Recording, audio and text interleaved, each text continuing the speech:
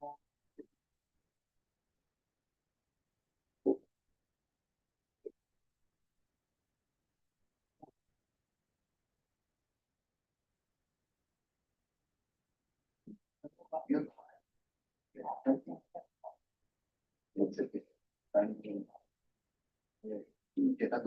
say you're gonna come back and help you with this? No, I mean, You're doing something for me, okay? it's okay. Great. Está cambiando bastante. Ya. Ahí se me ve una ahora.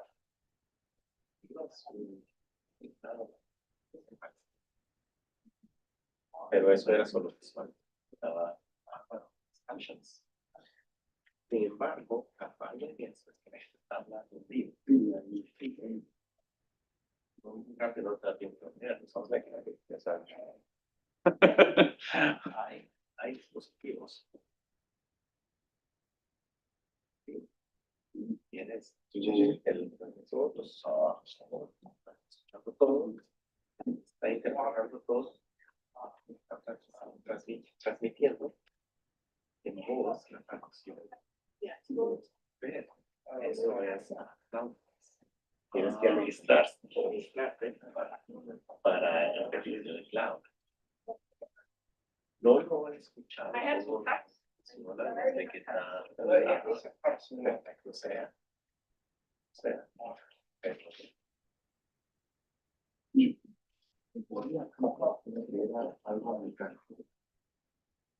Tenía una programación If they told me that they're okay with video, do I need to even mention that? You probably don't at first. Yeah. Cause I'm just gonna get a blanket approval. Yeah, great. Between, this is the area, if you stand in this magical little thing, And what, and that, all of the world can see you. oh, I see, okay. If you're not in that, Yeah. you're in the clear. Okay, That's all. all right, okay. Thank you. Yep, thanks. All right. All right, and your monitor. Just a quick question for you. Yeah, so Gino, Yeah. and Justin. Yeah, these are your numbers, right? Like that, Right. I sit you down here. Turning you over to him.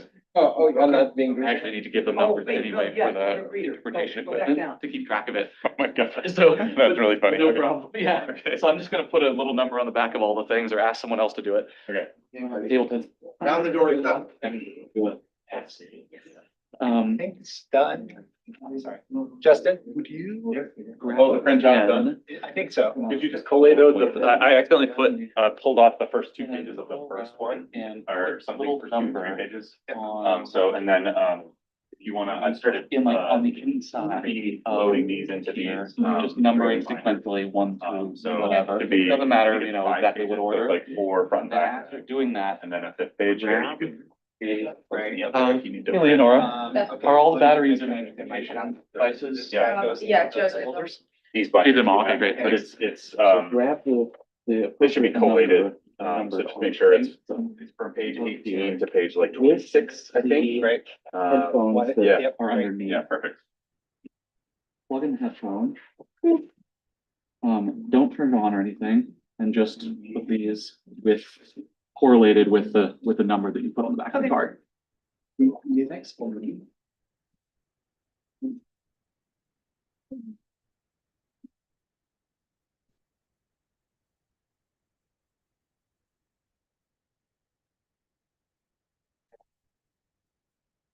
You want me to do the rest?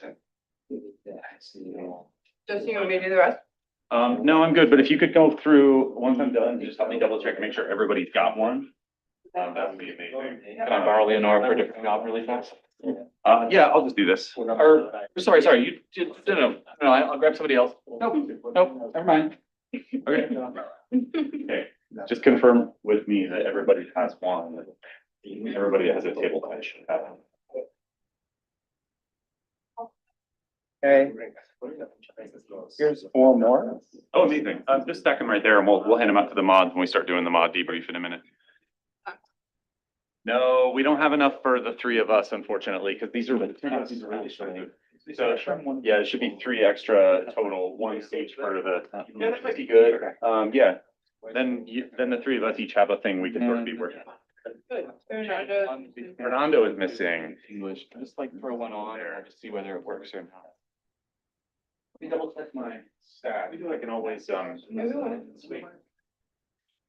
yeah, it looks like, so I wound up with a second one for Brian, so I think I must have screwed something up with the replacement label. So I'm just gonna write one for Fernando. Okay.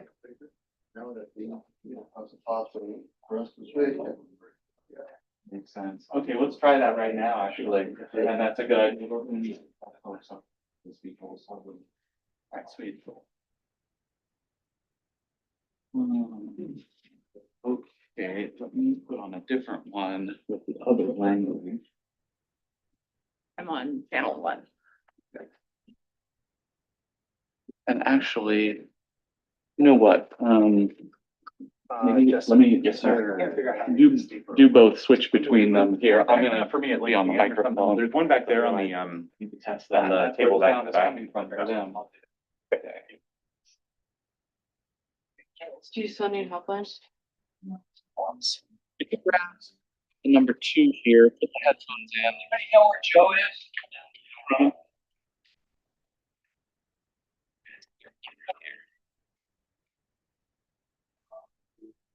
Change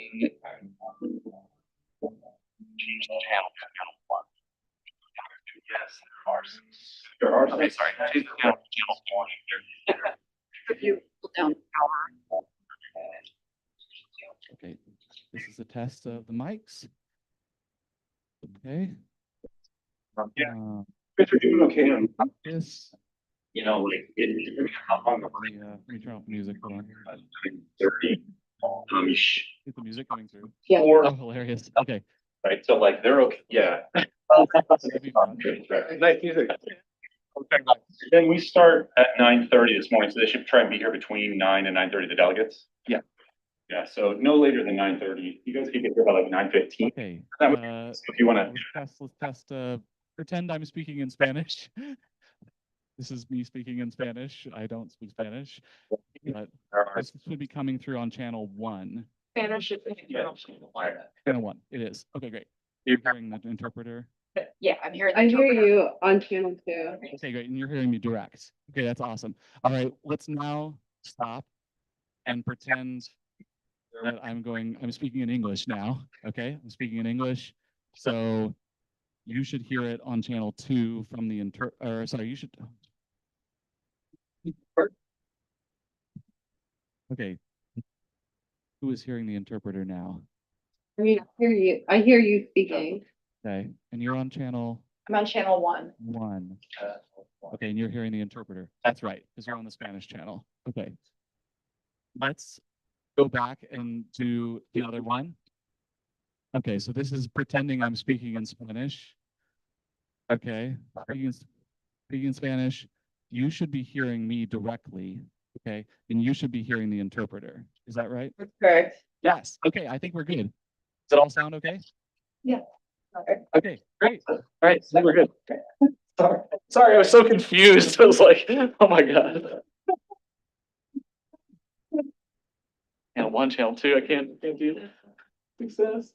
Should I leave it plugged in? You need it plugged in for later? Yes, Hunter is, if you can turn it off, hit the power button, turn it off, that'd be great. And then Hunter is adding a number to the back of each of the table tents, and then assigning these to that person based on number. Should I set up the channel based on the person? No.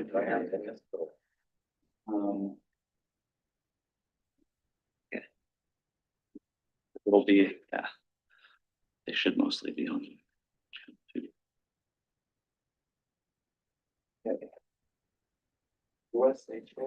Hi. How you doing? Good. Oh, hey, I didn't know you were gonna be here. Welcome. How you doing? I'm good. How are you? It's so good to see you. Really good to see you. The person who pulls me into everything. I know. That's why I'm a huge fan of you. Are you gonna plug these in then? Well, whatever you need me to do. One is 3. Are you still putting the people down or should I go put them down? Yeah, I just numbered 1, 2, 3. So it look on the inside of the card Okay. and it will read the number.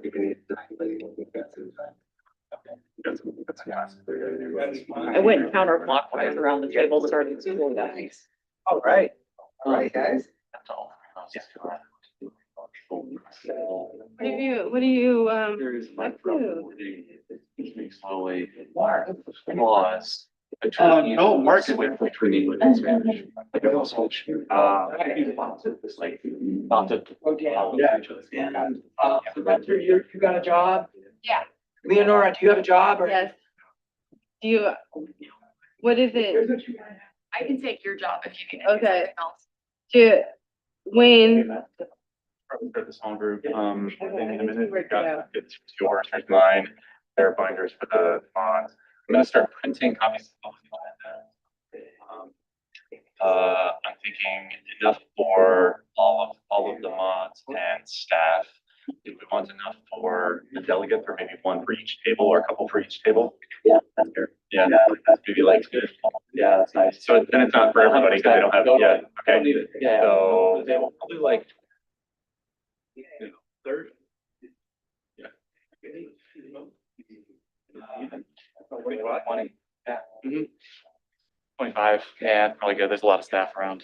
Yeah, we gotta, with like Nick and, we to do the, he wants, he'll need a shot list. Yeah.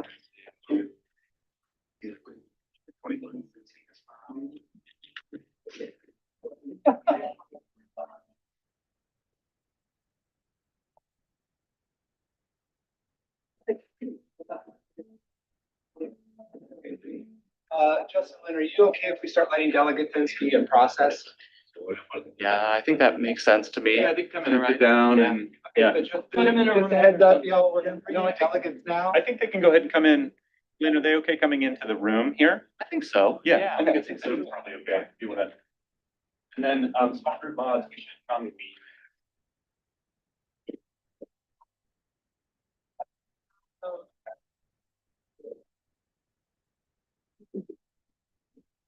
Yeah, okay, yeah. All right. We're just gonna test this. Is. Oh, wow.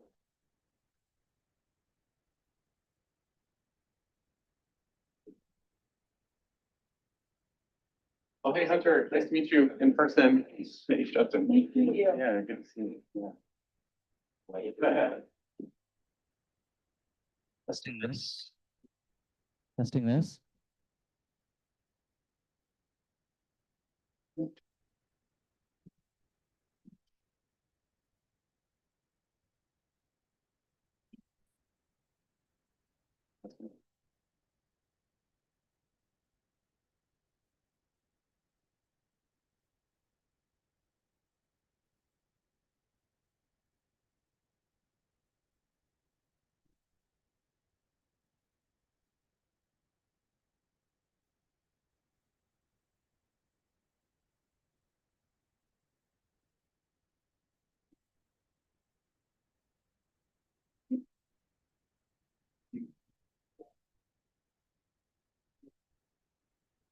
So they're allowed to come here and find.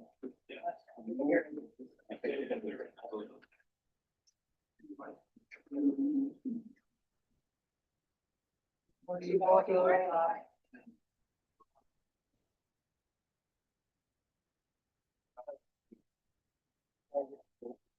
Oh, delegates, welcome. Hey, welcome.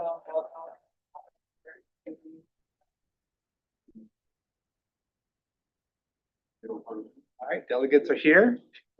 They're gonna be coming into the room any moment. Got it. Got it. Got it. All right, y'all, this looks beautiful. Yeah, looking great. Great work. Do we have time to steal Leonora? It's a, Over for- was it Represent They need California? to keep doing. Throwback. yeah. Great. Over, yeah, okay. You can grab them. I need to do one more thing. I'll be over as soon as possible. But we should probably get started and run through the, yeah. Okay, who are my other mods today? So you're a moderator.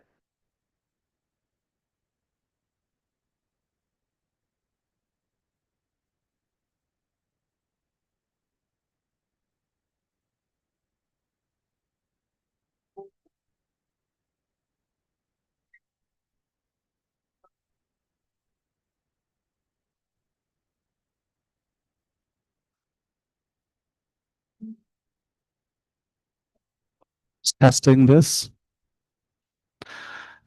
Is this showing up in the room all right? Leonora, can you hear me? Is this, we can hear this in the room? Yes. Okay.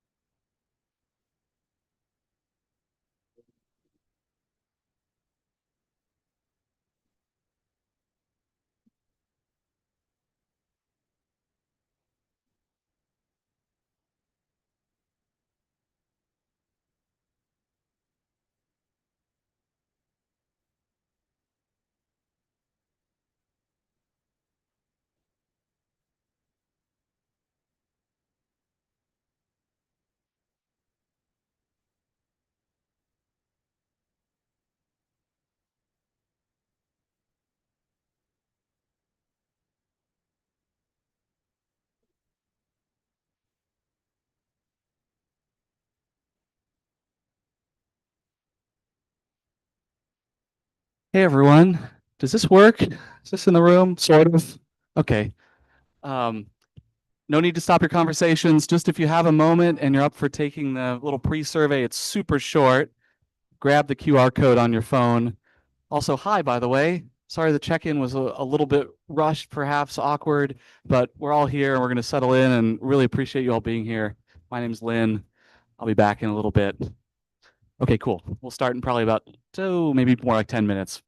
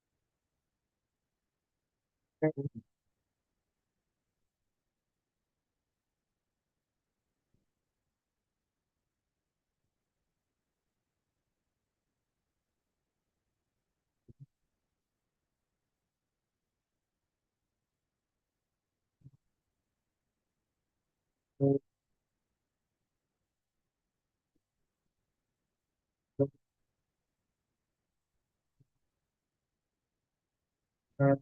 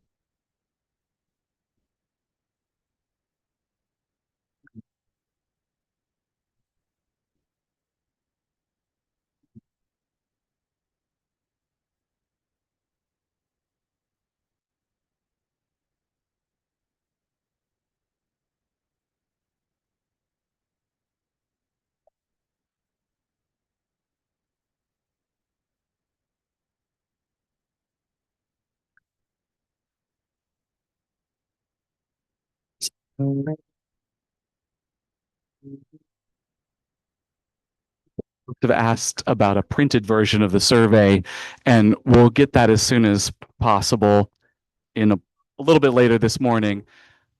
Aside from, I think it was Brent, is that right? And Monica, is that right? But anybody else want a printed version of it instead of using the QR code? Okay, cool. All right. Thanks. We'll get started here in a little bit. It's, it's a warm up. Appreciate you all being here on time. Oh, my gosh, it's almost everybody's here. That's amazing. And we're making calls to a few people who aren't.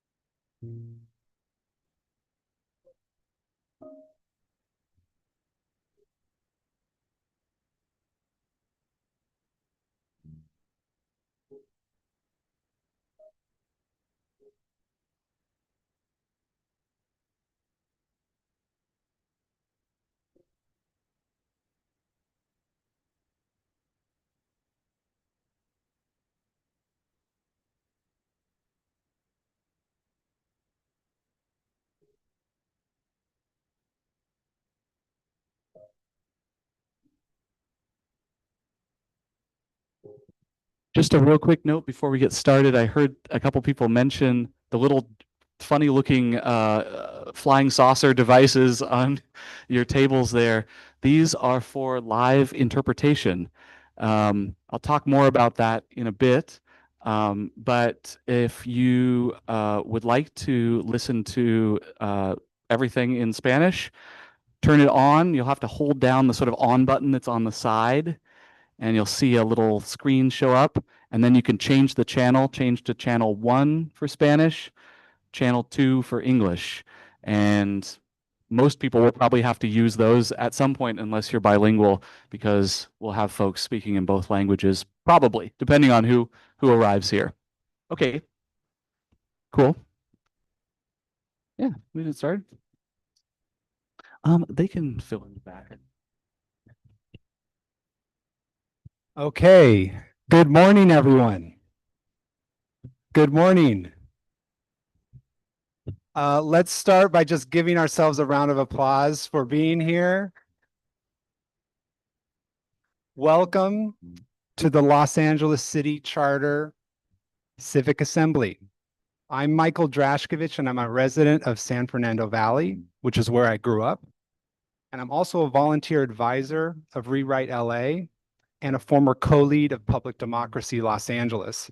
And I'll be one of your 3 process leads or process advisors for this assembly, alongside Lynn Davis, who just spoke beside me, and Justin Reedy over here with Healthy Democracy.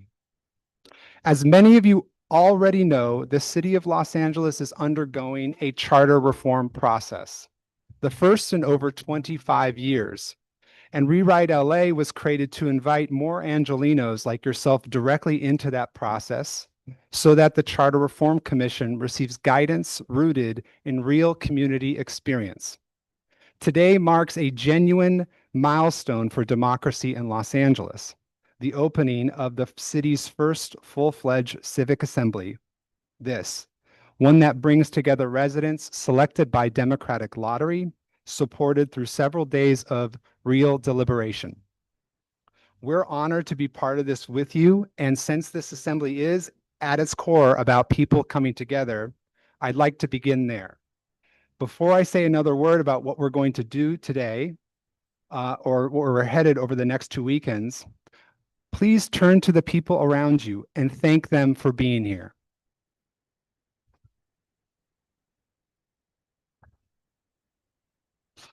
And for those of you joining via Zoom, please take a moment to drop a note in the chat doing the same.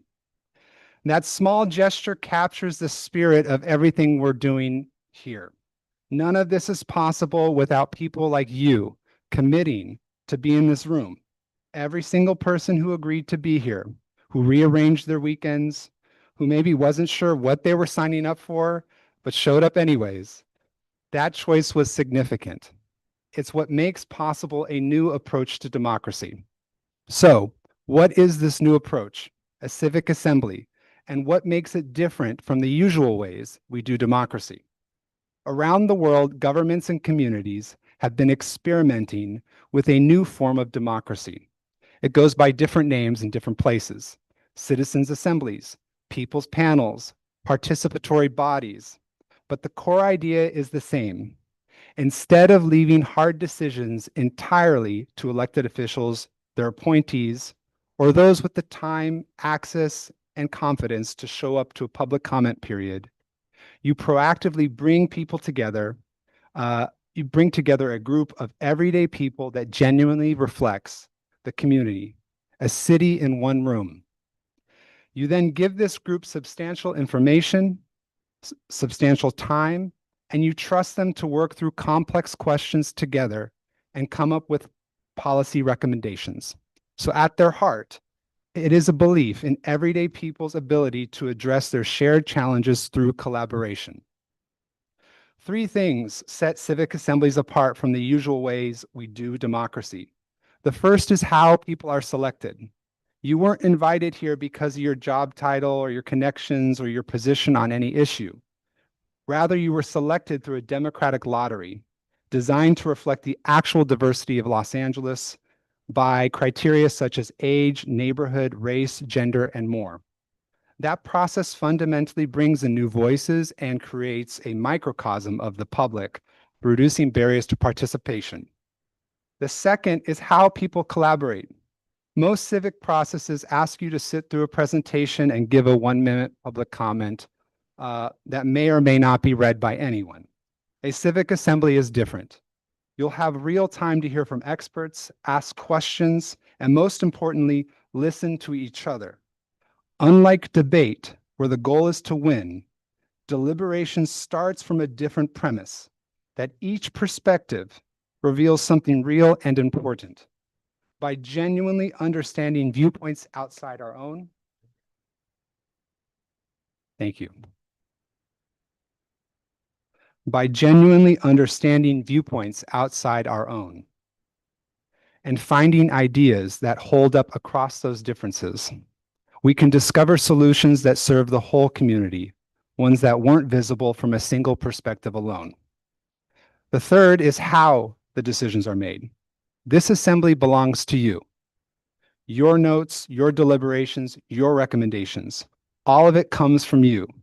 We here are in service of this process, and you are here to lead it. And when it comes time to make decisions, we aim for a supermajority support, not forced consensus, but a creative common understanding that reflects the breadth and diversity of this room. So, why are you here?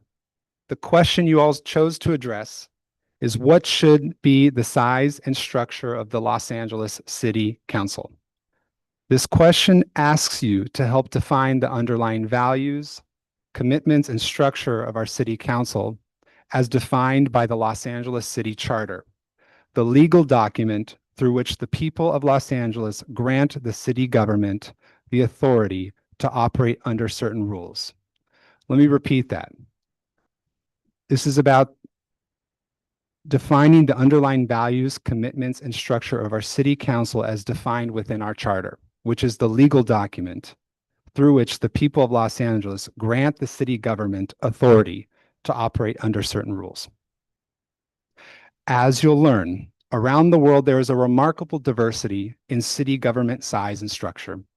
This topic has emerged repeatedly within City Hall, at commission meetings, and through our online deliberation platform, Polis, making it a priority for the commission.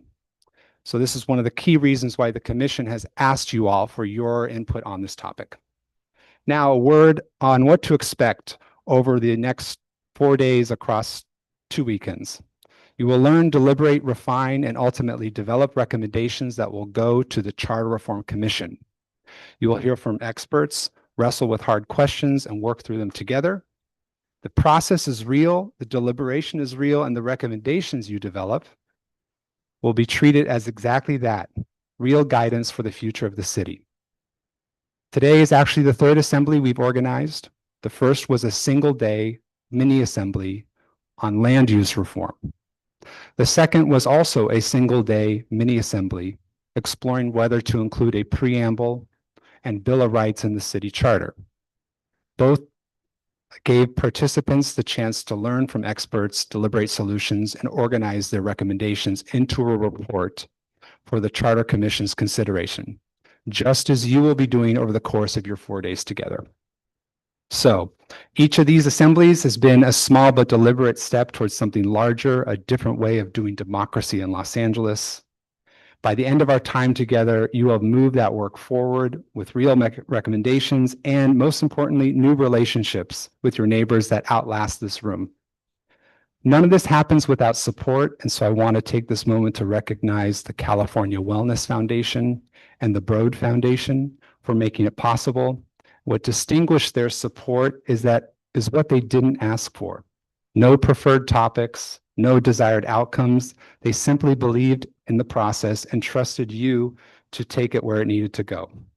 I also want to thank our countless volunteers and our staff and the moderators who are with us today, and also our interpreters in the back of the room. Let's give them a quick round of applause. And finally, I want to thank the Charter Reform Commission, who voted to support this process and have agreed to receive and consider your recommendations in their final report to City Council. A hearing for your eventual recommendations has already been scheduled for March 10th in person in front of the commission. We will have more details on that later. So before we begin, I want to leave you with 3 invitations. First, share. Bring your perspective into this room. And if it feels uncomfortable, let this be the place you practice. Second, listen. Really listen. Not just waiting for your turn to talk, but listen to understand. And finally, give voice to others. Come to know the views of those around you so well that you could articulate them yourself. That is democracy, not as an institution, but as a practice. So again, welcome to the Los Angeles City Charter Reform Assembly. Thank you for being here. And now I'm going to hand off to Lynn to present an overview on privacy and public affairs. Thank you.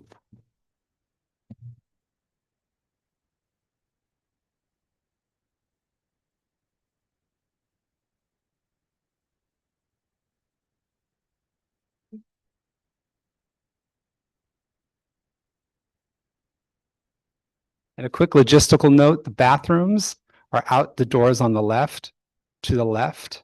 I believe there's 2 sets, and then we'll have food and snacks out there throughout the day. You're welcome to. Thanks, Mike. Hi, everybody. Hi. This is oh my gosh. This is so wonderful to be with you all. It's going to be we're going to have to grow into this a little bit for all of us. There's a few little tech issues. Apologies about the sound. Maybe I'll try that back there. It's a little jarring, isn't it? Yeah. Okay. Can everybody hear okay in the back now? Okay. All right. Okay. Okay. All right. I was going to ask Mike actually if we can get a printed copy of those notes so that everybody can see them later, because there's lovely stuff in there. And I know there's still some milling around here. And yeah, just a note to everyone to speak close to the microphone and to speak slowly. I'm not demonstrating that very well right now, but because everything is being interpreted, that will make it easier for our friends in the back behind the wall there, to interpreters who are doing an amazing job already keeping up with everyone. Okay, cool. So we're going to jump into a number of kind of housekeeping things this morning, but then before very long, we'll jump into the real meat of your work here. So don't worry, this won't last forever at all. We're going to start off with just an overview of a few privacy and public affairs things, just so you know. As I think you were probably told outside, this little slice right here between these 2 yellow lines is the only place where you are going to be on the live stream that's going out to the world. So if you don't want to be on the internet forever, just don't step in this area. Walk around the back. And moderators, if we can keep the area behind this post kind of clear so that folks can make their way around there, that would be awesome. I'm going to turn this down a little bit because it's annoying me already. See if that's any better. Ooh, it's like a little harsh. I worked on this for so long last night. I was here until 1:30 a.m. getting the mics functioning, and so forgive me, but we'll adapt to it. Yeah, just a reminder that none of your personal information will ever be given to anybody outside of the project staff. That includes your last name or any of your address, other information, any of your demographic information. If by some chance someone approaches you and asks for any of that stuff or anything else, let us know. If you feel uncomfortable, you aren't responsible to talk to anyone about anything, and certainly not to give them any of your own information. When we're in a large group, everything will be live streamed, everything on the mics. As I said, just the front of the room here will be broadcast on video, but we will use the mics for everything just because the room is kind of wide, and also because the interpreters need it, and also because folks watching at home, including some of the commission members, will only hear it if we're speaking into the microphones. And to use them, just grab it in the middle of the table. Please grab it by the base if you can. This thing is kind of weak and breaks. And then and then click the button so that it turns green. And when you click it to turn red, it's off or it's muted. Okay. There is an observer gallery, which is mostly alternates right now. Some of these fine folks will be joining you at your tables later today to fill in spots where somebody hasn't shown up. But for right now, they're hanging there. And in the future, there may be members of the commission, other sort of partner organizations that just want to see what the assembly is doing, maybe hanging out over there. There's a line on the floor, as you'll see, and they're not allowed to cross that line if they have a black lanyard. Only the blue and yellow and green lanyards can be in this area. And that may include some folks taking video or photos in this area who are with the project team, but that's why you have yellow lanyards. They'll try to avoid you as best as possible and will never have you in a video that goes out or a photo that goes out to the world. And other media, if there are any, will have to stay in the gallery. You have no obligation to speak to media, by the way, or anybody else, as I said. So if anybody approaches you and you feel uncomfortable, you're welcome to speak to whoever you'd like. Of course, you're your own folks. But please let us know if you would, if folks are asking about things like that, that'd be awesome. And Nick will be your contact. Do you want to say something, Nick, by the way? Talk about their experience this weekend, or even as casually as hopes for LA, fun moments. Please come up to me, let me know. Would really appreciate it. And I hope you all have a fun day. And I'm here to help if anyone needs anything. That's Nick. Sweet. We'll do full introductions in a moment, but suffice to say, Nick and team have been running the Rewrite LA social media for a number of months now and doing really cool stuff. So check that out online for this to see what's been happening with this project before this assembly. As Mike mentioned, there have been a number of smaller groups working on specific issues within the charter and bigger public engagements, people doing stuff online. So there's another other things happening. If you for any reason feel uncomfortable or just it doesn't feel right or you just have a personal need, we're here to serve you at the end of the day. We're not here you're not here to serve us. You're here to serve the public. And so if we can do anything to make your life easier, don't be afraid to ask. If we can't, we'll say that, but we'll probably say we'll try to figure that out. Any questions about any of this kind of stuff? Any questions about this, about any of that, about this kind of stuff? Okay, cool. Well, feel free to come up to any of us with the green. I love it. Come back at me. I love it. Throughout the day. Okay, awesome. Now let's meet each other or you all meet yourselves. You meet each other rather before you meet us. We're going to do a quick introductions. So the way this will work is turn to a neighbor, pair up with someone at your table, and if there's 5 people at a table, make a group of 3. That's cool. And you can share with each other your first name, any nicknames, any ways you'd like to be referred to, pronouns or otherwise. And just a note on that or any sort of name related things, we call people whatever they'd like to be called. So just that blanket, we're here to respect other people, however they like to be called. And what made you want to participate in the assembly? We'll take a few minutes to do that and then come back and you will actually share what the person next to you said. So take a couple notes and remember what their name was and why they wanted to be here, because the quiz is coming. Okay, let's take 5 minutes or so and do that.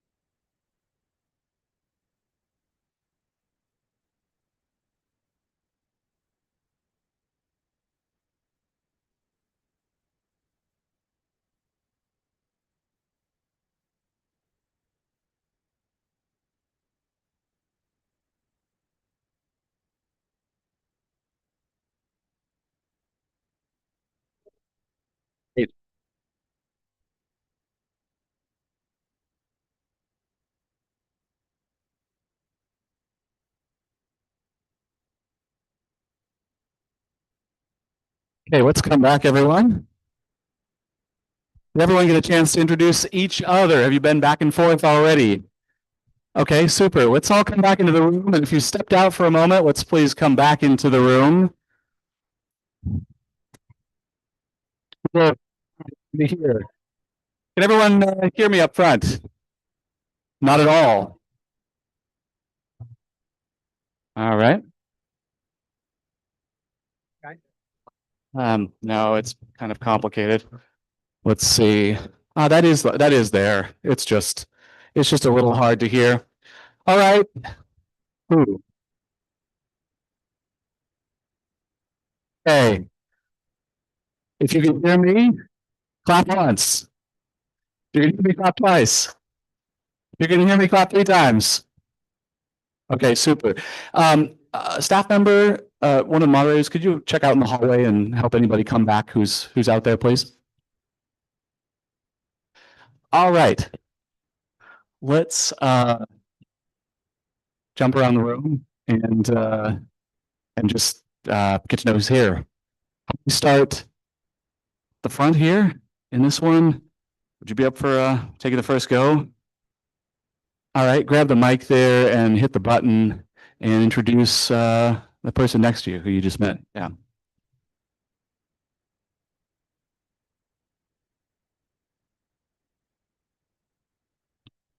Okay, the guy I met, his name is Charles, and he likes to be called Charles.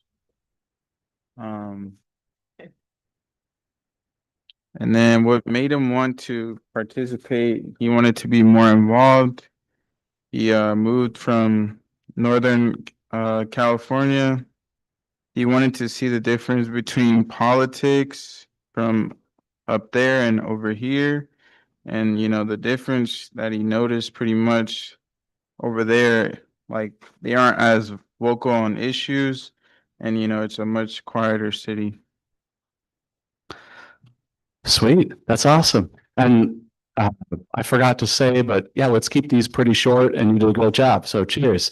Charles, go for it.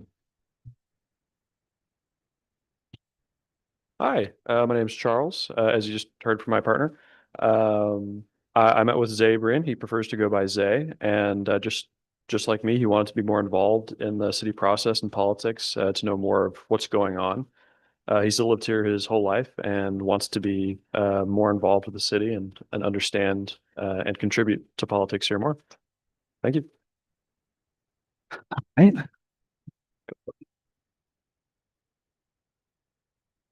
Hi, I met Melvin. He's like to be called Melvin.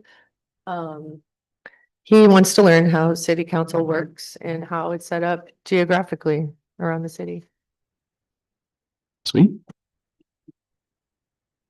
My name is Mel and my name is Mel and I just met Haley. She's freelance in the city, does a lot of costume work, art department work, for films, commercials, videos, for circuses.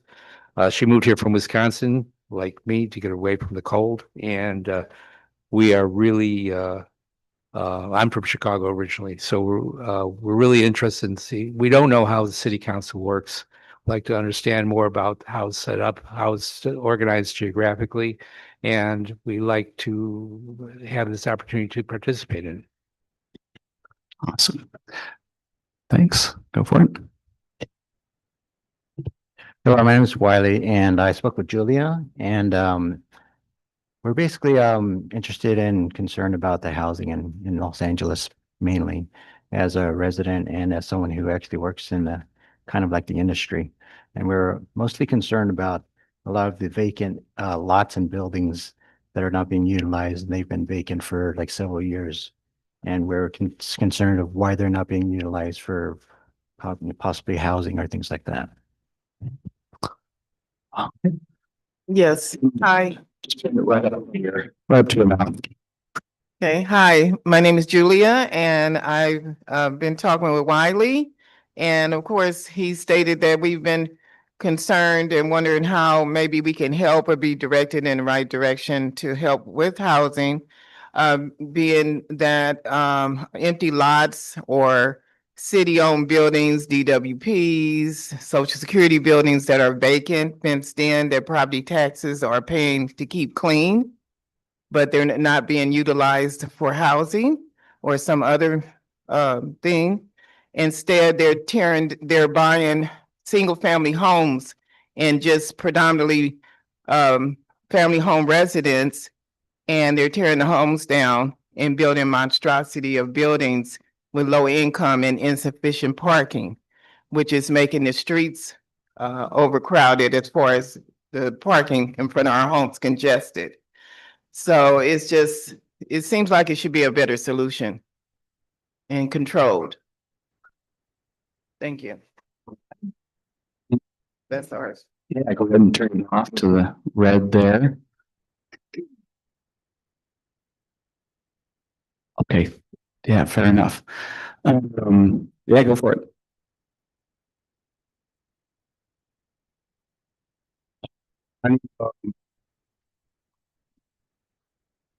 Need well, then the housing thing. Pretty interested in that, and It's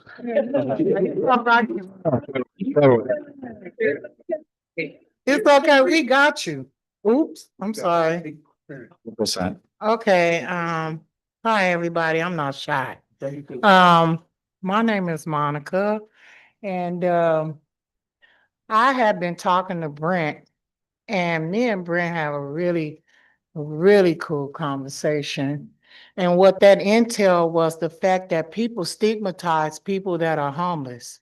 And what they do is they automatically believe that people like that are on drugs. And that's not really the true nature of what people go through. Sometimes people have traumas. And so we were talking about how people with those type of traumas stay homeless for like 19, 30 years and things like that. And we were talking about how we could, implement something that can attract people, because sometimes people get outside organizations and entities that will help them into housing. But then you got people that'll look at you real crazy, like, you don't know me, you never been homeless, or this, that, and the other, and they're resistant. It's not that people don't want to change, it's just that they don't know how to change. So what we were talking about is something that we can implement into creating change. We go mobile. Brent? Yeah, he gonna tell y'all my nickname. Okay, well, I'll keep that a secret. No. Monica likes to be called Mobo, and she said a lot of good things there. I think when we stereotype others, we all lose. That's all there. I understand that this whole gathering is about city councils, and I'd like to share that all city councils have 3 4-year terms. I guess they get voted in, so that's something everybody needs to know first about the specific subject that we're confronting, and if we should shorten that to 4, 1 year, 1 term and 4 years, or if it should say 12 years and 4 terms. So that's basically to summarize the subject matter that we're all really here for.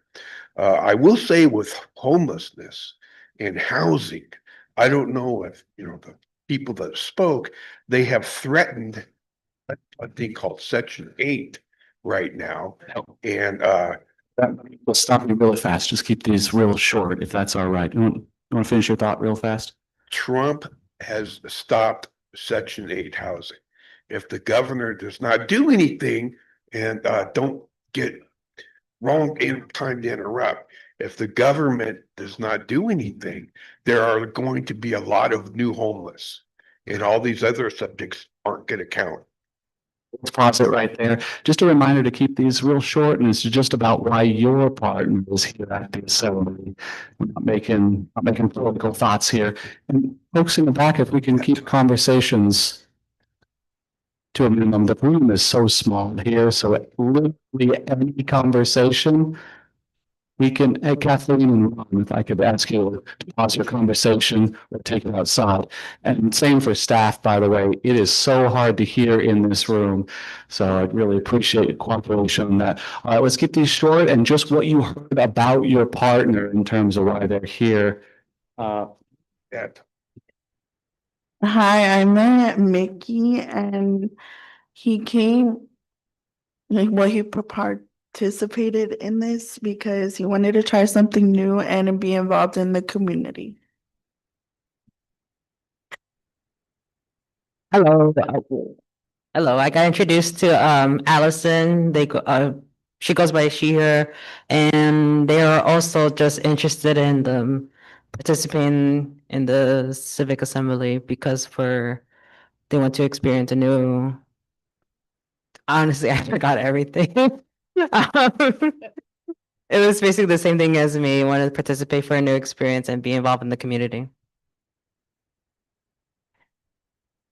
Hi, I spoke to Amelia and her mom told her about this opportunity. So her mom signed up and then and suggested to Amelia that she sign up too, and Amelia got picked and her mom didn't. So she's excited to participate.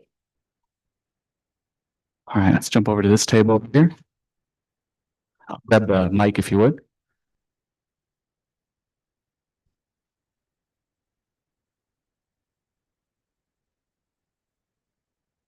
Hello, everyone.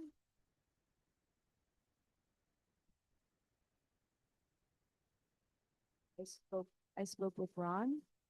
In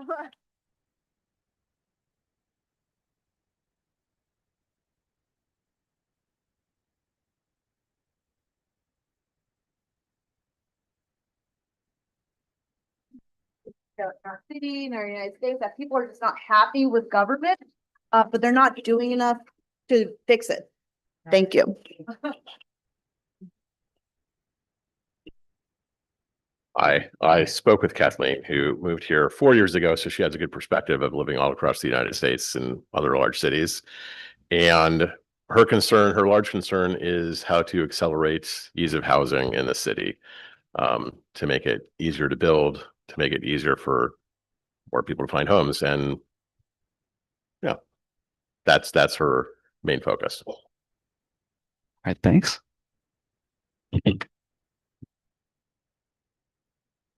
Hey, everybody. My name is Cara, and I got to meet Paul.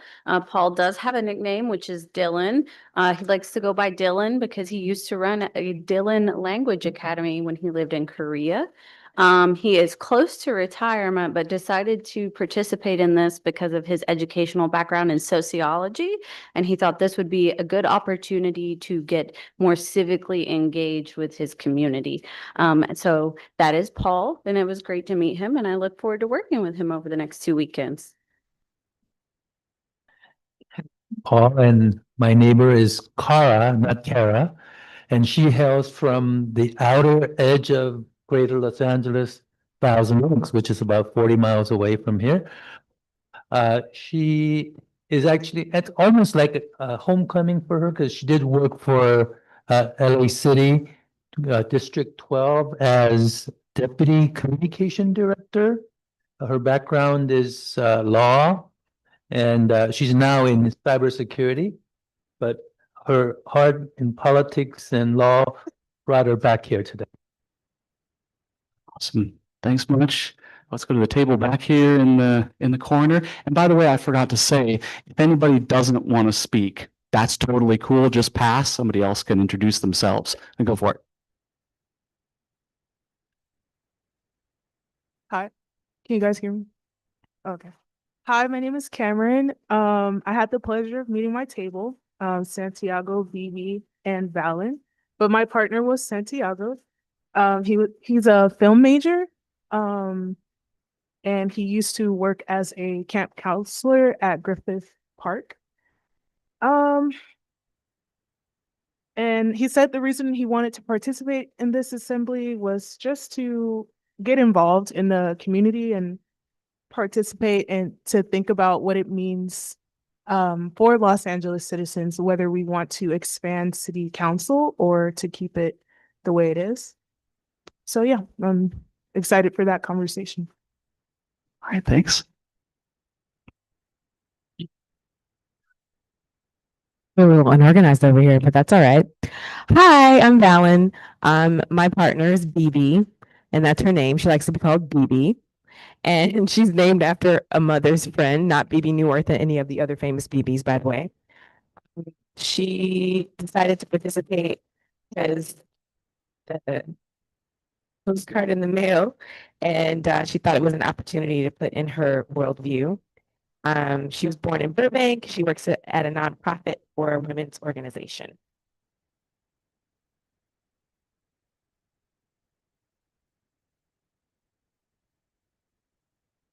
Is it off? There we go. Is the green light on? Is well, it wouldn't be a first day without plenty of technical issues, would it? Let me trade you. My name is BB. Yeah. Ooh. My name is BB, and I just met Valen, who was named for Valentine's Day because she was born on Valentine's. And she got a postcard in the mail as well. And she thought this looked interesting and she was curious about the process. So she's here today. Sounds good. Santiago doesn't want to say anything.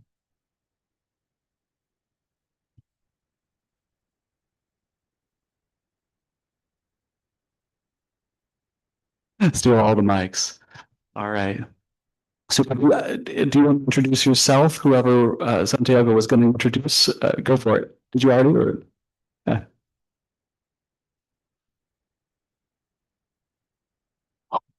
Hello. Wise. Okay. Hi, my name is Cameron. I am a recent bachelor's graduate from UC Berkeley. I study architectural engineering. Yeah, excited to converse with you guys. All right, sweet. I think we're covered on that table. Is that right? All right. Now let's go back to this table.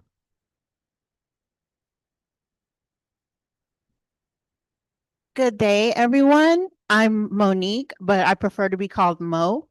I met all my constituents here at the table, and specifically Asia. And she's here today because she became very curious with the invite, and she wants to learn more about the process.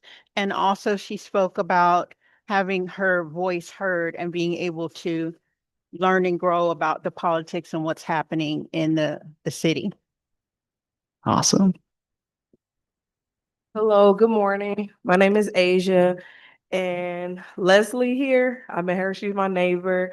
She was hesitant at first about it and the invite, but what's going on with the corruption, Epstein file, and everything, she was like, let me, sign up and see what it is, see if my voice can be heard. Hi, I'm Leslie. I met Marilena next to me, and she just wanted to learn more. Like I think we all did here. We just wanted to get involved and see what we could do. Awesome. Hi, my name is Marlena, and my neighbor is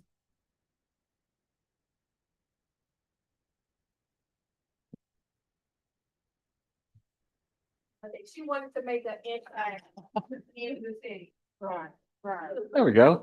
All right. Trade you again. Ooh. Okay. Hi, my name is Jonah, and I met Marlena. She's worried about that the city is broke, and she wants to learn more about the process. She used to work for the city and now works for homeless people. She wants to know exactly why everything happened. All right.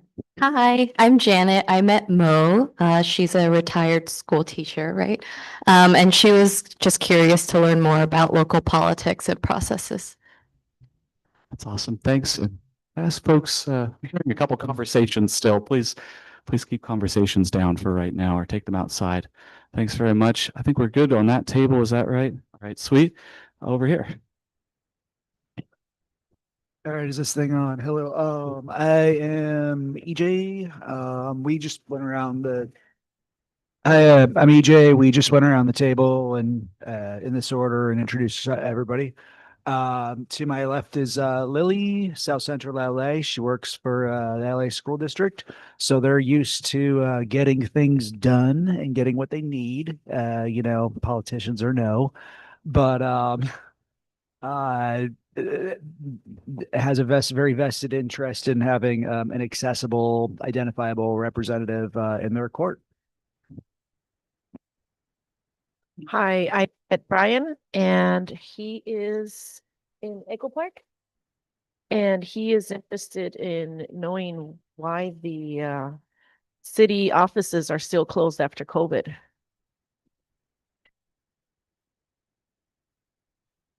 Hi, I'm Brian, and I met Casey, and she was just interested in learning about this whole process and wanted to get her perspective on it. All right. All right.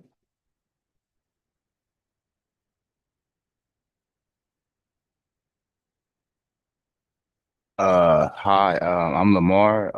I met EJ. He's from Chicago, and he said that the reason why he wanted to be here is because that he wanted to like basically get in touch with the community out here, just like how he was out in Chicago. All right, sweet. And did somebody want to introduce themselves? Yeah, we missed anybody? Lamar, here's a healthcare worker, also South Central LA.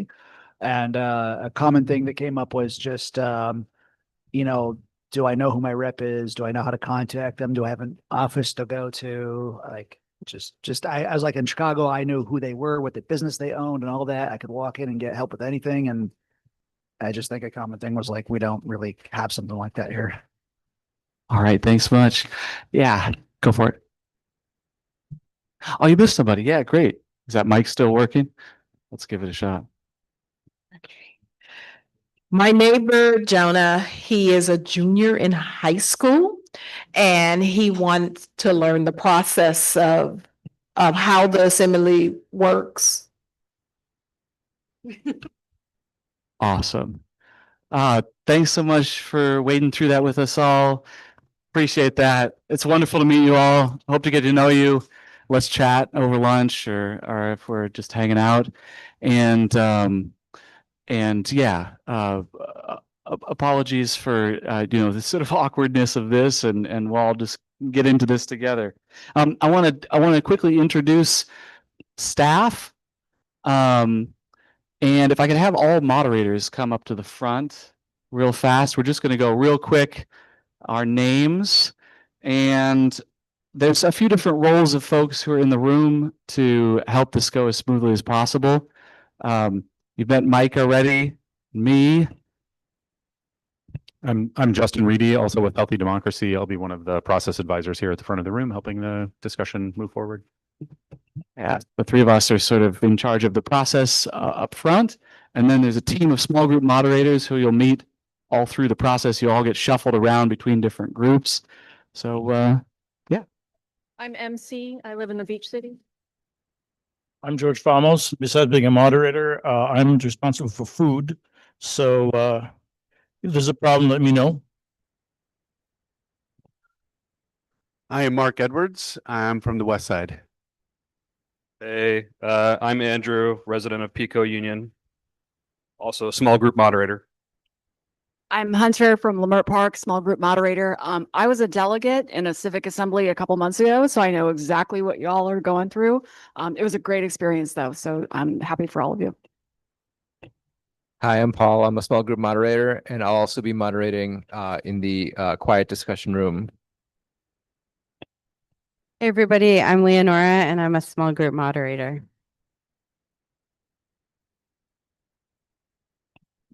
So, right, my responsibility as the small group moderator is to kind of give you an overview of our responsibilities. When we break into small groups, each moderator will facilitate a table. Our role would be there to be very minimal because you're the center of the story today. To help everyone have a chance to participate, to help make everyone feel at home in this environment,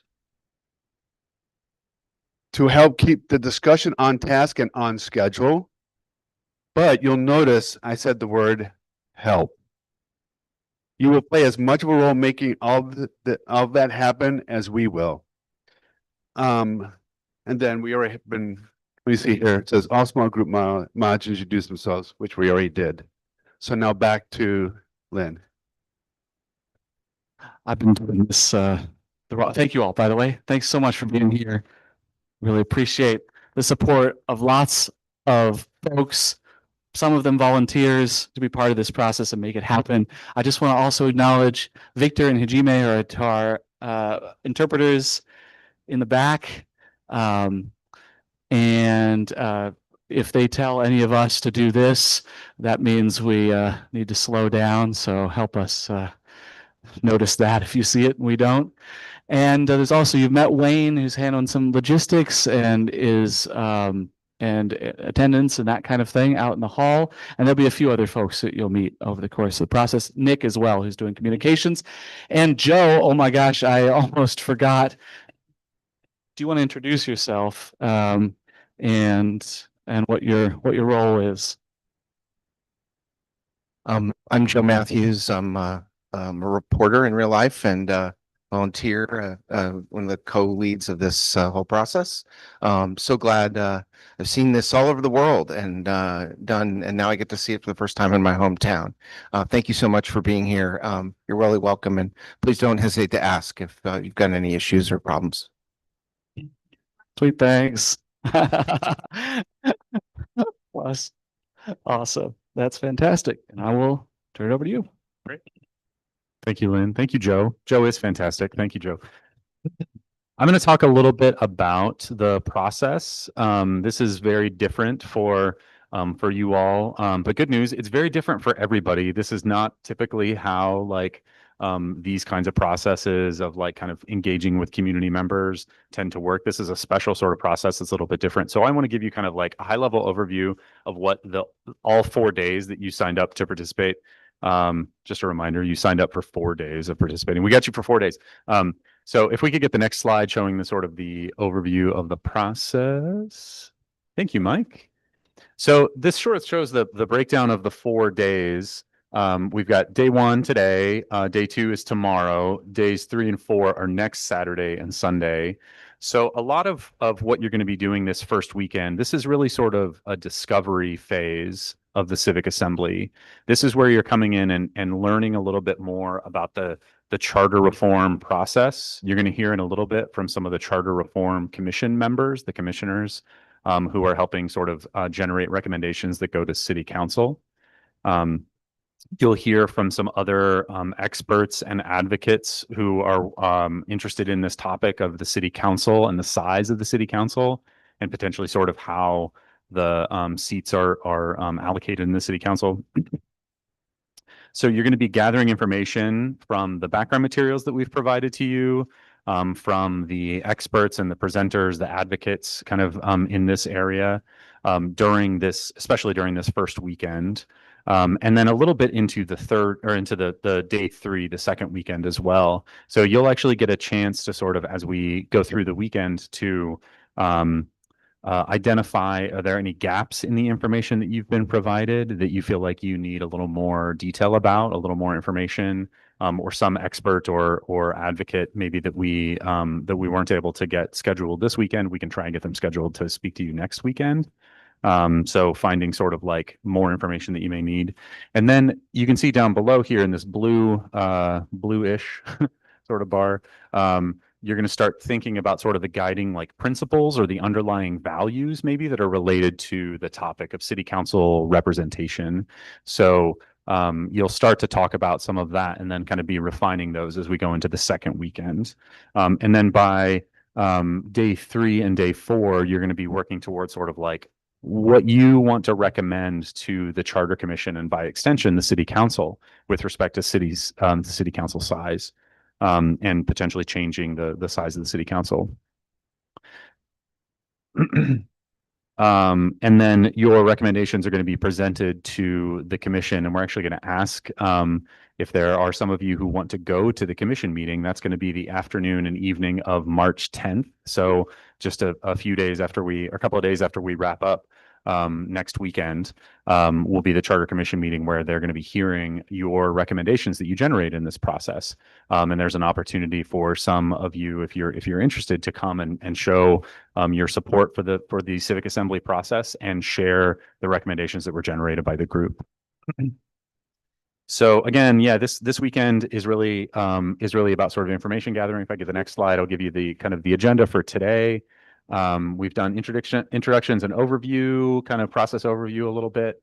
You're going to hear from some of the commissioners from the Charter Reform Commission. I think there are 12 members of the Charter Reform Commission. We're going to hear from 3 of them so far over the course of this first weekend. There may be more, and potentially some of the Charter Commission staff next weekend. Hopefully, we'll see. We're working on the details of that. Then we're going to take a lunch break. Personally, my favorite segment in any civic assembly. Thank you, George, by the way, for handling food. We appreciate that. And then in the afternoon, we're going to hear from our first presentation panel. I'll tell you more about the presentation panel, who's on that panel later. And then you'll do a little bit of work in your small groups, what we call debriefing. So basically, like, just your reactions, your thoughts about sort of like, oh, that was interesting, or oh, that kind of raised maybe a new question for me, or that was something I hadn't really thought of. Something you can kind of like, maybe that occurs to you that could be of interest to the rest of the people in your group, and possibly to the rest of the assembly as well. So you'll be doing some of that. You'll also be what we call kind of synthesizing some of that information. So helping sort of make sense of how all this kind of fits together for you all. And then a little bit of initial discussion of sort of these guiding principles or like underlying values related to this topic. So that's the agenda for today. We'll do a little overview tomorrow morning of the agenda for tomorrow. But I've tried to give you sort of an overview of the overall process, and then a picture of today. We've got some copies of today's agenda. I'm going to put a couple of copies of those, or we'll put a couple of copies of around at each table, so you guys know we're a little behind schedule already, which is classic. It's okay. Don't stress about it. We'll sort everything out, and we'll get to everything. We'll find a few minutes here or there. But that's what we that agenda is roughly what we'll be trying to follow schedule wise for today. So we'll pass out copies of that. We can go to a blank slide next. We're going to talk a little bit next. Do I have Lynn handy? Lynn, are you around? Lynn might have stepped out. I'll get started on this, and then he'll come join us. If I could get Hunter, if you could come up and let's grab one of these whiteboards and pull it over here to help chart this. One of the things that we're going to talk about is sort of, you've probably heard the word like deliberation, or you've heard us use this term civic assembly, and the kind of discussion and like analysis that we're doing as part of this process that you all are going to be engaging in. Hey, thanks, Lynn. So now we're going to talk about, sort of break down like what in our experience makes deliberation work well. And as part of that activity, as part of that sort of like process, we're going to go through what we like to call group agreements, which are basically just things that you all agree to for sort of how you're going to interact with each other. It's important to note that we don't impose those on you all. We'll have a starting point of a few that we're going to provide. And then we're going to, the reason I asked Hunter to bring up a whiteboard here is if we have any changes to those, or deletions or additions to those, we're going to write those up on the whiteboard, and then we'll update the group agreements for everybody to kind of be reminded of as we go through the process. So let's go to the next slide to talk a little bit about sort of deliberation. Next slide, please. So a few concepts from sort of deliberation and how we like to kind of, how we encourage people to come into these discussions is to just be open-minded to new ideas. Just come in with an open mind. You're gathering information, you're hearing from your fellow Angelinos about what they think about these issues, what's important to them, and try and remember to sort of be open to that, and really listen thoughtfully and listen with care. Next slide, please. Another one is keeping focused on the issue. So we do have kind of limited time. I know 4 days sounds like it is a big time commitment, but once we sort of get into the specifics of this policy question, we will need to kind of like try and remember to stay focused on sort of the topic, and keep the discussion oriented towards your recommendations with respect to the topic. Next slide. Another important one we've already learned, because we're having some AV issues that we're going to work through, is try and do the best you can to speak clearly to make sure that people can hear you and understand you. And try to speak briefly when possible, so everybody's got a chance to speak up. And we like to talk about this as sort of sharing airtime. If you think about sort of like a, airtime like in a TV show or a movie or something, right? We don't want people to be dominating the conversation, so we want everybody to get a chance to share their thoughts and their views on these issues as we go through.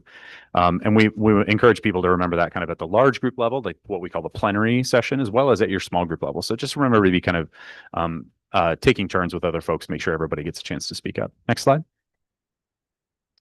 And really participate fully. I'm excited to see, it seems like you guys are really jazzed to be here, and I'm so excited to see that. I don't think we're gonna have any trouble with people participating fully, but just want to remind folks of that. Next slide. And disagree positively. Don't be screaming at each other, right?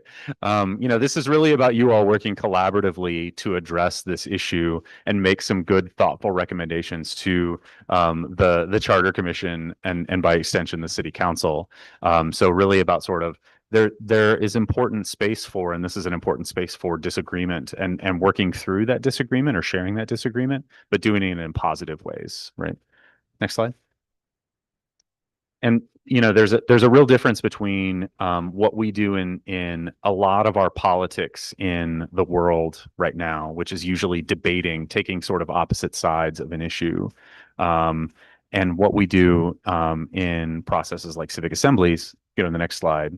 Is really about collaboration. It's about people coming together to work on the issue, not debating across lines of difference, if that makes sense. And I think, are we ready for the next slide? Let's do it. Sweet. So those are some ideas about what makes deliberation different.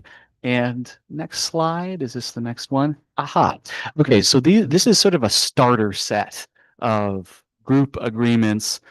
These are brought in from other assemblies in other places, some in California, over the years, and we sort of condense them as a starting point. But let's add to them. I'll read through them first, and then you can make modifications, suggest modifications, or suggest additions to how you all want to treat each other or what you want to be responsible for in your small group discussions. And I'll say these are not rules. We're not here to police rules. These are discussion guidelines for you all to help each other work as well as possible. Okay, so on this list, I treat everyone with respect, be open to new ideas, listen with care, keep focused on the issue, minimize distractions, speak clearly and briefly. Oh, these are somewhat of a pictures. Share airtime, be yourself, participate fully, even disagree with respect. Anybody have any additions they'd like to toss into the mix? Or changes? I'm just standing up to pass the mic around. Oh, I did not. Yes, if you'd like to speak, you're welcome to raise your hand, but you're also welcome to stand your table tent, your name tag on its end. Is that okay, just playing with it. Yeah, go for it. Yeah, go for it. Okay. I don't really know how pertinent this is, but impairments play a role. And the reason I say that is because I have an impairment which is I have brain surgery. So when it says keep focus on the issue, what did you just say? Remember? What did you just say? So it's kind of like that. So I would like to know what we could do to try to support it, if that makes sense. Yeah, like maybe be supportive of each other. Do you have a suggestion of anybody have a suggestion of? Yeah, go for it. Like for instance, when we were told to do the actual feedback, my back was to this. So I didn't even know what we were doing. So I just thought one thing. So So if we could get that support, that might work out good. Yeah, wonder if they could be transformed into like be supportive of each other, perhaps. Yeah, perhaps, and that applies to us as well. Oh, incidentally, all these apply to staff as well. We aren't immune from any of that. Anybody have a suggestion, perhaps, of how to make that another way to make that into a guideline? That idea that Monica's bringing up. Maybe we've got a. Yeah, sure. Differences, maybe? Okay, accommodate each other's differences. Nice. Yeah, that's great. All right, sweet. Did somebody back here? Hey, yeah. I would just say like be open and ready to share your ideas. We want to hear from more people. Sweet. Be open and ready to share ideas. All right. Anybody else? Yeah, go for it. Here, I'll Mike here. I would say also carefully regard the facts. Sometimes facts are very important and illustrate the reality of consequences of decisions. Catching up on the previous. Oh, yes. So stick to the facts. Because facts tell you the consequences of decisions.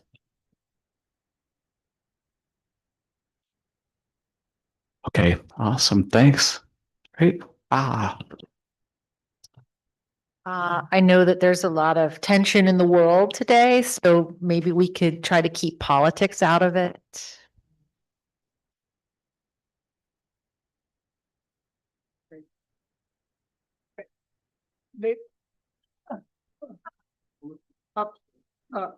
Effective listening. It says, listen with care, but effectively because it's kind of hard when someone's talking and your mind comes up with something that they're saying, and then you cut them off and don't even know what the end of the conversation. So effective listening. Ooh, love that addition to one that's there. Cheers for that. EJ, sorry if I don't see you, just because the room's really wide. Just to circle back to the first suggestion from Monica, who likes to be called Robo. If we could maybe have a signal for I can't hear you or I don't understand you. And I can be a little glib here, but maybe like actually raising your card in your hand might be I can't hear you, I don't understand you signal. Where I'm not asking to be called on, but I just don't know what's going on. All right. Yeah, we'll do that. I think that makes sense. Hold up your your tag, your table tent. You can't understand. This is a good test of this. We had a couple of people, I think, who couldn't hear EJ just now. Could you repeat that? Okay, let me try one more again for everybody back. If you can't hear somebody or you don't understand what their information is or what they're saying, I'm proposing raising your card. And this doesn't mean I'm wanting to share. This just means I can't hear, I don't understand. And if like 4, 5, or 6 people are doing this, maybe it's time to speak up. Thanks for that. It's awesome. Any other?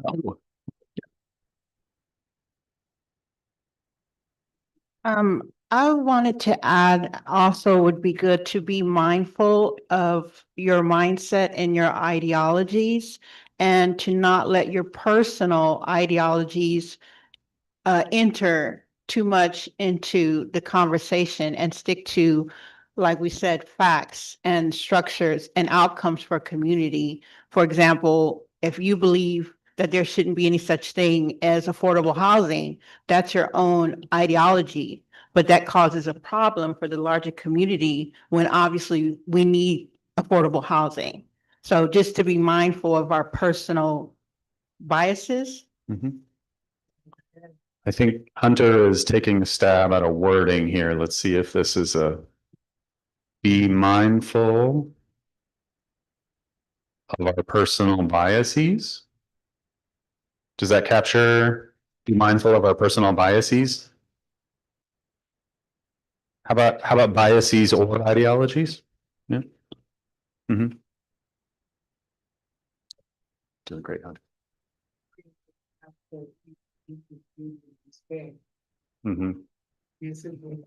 Everybody's ideology is not the same. Can you start over at the beginning? I said, I agree to disagree. Why? Because it goes to disagree with respect, because every person's ideology is not the same, because you really don't know someone's life until you walked in their shoe.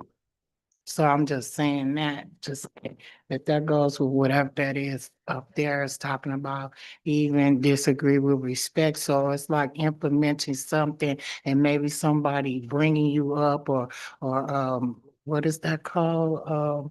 When somebody disagree, or I don't know, assertiveness or something like that, or empathy. I don't know what it's called, but you know, if they could help with that, that could help somebody feel comfortable enough because sometimes people shut down. Thank you. Do you have a recommendation, or you think it just connects us to the even disagree with respect? Agree to disagree with respect, yeah. All right, maybe let's, one more, yeah, Jonah.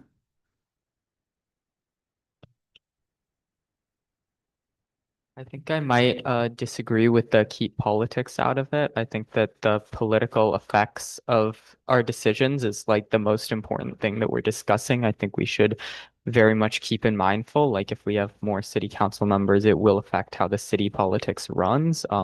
I think that like if something is really not relevant, then that goes under like the keep focused on the issue. Like if it's Can you speak up just a little bit? if it's like national politics or something that's actually irrelevant, then obviously we shouldn't talk about that. But I do think that the political effects are absolutely a factor in our decision making. Could we, do you have a suggestion of a way to potentially modify it? I heard national politics. I mean, just keep politics out of it when it's not relevant. When it's not relevant, would you accept that as a friendly amendment? Yeah. People accept that? Okay, all right, that's wonderful. Santiago, let's see, I've stolen, George, can you reach, Santiago right there? And I think we stop it there. We can always add to this list, but does that sound all right? Go for it. I would just like to add, to be goal oriented, like we're here for the same issues, so let's just keep it on track.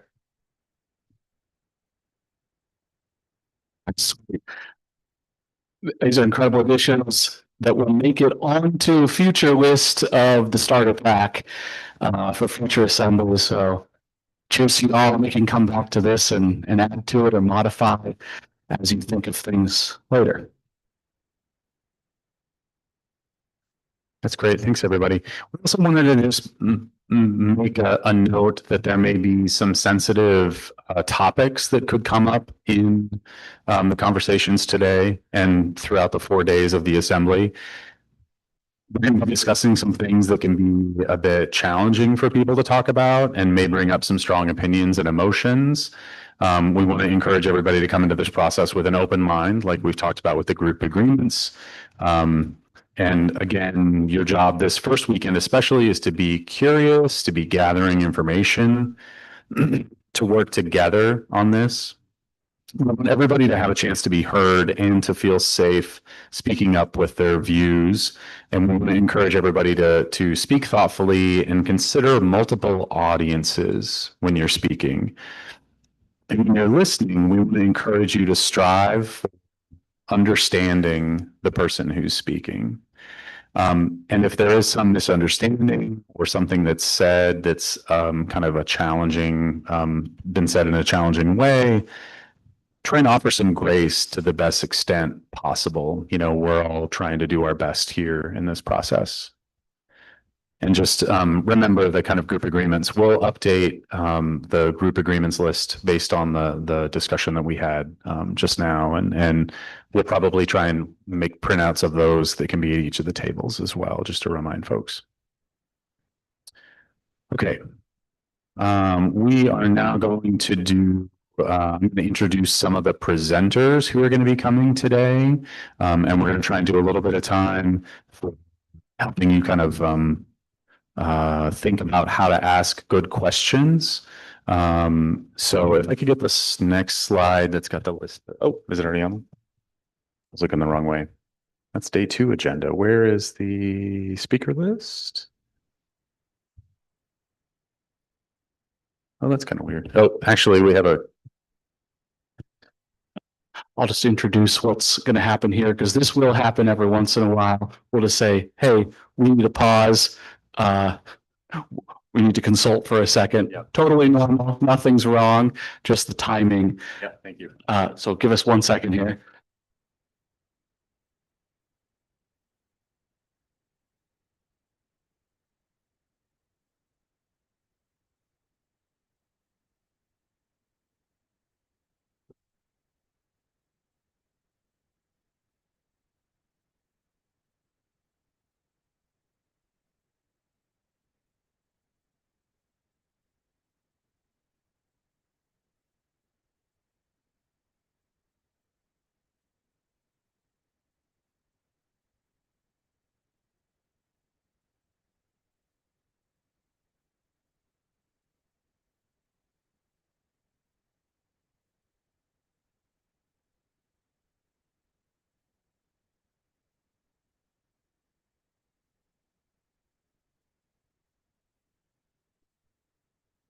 Schedule us slightly.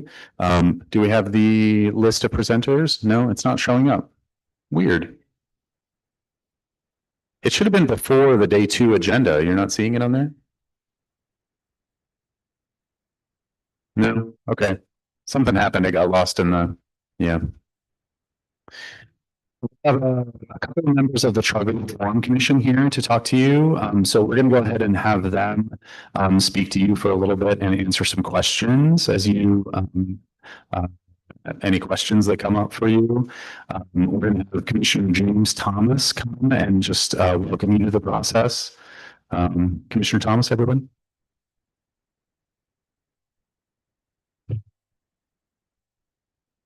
Yeah. Good. You want to, I need you to speak on the mic.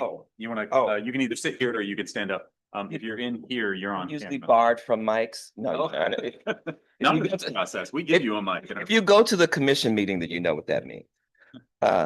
So anyway, my name is James Thomas. I am currently Charter Reform Commissioner. And I'm excited about what you're doing. It is vitally, vitally important that you take this time out of your schedule, that you're focused on trying to make Los Angeles better. One of the things that I can say from the people who have been showing up to the meetings and giving public comment, every walk of life you can imagine, they represent. And they all are in favor of the same things. It's kind of unbelievable. It's kind of unbelievable. But I do want to say that when it comes to expanding city council, now, if you have paid attention to, if you know about, if you know anything about me, then you should know that I have accused the commission of being one of the most anti-Black situations I've been in a long time. Anti-Black and anti-Asian. And I say that unapologetically, because y'all know the saying, if it walk like a duck, talk like a duck, quack like a duck, it's a duck, right? And so I say that because when it came to city council expansion, it was clear when we voted that the number 23 would disenfranchise Asians and Blacks. So why would we support that? That we would at least have to reach 25 in order for it not to do so.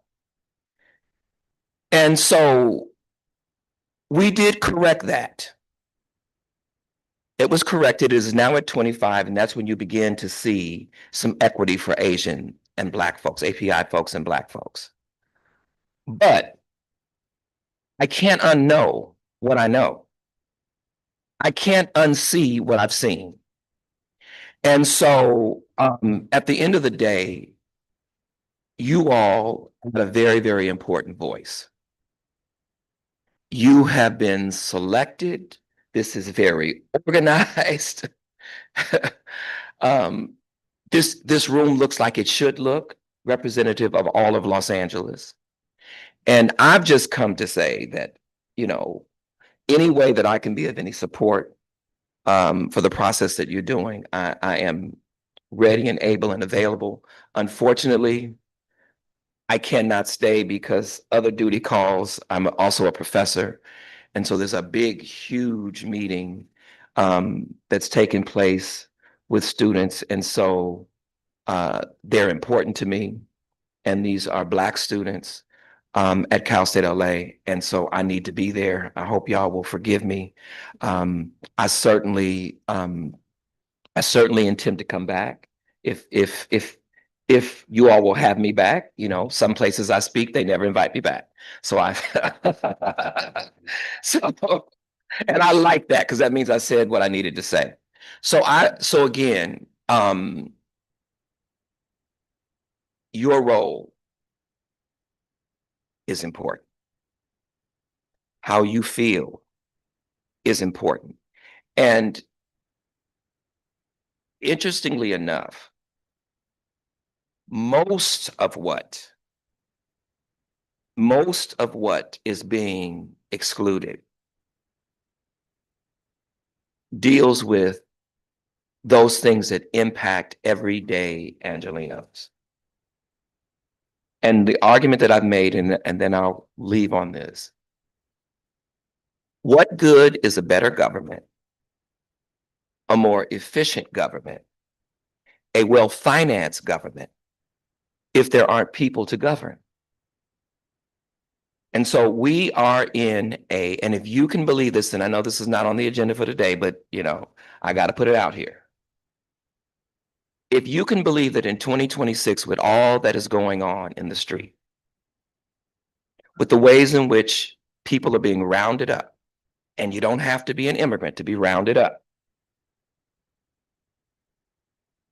this commission did not have on its agenda ICE or police accountability.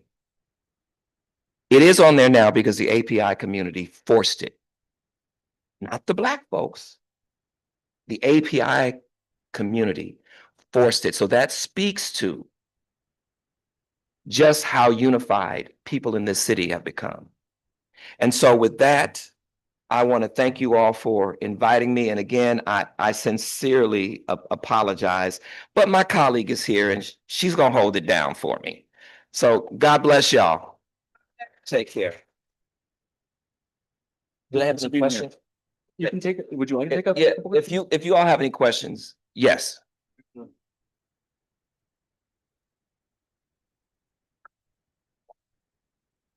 So you said, we have how many right now? 23? It's 25 now. They did move it up at the Oh, they last, did at move the it up. last meeting. So just a difference of 2 members would represent the Black and Asian community? I mean, were the, Represent ish. so why, so you're saying that just 2 people would represent more of what the city, so I'm saying, why just 2 people? It would be more people than 20. It should be. It's not gonna make a big difference to our entire community. It needs to be higher. It's not going to make a big difference. You know, the argument is, and I guess you all are better prepared to answer this. The argument is that if there are too many people to consider, like say, for example, 33, that's a number that has been equity with 33. Equity with proportional ranked choice voting, and 2-member districts, the best representation taken off the agenda had to be put back on. And so what the argument is that you folks would be frustrated by seeing so many people on the ballot that you all would need to be educated around how to use the ballot, and, and that you would get frustrated and not even vote. Now, that's an insult to me. That's an insult to the constituency to me. But go ahead. So we're kind of seeing this now when we only have 9 people on the Supreme Court representing all the millions of people in the United States, and that's clearly not working. So just like we should expand the Supreme Court, because 9 people, which 6 of them are corrupt, are making decisions for every single person in the United States. 9 people is not enough. So we do need to expand the council membership to represent more of what Los Angeles represents. So that's my 2 cents. And they on for argue sure that increasing the over number. 30, and they argue that over 30 people, the city council is not going to be willing to double their numbers. I don't care what the city council is willing to do. My responsibility is to put forward what the people want. That's what my job is. All right, we're just gonna, how much time do you have? One more question? I can take two. Well, Two more questions? I'll take the questions in the room. Okay, I'll take the questions three. in the room. We see about four here. Brent, let's go for it here. And just a reminder, this is not a time for political statements. This is a time, I'm not speaking to you at all. And to give it a question, please. Okay. I would like to comment on the last lady's statement that the Supreme Court is a lifelong, hey, respect me, listen. The Supreme Court has lifelong members. The city council has 4-year memberships, and bad or good, disagree, agree. That's the difference there. She may be right about the Supreme Court. The point is they are lifelong members, and this is a fact that I want to point out for everybody to consider.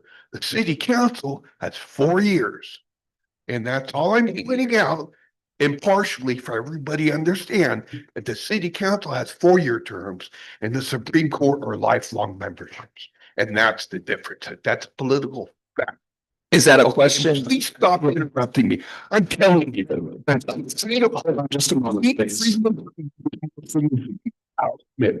If this guy's gonna keep it, I want him to stop interrupting. He's interrupting. No, that was me who said that. That wasn't him. I didn't say that. I said that. I was asking you to formulate that into a question. Now let's hold on just a moment. Let's just take a pause for just a moment. I want to note that I probably didn't do a great job up front in just noting the nature of what we're doing at this point, which is questions and gathering as much information as possible about the topic.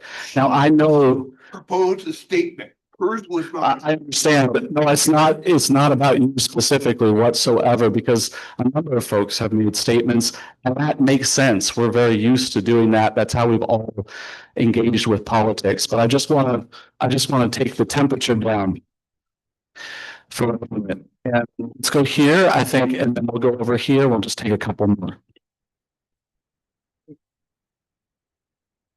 Hi, Professor Thomas. Hello. My question is, how many people do you think should be on the city council?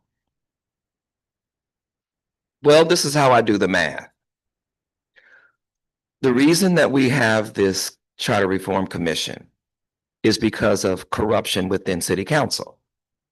And so there needs to be at least a number significant enough to offset the corruption. And so I would say at least 30. If there's 15 city council members, then if you add 15 more, now you have done something about corruption, in my opinion. Let's take a couple more over here.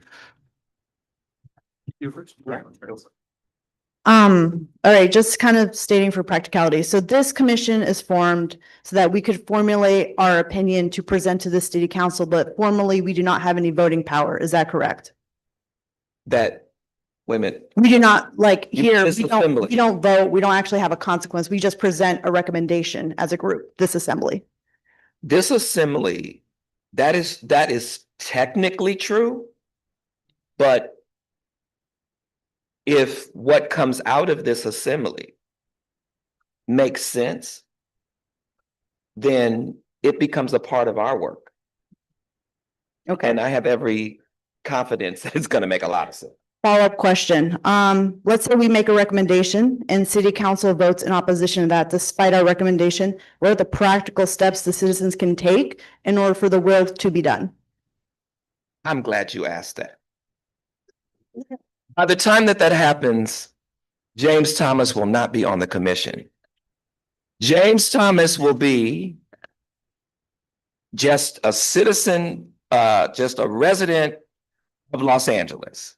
And James Thomas will use every bit of pressure and organizing to identify and target the people who vote against the people to get them unelected. And so that's the power of the people. They need to know that you can ignore our voices if you want, but we're going to repay you at the ballot box. And that's the significant thing. Let's jump right here. You had mentioned that fewer than 30 council members would not have racial equity, especially for Black and Latino people. Can you explain what you're basing that on? Is it based on the current 15-member council being maybe the districts are gerrymandered, or just the way they're just naturally set up with populations, different populations are kind of mixed? You know, tell me how I understand how having more districts, you can then have areas that are more focused on, say, Koreatown and South Central, et cetera. But how is it today not fair? How is there not racial equity today? If you can walk me through that, some of the different, maybe give some examples of different districts that don't have proper representation of Black and Latino people. Well, Any minority. Yeah, well, one has to do with the fact that there is redistricting happening, right? And that's how we got here. We got here because some elected officials and a union executive decided that they would concoct a scheme to disempower Black people, specifically to limit Black political power. That's how we got here. Well, there is still a drawing up of those districts.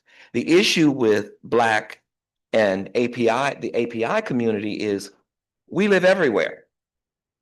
And so how do you draw up a district that is inclusive of us, right? And so, and there's another dilemma, there's an added layer.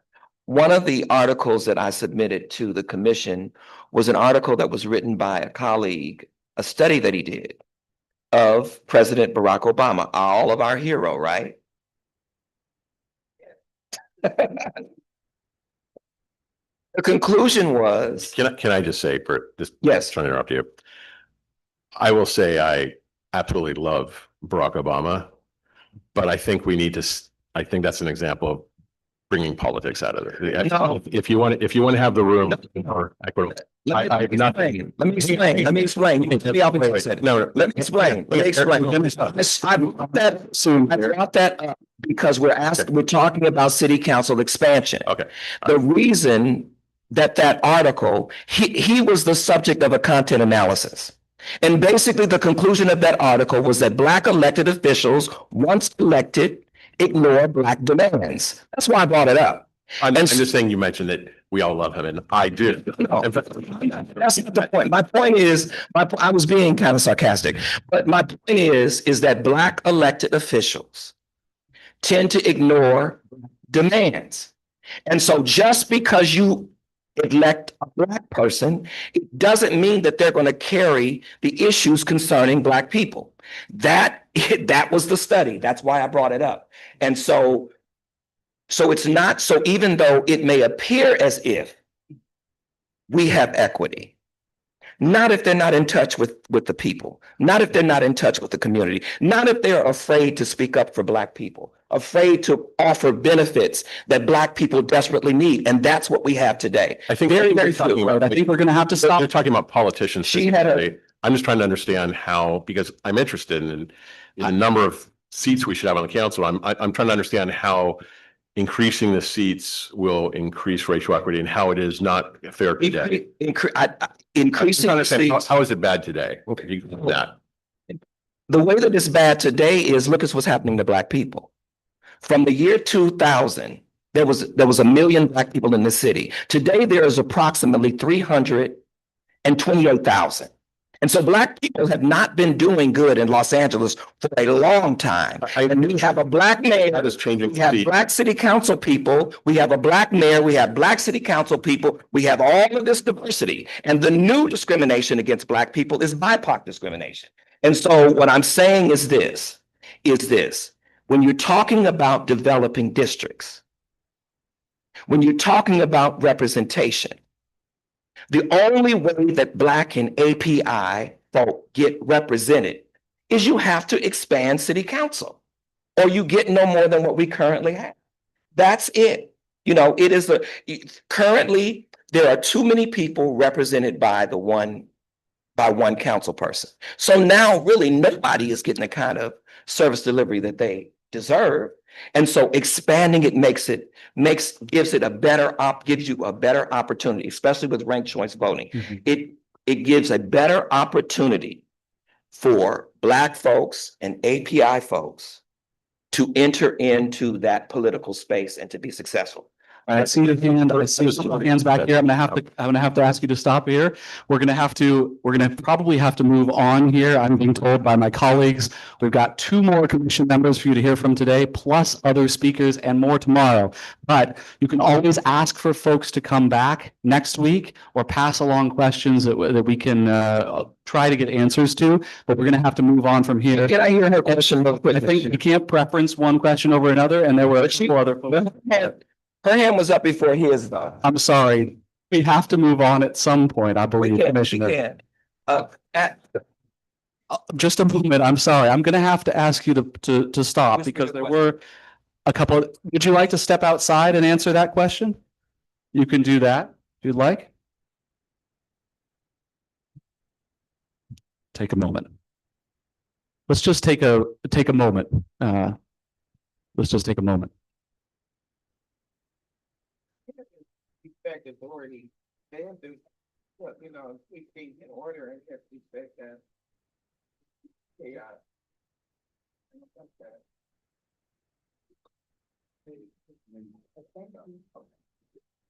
Thank you. Thank you. Thank you. Appreciate it. All right. Cheers. Thank you. Thank you very much, Commissioner, for being here. Appreciate that. I heard you say we need to respect authority, and I just want to amend that if I can, which is that we're not the authority, but you have agreed to some guidelines of mutual respect to each other. And Commissioner Thomas, is that right? James Thomas. And so I'd ask you to help us all together to do our best to respect each other. And you know, it's a hard balance being a moderator and you know, letting some things go and letting the discussion happen, but also trying to share the airtime around the room. Don't always get it right, that's for sure, but we'll keep trying to do our best. All right, I think we're gonna pivot. Would you want to? Yep. I'm all right, I think. Thanks. All right, so let's this was a bit out of order, and you'll see why.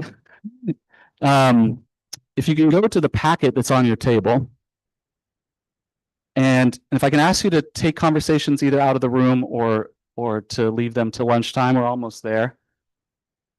That'd be sweet. And please, I'll say, please take care of yourself. If you need anything, don't be afraid to get up, take a moment in the hallway, go to the restroom, get another cup of coffee. All the respect in the world for anybody that needs to take care of themselves. We've already seen that things may get heated, and let us know if you need any of our help. All right, let's go to page 10 of this, which is a little thing we put together that's some tips for asking good questions. As I mentioned, this is a time for information gathering. We we come into these spaces naturally with a lot of opinions, and that's totally okay. And some of that's just going to happen in a space like this. But the objective of this first weekend really is about gathering the best quality information possible. Every assembly is like a team of investigators. You're gathering as much information, and then you'll work through it, and then you'll start to have values and judgments about it and put forth some recommendations. But this stage is really about getting better information from more perspectives, because that will result in better recommendations and more influence in the end. So that's the objective, and we're all on the same team about that. Tip 1 is to stay genuinely curious. This is so hard to do when we all have opinions about stuff, and I know it is no different for me. This is the most important thing, the most difficult thing, to take a curious and open-minded approach, to take a breath and try to understand why someone else might be feeling something or saying something that they're saying, to lead with curiosity. It might cause you to change your mind. It might not, probably not most of the time, but you'll definitely learn something along the way that will make your recommendations better. Number 2, to work backwards. Think about what needs or gaps or curiosities you have, and to think about what questions will get you there. Sometimes we can just throw out a question because it seems like the first thing we've thought of, but think a little bit forward. Okay, what am I going to need to know? That might not be super clear right now, but it will be in the future, and work backwards to try to find whatever information that is. Tip number 3, keep questions focused. Things with multiple parts just straight up often get unsatisfactory answers. Let's just be, it is complicated. People never answer multi-part questions really. So keep it short and you'll get an answer that you're looking for. Tip 4, provide context, but only sometimes. Beginning a question with a little bit of background about why you're asking it can be helpful, but it isn't always the right choice. It might be something like, yesterday somebody told us blank. What are your thoughts on that? I understand that this, based on this, what are your thoughts on that? Can you explain? But oftentimes that's not actually necessary, and it's really disguising a statement as a question. Tip number 5, avoid opinions or statements disguised as questions. That might be like, don't you think that? Or I think this. Isn't that right? Lining people up with weighted options. Do you want this or this? When it could be an open-ended question that might get them to reveal a little bit more interesting information than setting them up with just a this or that. That said, try out comparative questions. If there are multiple options, or you can set it up in a way that's a little bit more open-ended, like, is this typical in other places? Well, how does the cost of this compare to other options? Things like that might be comparative, but a little bit open-ended. I think I'm going to stop right there, time-wise, and let's invite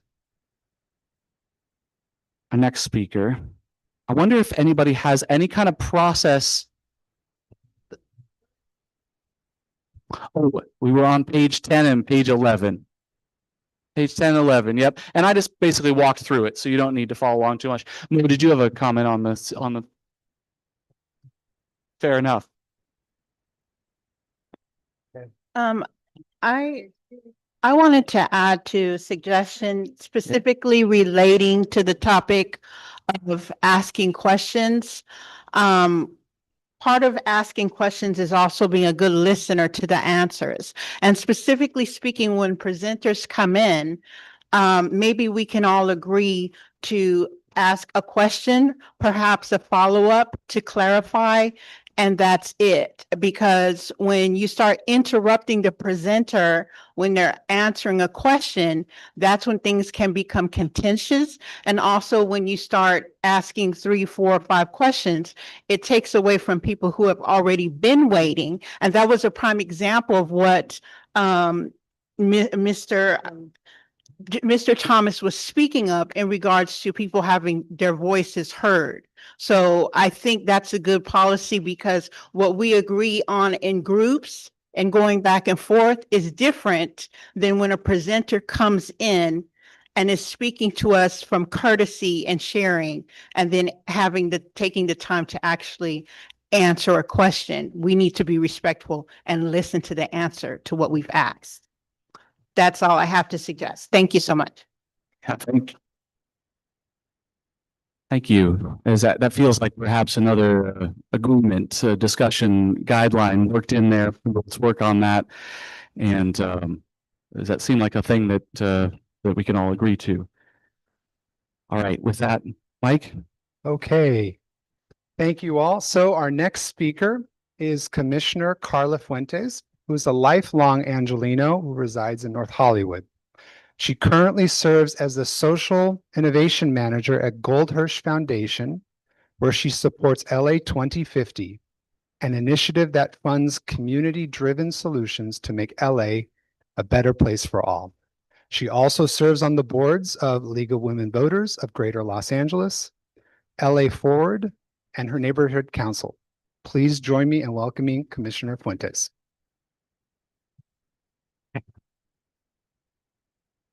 I was going to do a bit of an intro myself, but I think that suffices. And I encourage you all to carry your intersectional identities with you as well when we go into these conversations and as you continue conversations throughout the day. And from the jump, I just want to second everything my fellow commissioner said. We have different delivery styles, but we have the same mission, I think, and so many of our values are aligned. So really supportive of Commissioner Thomas. And I'm just going to take a step back about process. So I'm going to present a lot of facts at you. Hopefully that doesn't feel too weird, but I think it's helpful to have context here. So the Charter Reform Commission itself was created in 2024 as a 13-member civilian commission. 4 of those commissioners were appointed by Karen Bass, 2 by the council president, 2 by the council president pro tem, and 5 were selected by the initial 8 commissioners through a public application process. That's how I was selected. I applied, and I'm a community member as well as Commissioner Thomas. So I feel like that's helpful context for you all to have if you continue engaging in the process. So our job is to review the city charter and recommend amendments and revisions to the mayor and city council. But the utmost important line is this: any charter change ultimately requires voter approval. So that's where you all come in, hopefully. And I want to name the context. This commission was formed, as you've already heard multiple times, at a moment in time when Angelenos had been living through scandal, corruption, investigations, and deep distrust in City Hall. Structural reform is what you have when the public believes the old rules have produced unaccountable outcomes. In that spirit, public participation can't be an afterthought. Rewrite LA has been organizing civic assemblies like this one and tools so public input isn't limited to whoever can show up downtown on a weekday afternoon against all the traffic. And coming up on March 10th, our commission's agenda includes a Rewrite LA presentation alongside charter language work. So that community process like this is inside our official process within the commission. And that date is subject to change, but I'd encourage you all to attend if you can or tune in on Zoom. Now, if you'll indulge me, I'd love to do a quick time machine type exercise because this is the clearest way to understand why council expansion is on the table. So if we take our time machine back to 1925, the city charter that set up much of the modern LA, including a 15-member city council, took effect in 1925. The city had fewer than 600,000 residents then, meaning each council member represented roughly 38,000 Angelenos. Calvin Coolidge was the president. We had our first subway, and 1925 also sits inside a legal and social reality that we have to be honest about. Segregation and discrimination were frequently upheld by our institutions during that time. In housing, racially restrictive covenants remained enforceable in that era. In public space, Los Angeles officially segregated municipal swimming pools around 1925 in a way that courts treated as consistent with separate but equal. Demographically, even our data from that era needs context. Census categories were completely different. Now, if you zoom us back to present day, here today, LA is roughly 3.9 million residents. and we still have 15 council members. That's about 260,000 to, if you want to round up, 265,000 residents per council member. One council office is serving the population of a mid-sized US city. Multiple analyses have noted that LA has among the largest city council districts in the nation, and that's just on population alone. Okay, so just to zoom us forward a little, being respectful of time. This isn't about blaming any individual council member. It's a job by design. When one office has to serve 250,000 residents, constituent services becomes a triage. That's a structural problem. So, council expansion. I was one of the commissioners that was on the Government Reform and Structure Committee within our commission. And that committee's work, staff, and commissioners evaluated 3 broad models for council expansion. One was expanding single-member districts. The options advanced for further work included, at that time, 23 seats, 25 seats, and 31 seats. A second option was multi-member districts, like 9 districts electing multiple council members each, for example. And our third option was hybrid systems. So one concrete hybrid example there would be 20 neighborhood-based districts plus 5 regional seats. Using the US Census Bureau's 2024 estimate of over 3 million residents in the city, 15 seats puts us at that 258,000 residents per council member number. 23 seats puts us at 168,000. 25 seats puts us at 155,000. And 31 puts us at 125,000. No single reform fixes City Hall, but going from 260,000 per district to 155,000 per district is the difference between local representation as an ideal and local representation as a realistic practice. Now, if we change council size, it also makes sense to revisit how we elect people in the first place, because seats and voting rules work together, and Commissioner Thomas touched on that as well. 2 systems that came up repeatedly within our committee were ranked choice voting and proportional ranked choice voting. Ranked choice voting is for electing 1 seat, so that would be any of our single member expansion models. San Francisco has used it for most local offices since 2004, and voters rank candidates. If someone wins, they get a majority of first choice votes. If not, the last place candidate is eliminated, and those ballots transfer to the next choices until someone reaches a majority. So a quick example there would be 4 candidates, A, B, C, and D. If I rank C first, A second, B third, and D fourth, and C is eliminated, my vote would go to A. So I can vote with my hopes first and still have a voice if my first choice isn't winning in that example. And another voting model that we studied there was proportional ranked choice voting.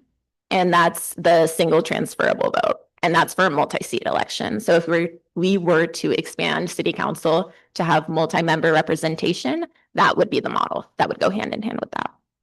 And it's a similar process, so I'm not going to get into that. So where did our commission land?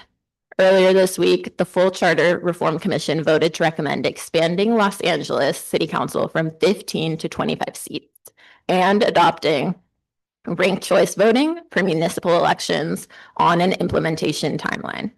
Reporting indicates that the council expansion, or our reporting would indicate it passed 9-2. And what I'd like us to do as a collective with that momentum as we transmit recommendations to City Council is to make the trade-offs legible. It can be advantageous to send a clear set of options, 1 single member model, 1 hybrid model, and 1 multi-member model paired with the voting method that fits. Then the public debate itself can be honest about what we're choosing.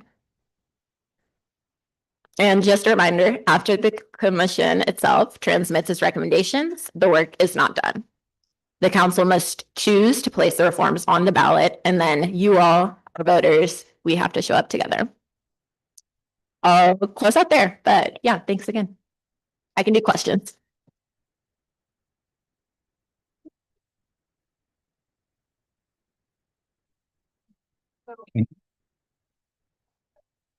Yes. Okay, great. We'll start on this side of the room. Hi, thank you so much. So towards the end, you mentioned that one of the things we'll be discussing is the model, correct? Single member, multi-member and hybrid? So that discussion technically closed. Okay, close. So the commission itself, just to restate, decided to transmit to council the recommendation of single member expansion Okay. in the number 25 paired with ranked choice voting. Okay. But to answer that, sorry, we could always bring things back in the form of a motion. No, So this is perfect. Thank you. okay, awesome. Sorry. Just wanted to clarify. Great. And just a reminder, if you have a question, it's really helpful if you can turn your name card up and then we'll make sure to add you to the stack. So next question is from Jonah. Yes, so I guess I want to kind of go more into detail on why exactly the commission voted against a hybrid or multi-member district and what was the reasoning behind that. I'll speak for myself. When I say this, as I mentioned, support sending 3 separate recommendations forward. I also support the largest number that makes sense in my individual capacity. When it comes to the commission as a whole, I think some commissioners may feel that it's more advantageous to put in front of council a recommendation that they would support. So that kind of doesn't answer your question, but it kind of does, hopefully. Great, thank you. Our next question is from Mo.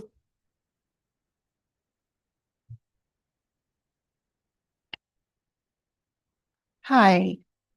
So the question that I have is in regards to the city council and wanting to expand. Can you please let us know, like, what is the structure in regards to you have the 15 council members, right? And then on top of that, they have the supervisors and what have you, and then the mayor. What would expanding the council look like in regards to the supervisors? Would that mean there need to be more supervisors? And then in regards to the decision making, what does that look like as far as like decision making being all over the place to some degree? And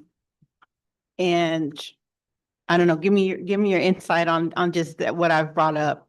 Yeah, that's an excellent question. We're in a historic moment within our county and city, to your point. At the same time that we're revisiting our city's charter, there's also work being done to revisit the LA County government structure as well. So they are looking to expand their supervisorial board, to your point, at the same time that we're looking to expand our city council. So both are growing at the same time, which is good. They need to be more representative. To your point about the mayor, hypothetically with a larger council, mayoral powers are weakened. So I think that answers your question, but yes, power would be diluted in different ways depending on the size we pick. And our commission as a whole and our committees have been looking into that as well. When we make those recommendations, that informed it. Great, thank you. Our next question is from EJ. Hi there, Commissioner Fuentes. Thank you for your time.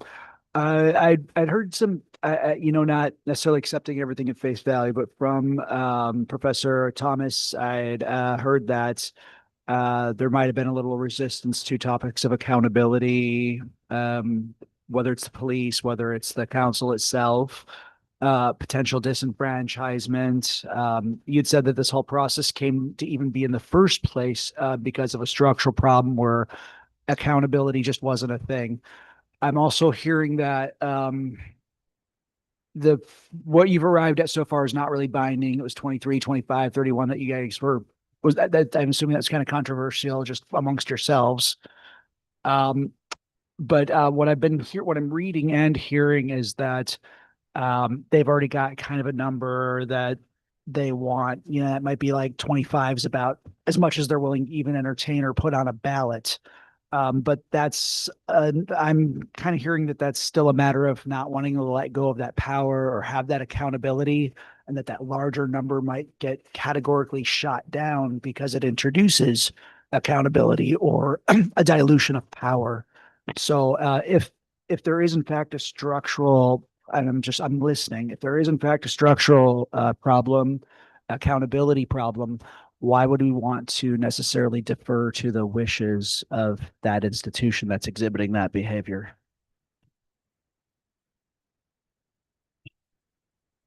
I see the recommendations of our commission as a whole as a means to an end. Our systems are extremely outdated. That's just a fact. And 25 is a step, as I view it, in the right direction. It's not the number that I would have picked. I would have preferred something larger, as I mentioned, and I think Commissioner Thomas resonates with that fact as well. When it comes to other commissioners, a lot of their reasoning is based in data and facts and polling of voter history and also how voters would react to an increase in that number. So I won't downplay that. But what was the second part of your question? Sorry, accountability?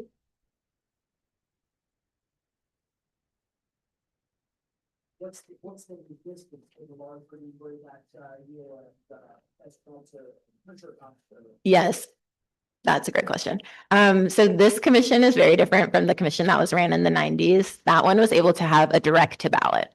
So since our decisions ultimately have to be confirmed by council, I think that is kind of the elephant in the room there. Great, thank you. And our next question is Allison here. Oh, with this mic, sorry. Hi. You mentioned at the beginning that any change to the charter requires a vote. So I'm just asking a clarifying question, for me, and I think maybe for some other people in the room. So the commission has recommended or will be recommending, has agreed on 25 members and ranked choice voting. We are also going to make our own recommendation.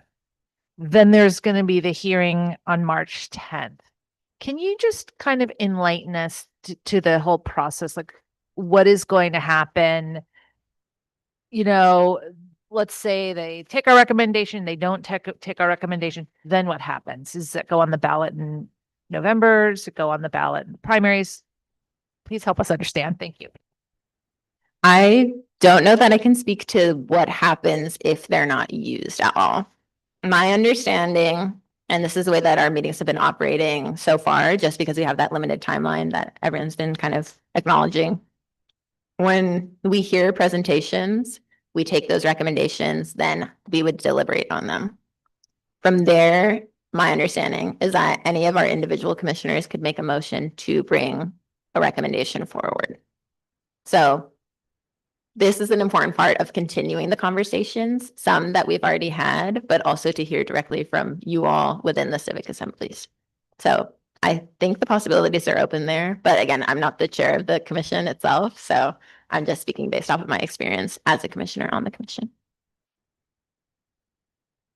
Great, thank you. Before we go to our next question, just a reminder, we have approximately 15 more minutes until we break for lunch.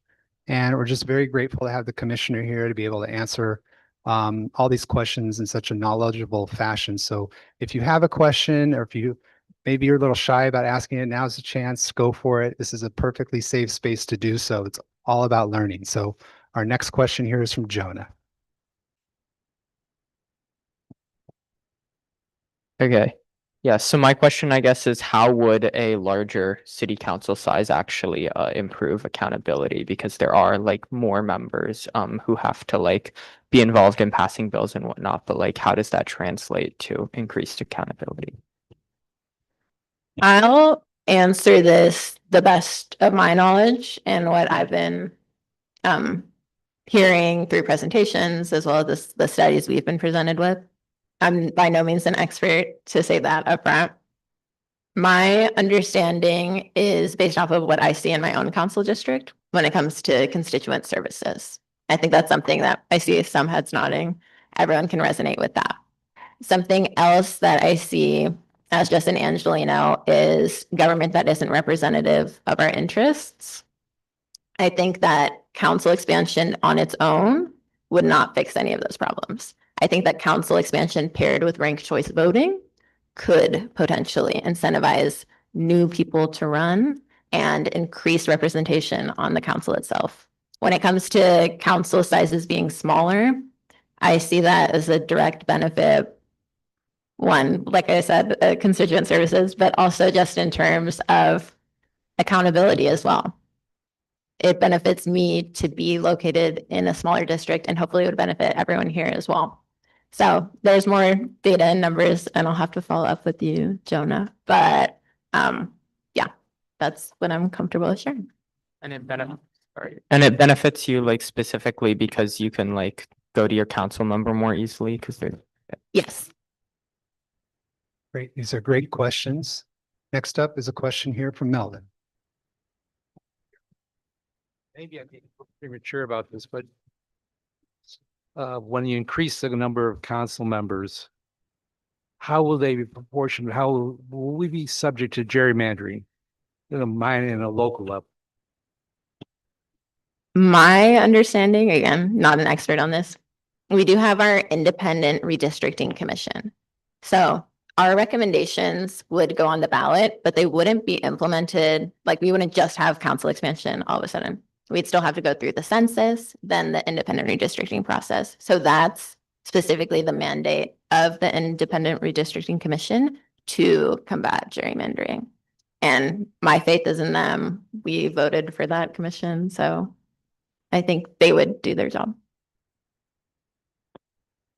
Great, thank you. Our next question is Mo.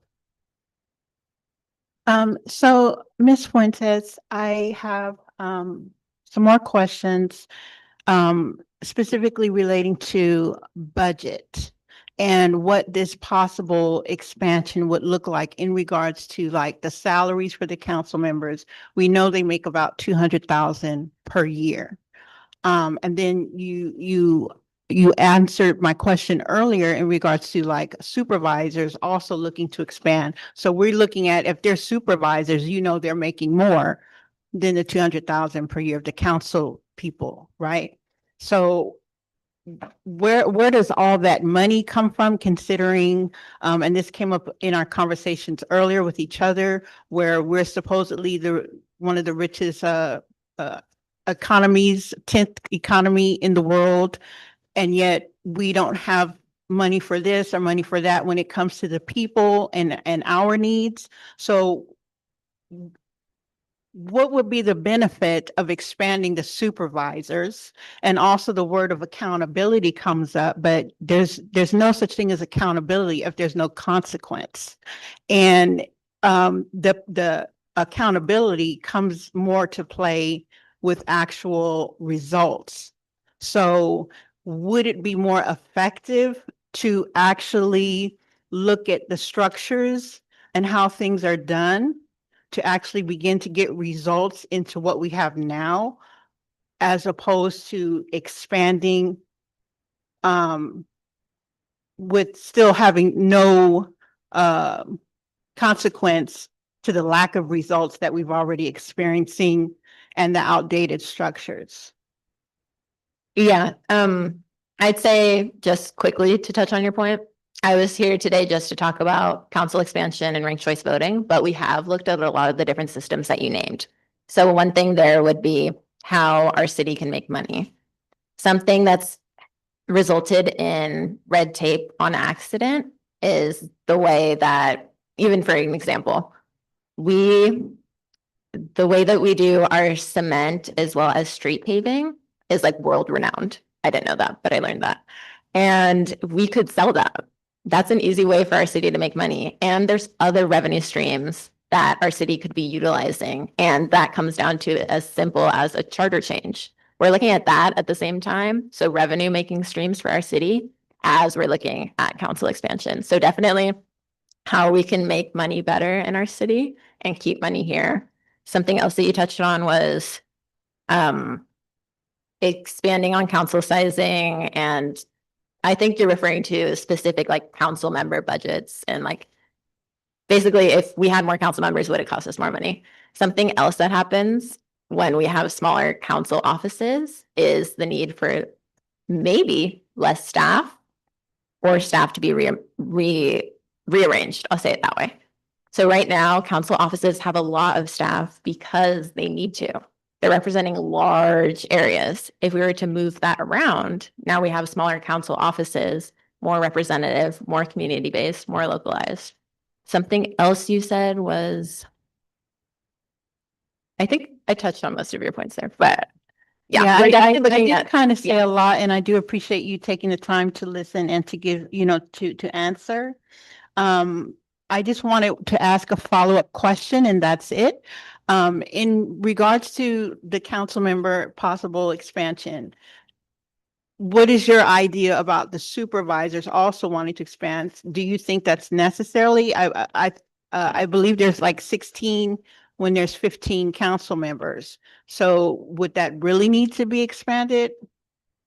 I am just on the city commission, so I can't to like. Okay, I understand. Thank I you. do think it makes sense that those processes ended up being coupled because it primes people for the same conversation on different levels. So yes, I agree. I think it's a good idea to have expansion across the board.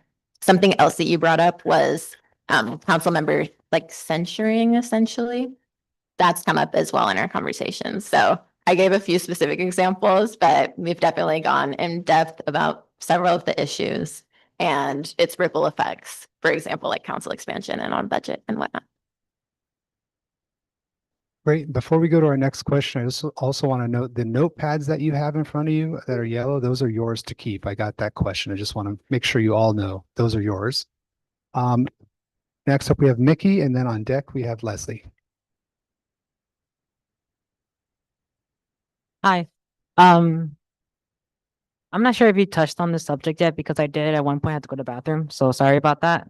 But in your opinion, if we are in support of expanding the council, would you recommend it a number that we believe should be like the actual size or a number that you think would more likely be approved? Yeah, so I would like the largest number possible, but I'm on, and I think I touched on this earlier, and no worries that you missed it. I'm on a commission, which is a voting body. So the recommendation on the floor was actually 23. I made a motion to increase it back a few to 25, and even that seemed like pulling teeth with my fellow commissioners. But that being said, I think the commission itself is a body. Each commissioner thinks for themselves. Sometimes there is hesitation when it comes back to our mandate, which is to report back to the council. So yes, and.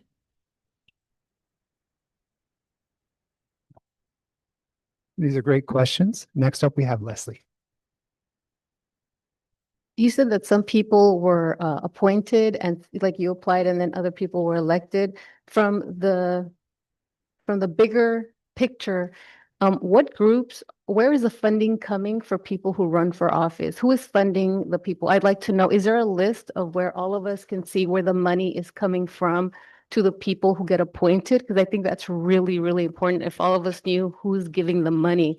Because if it's billionaires who are funding this, then they're just setting us up for failure, guys.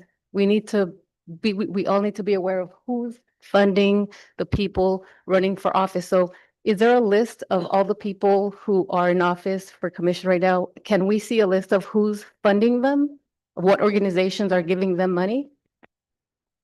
This is a tricky answer, so I'm sorry. And I'm only speaking to the best of my knowledge, but these commissioners were appointed. So there's different reporting requirements when it comes to like an appointment versus an election. So people who are elected, their financials are all up. For appointed individuals and commissioners just across the city, there is public filing that needs to be done related to ethics and a few others. So like, yes, but probably not in the detail that you're referencing. There's information there and all of the commissioners are listed on our website as well as our meeting dates, reports, every presentation we've heard. But yeah, I'd encourage you all to hold commissioners accountable and hold commissions accountable for the decisions they make. Okay, great. Thank you, Leslie. We have like 7 more minutes left. So we have 2 people on deck. I think we have room for maybe 2, 3 more questions. So if you'd like to get a question, please raise your name placard. Next up, we have Jonah. So I noticed, or I heard that you talked about you want the largest number possible for city council. So if we ignore all like political considerations, is there a number in which the city council would become too big, in your opinion?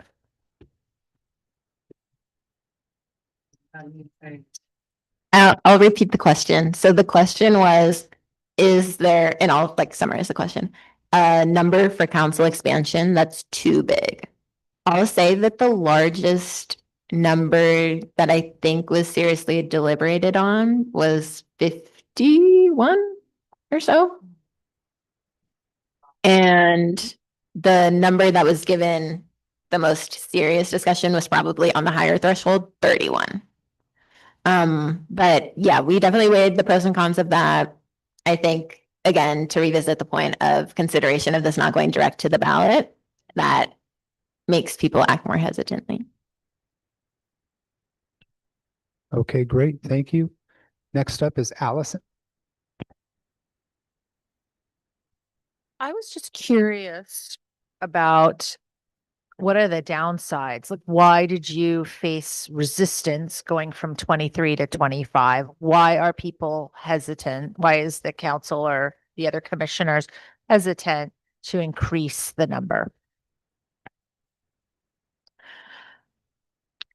I'll speak like broadly about the commission as a whole. So we're tasked with revisiting the whole charter. So even like hearing that the charter is a huge document, it's been in effect for years, all of this, right? The amount of recommendations, some think, should be slim. So we want to strategically advance certain specific recommendations. Some people might think that. So that's one, just the amount of recommendations we send forward wants to be slim, maybe.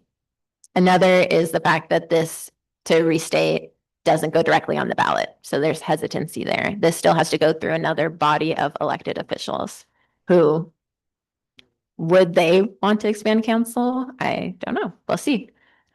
Another hesitation I would say is voter habits as well. That's come up. Again, that's data that's been collected. So there's some legitimacy there. Those are a few different reasons, but I think on the individual to individual basis, people are coming from different backgrounds on the commission. There's different ways that people came to the commission as well. So all of those considerations wrapped into one. The votes are some of the more important votes, like council expansion, can be split, they can be switched, and we've seen deep conversations there. Great. Thank you, Allison. And Commissioner, before we break for lunch, is there anything else you want to leave the assembly with? Yeah, just thank you also so much for all of your questions and listening. Commissioner Thomas would say the same, but thank you all so much for the work that you're doing and for volunteering to be here. Thank you, thank you, thank you. I'd encourage you all to follow the process as well. On our website, we also have Zoom meetings whenever we meet on like city property. So please tune in if you have the capacity. I'd encourage you to tell your friends about this. Lots of people don't even know that our city charter is being revisited right now, which isn't their fault. So if you can kind of deputize yourself to spread the word about it so people aren't shocked if and when they see stuff on the ballot, where did this come from? Hopefully you can be that messenger and trusted in your communities to send it. So thank you all so much again. Great.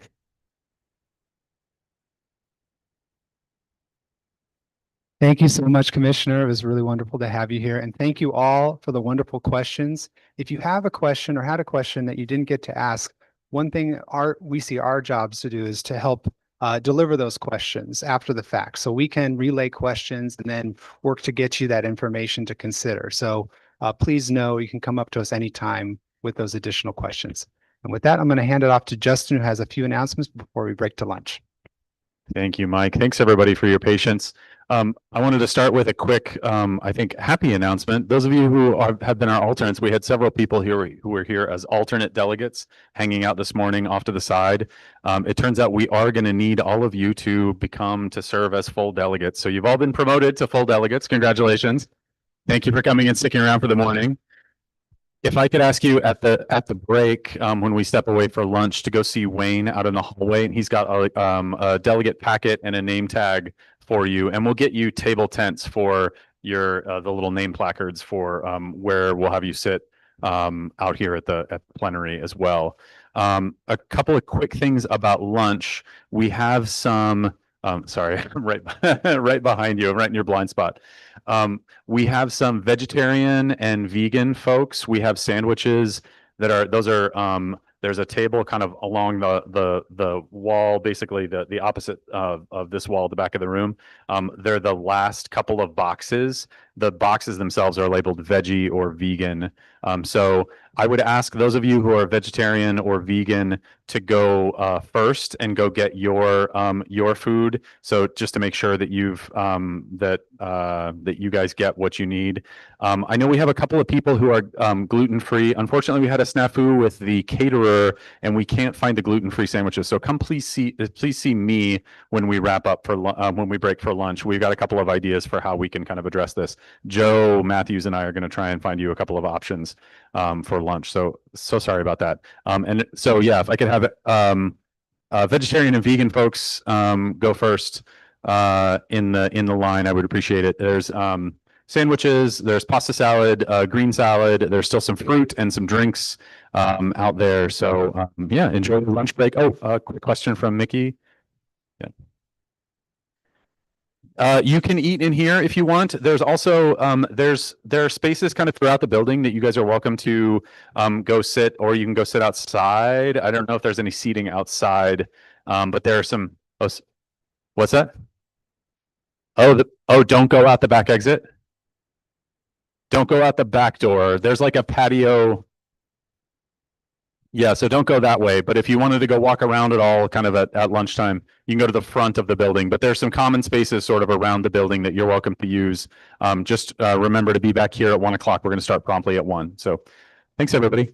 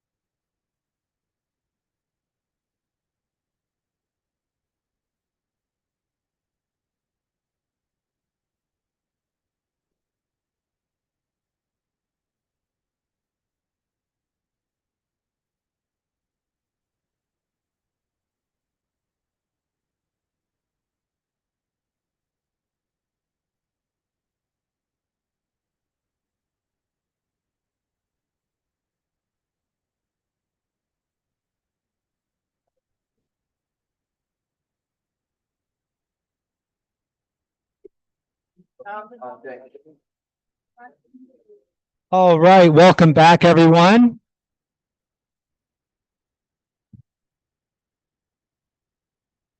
Yes, you'll take those too. Okay.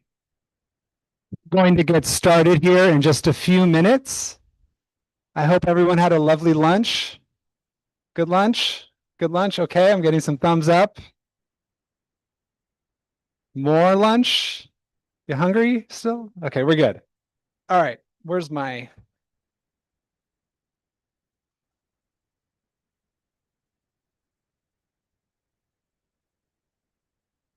Okay.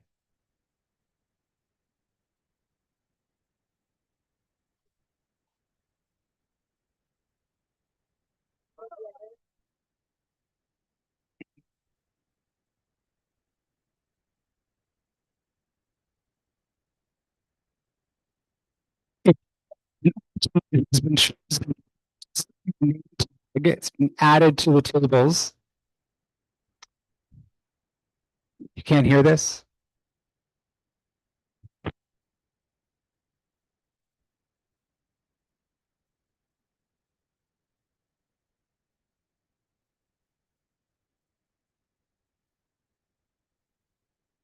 How's this?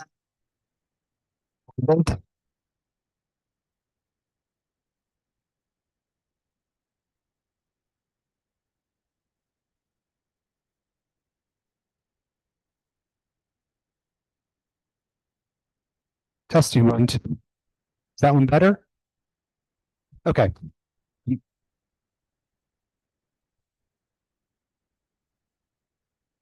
Where Chairman Raymond is?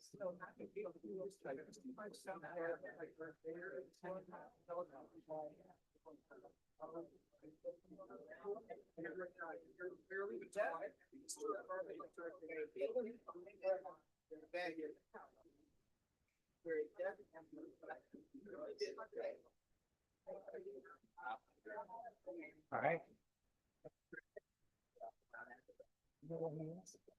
Raymond went to the restroom. Oh, okay. Okay, great. Okay, great. Yeah. And then do you want to explain really quickly how people are being seated? Because I just added all the alternates to these tables. Oh, sure. I mean, I guess I could, yeah. Okay. I can explain really quick, yeah.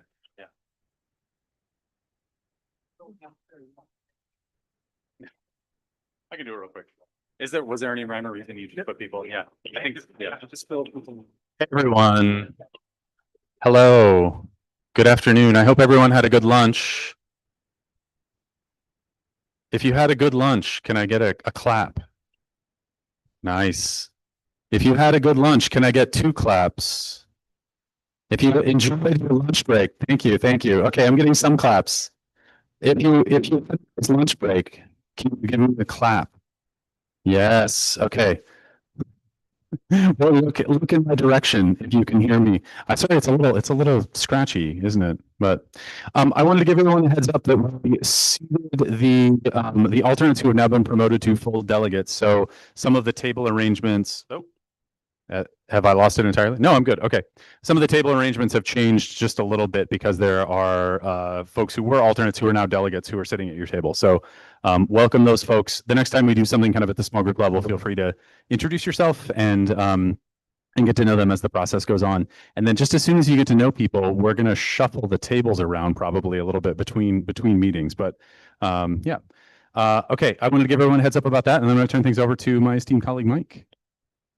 Thank you, Justin. All right, so we're now going to move to another presentation, this time from the Commission Chair, Raymond Meza, who was born and raised in Montecito Heights and currently serves as Deputy Chief of Staff at SEIU Local 721. He has deep roots in the community where he grew up and continues to live, and championed expanded academic outreach to underrepresented communities in the wake of Proposition 209. Please join me in welcoming Commission Chair Meza.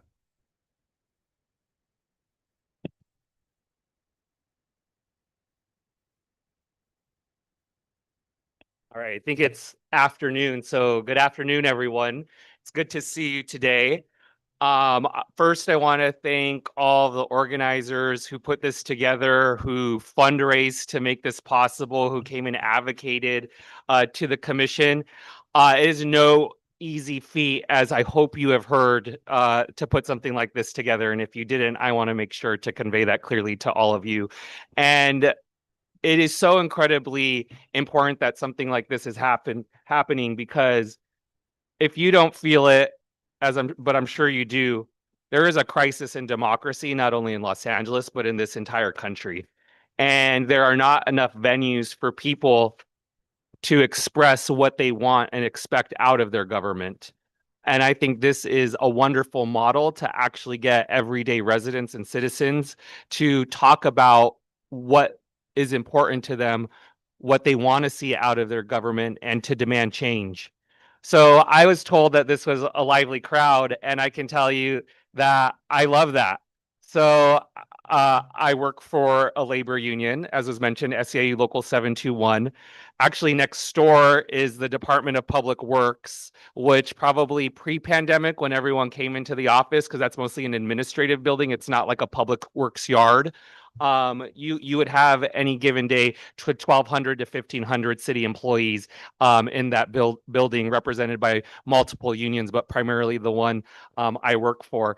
And some of you may have had the privilege of being in a union before, and being in a union is like being in a family. Sometimes there's a lot of love, and sometimes there's not. Okay, and but you hash it out. And democracy is very similar. You hash it out, and there's a lot of love, and there's a lot of passion, and there's a lot of emotion, and that's what people should expect. Because if you don't think, but you probably do, knowing this group, if you don't think politics has anything to do with you, let me tell you, politics has everything to do with you, your life, every single day. Every single day. And we're probably experiencing that more now in the second, administration of this presidency. What happened yesterday? I mean, we could go on and on about what's happening at the federal level, but there are also crises that are happening at the local level. And so you all are having very important discussions that I want to tell you the commission wants to hear from you. The commission needs to hear from you. When the advocates for this endeavor came before the commission, they asked us to make a commitment that whatever you all come up with will be heard, will be considered and voted on by the commission. And we had a close to unanimous vote. There's only one dissenting vote to approve that. And I wholeheartedly agree with this endeavor. And as the chair of the commission, not only is it a promise that the commission has already made, but another one that I want to reaffirm, that what you do here today is critically important to the work that the commission is doing. So one of the benefits of the commission is that a lot of us are everyday citizens. So I've had a career working for a labor union, but I'm an Angelino like yourself. Born and raised in Northeast LA, a product of public schools. For those of you who are familiar with the Northeast LA, I went to Mount Washington Elementary School, Eagle Rock for junior high, Marshall and Los Feliz for high school. And I've lived in Los Angeles my entire life, with the exception of the 4 years where I went to UC Santa Barbara. And my life has been dedicated to workers' rights, to making sure that people are respected on the job, and people who want to form a union have the ability to form a union.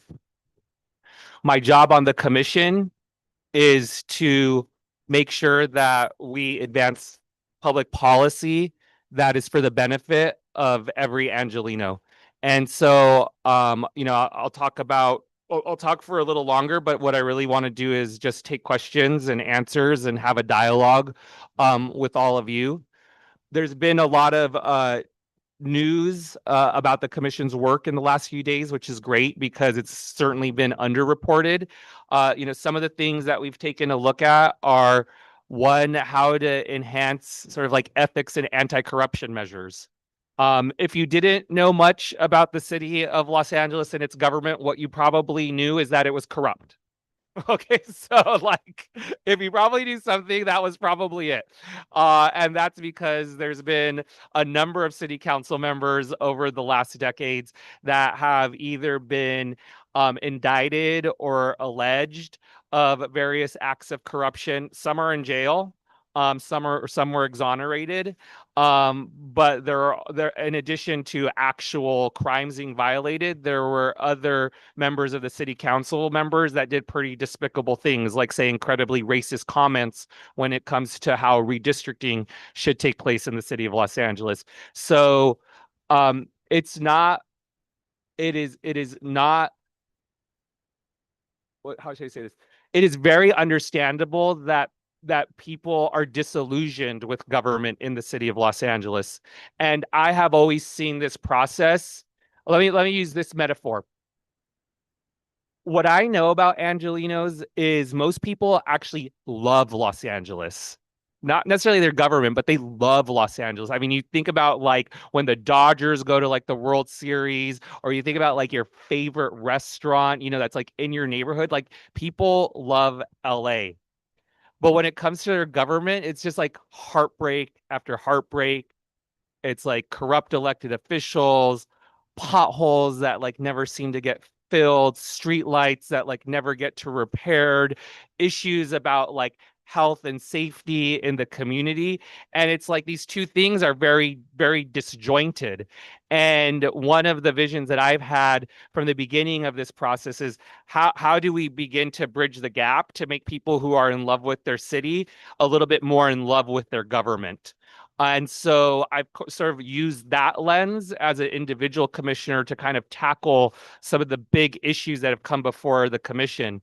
So, you know, you could read a lot of like the gritty details of things like infrastructure and planning that were not necessarily in like my wheelhouse, or things that I really like knew and would never call myself an expert about. But how could the commission make recommendations to make it so that those things are run more effectively and more efficiently, so it begins to address some of the day-to-day problems that people see, like the potholes, like the street lights, like trash and safety issues in the city. And we've made some I think good advancements there to put the city on a stronger footing. When it comes to ethics and anti-corruption measures, I think it was this past Tuesday we took some votes. We took a vote to recommend basically a new entity to be an additional watchdog in the city of Los Angeles, an inspector general to be housed in the ethics commission, so that it's politically insulated, with the intent of this person being someone that people are very fearful of in City Hall. That people know, like, this is someone that's going to have subpoena power over elected officials, is going to have the right to audit elected officials, that this is someone whose sole job is to root out corruption in the city of Los Angeles.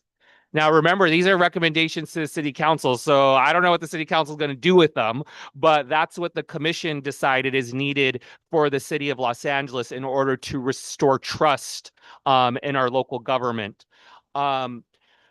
On Thursday evening, and I know you all talking about city council expansion, we also took a vote to expand city council.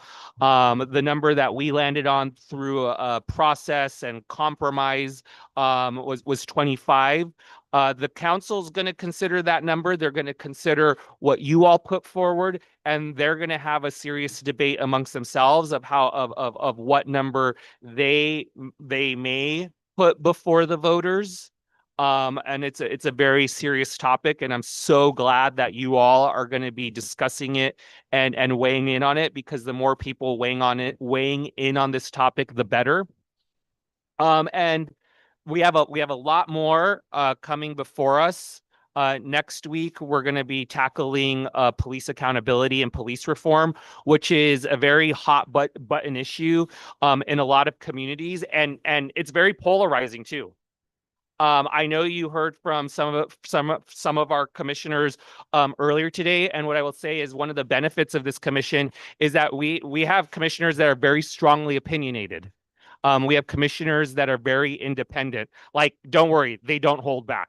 Okay, like they don't hold back, and they represent their perspective and their interests very well and very strongly. But we all live in the city of LA. And we all know that there are people who do not share our individual politics, whatever our politics may be. I will give you an example that is not related to the city of Los Angeles, but I think paints this picture. For the LA County District Attorney, there is a very contentious election in the last cycle. It was the current district attorney at the time, Gascon. And then there was Nathan Holcham, who ended up beating the incumbent. And it was a discussion on public safety in LA County, which LA City is a part of. And it was not Gascon who got reelected. It was a very tough on crime district attorney. And I could tell you in my family, even though I voted for Gascon, my Nina and all my aunts are like, I ain't ever voting for that guy. And I'm sure all of us have those types of dynamics in our family. And I think we just need to be honest about, the varying political beliefs that take place in the city of Los Angeles. And so one of the things that I do as commission chair, and I don't always do it perfectly, is try to make sure that the perspective of all the commissioners, that they have the ability to share their perspective. They have the ability to advocate and try to convince their colleagues. But at the end of the day, my job is to get the process moving forward. And under the structure that established the commission, that's a vote of the majority, which is 7, and that's what gets advanced. So I want to again just thank you all for taking your Saturday morning, afternoon. I will say I don't think you're missing much because it's really hot outside and it's really nice in here. But I know it is a Saturday morning and afternoon, and you all have a lot of things and choices of what to do with your life. But there's nothing better than exercising your civic engagement and your democracy. So I'm happy to take questions. Okay, great. Let's first give the commission chair a round of applause. Thank you for being here. Okay, we're going to go around the room and create a stack again.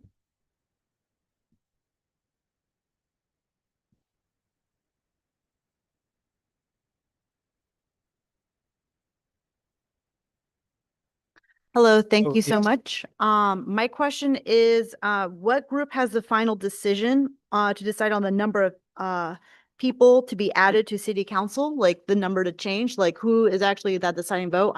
From what I understand, we are a delegate civilian group. We're providing and informing them and telling them our views, but who actually will black and white write in that number? Thank you. The city council, not even the commission, the city council will put it on the ballot, and then the voters will be the ultimate decision makers. Great, thank you, Kathleen. Next, we're going to go to Santiago. Okay. I got a simple one. What actually prevents corruption in city government? Great question. Well, let's be real, right? Laws get broken all the time, every single day. Yeah. I mean, people get murdered, and there are laws against murder. There are laws that allow people to form a union, but if you've ever tried, it's incredibly hard, and people still get fired and discriminated against for union activity, even though it's against the law. And there are laws against corruption. My example is not to say that there shouldn't be laws, because those are all extreme examples. But what I'm trying to say is that that enacting laws is not a silver bullet, but it is an incredibly important and essential part of the process. So in addition to making sure that there's a strong legal footing, also a culture of integrity is important. And I would also add checks and balances, that elected officials understand that there are actually watchdogs. There are actually other people whose sole job is to make sure that they are not corrupt. And there are other things, but those are some of the things that float to the top. Thank you, Santiago. And just a reminder, if you have a question, please turn your name tag up vertical so we can put you onto the stack here. Our next question is from Leslie. Hello, you mentioned that you're recommending that there would be an ethics person, like what would this be, a one person to audit commissioners and make sure that they're all doing the job? But my question is, who would appoint this ethics person? Because as we see right now, what's happening, we have a Department of Justice who is corrupt already, so they're not doing anything about it. So in order to, this person, I don't know if it'll be one person or two people, but this group of people or single person, I think it's important that everybody here realize that we have to check their background before they get in office, because we all need to do a good job vetting the people who are going to be appointed or run for office before they get appointed for office. Because if you put someone who's a watchdog and they're just as corrupt, what's the point? So this person, will they be elected? Will they be appointed? And how can the public know about their background before they get on the ballot? I'm smiling because that's like such a wonderful question. So I'm going to utilize the whiteboard and take this mic, and hopefully it's not being recorded, because then you're going to have to like move the camera. So those are very thoughtful questions, because when we're thinking about the charter, those are all the things that the commissioners need to consider for the exact reasons that you raised. So it's a little nitty gritty, but it will make sense, and then I think everyone will understand why we constructed it the way that we did. So the city currently has let me get red. It will show better. The city currently has something called the Ethics Commission. The Ethics Commission was established in the early 90s. And at that point in time, it was like the gold standard model of making sure that there are anti-corruption ethics measures in city government. Okay. The Ethics Commission has 5 members. I forget all of their appointing authorities. So, for example, one of the 5 members is appointed by the mayor. One of the 5 members is appointed by the city attorney. It's very diffuse. Most commissions, almost all commissions, are solely appointed by the mayor. Ethics Commission is different. The Charter Reform Commission is different, but we are outliers. Most are solely appointed by the mayor. This one has multiple appointing authorities. The Ethics Commission then hires an executive director. This is the person who's in charge of the day-to-day operations, that has like the staff that runs like the operations of the Ethics Commission. The Ethics Commission's primary responsibility is making sure that all of the campaign finance laws are run properly, all of like the disclosure requirements of who's contributing to who, are you contributing like the right amounts, and then they have the power to hold hearings and provide fines. So like all the council members that I talked about that had problems, they at some point in time went to the Ethics Commission, and then if it's criminal, the Ethics Commission will refer it to a respective body, like to a court or something like that. What the commission decided to do is we put an inspector general team, because it's going to be there's going to be an inspector general, and they're going to have staff under them. The inspector general is going to be appointed by the executive director of the Ethics Commission, and then confirmed by the Ethics Commission. So there is no direct elected official. This doesn't happen in the city. This does not, the mayor's not appointing them.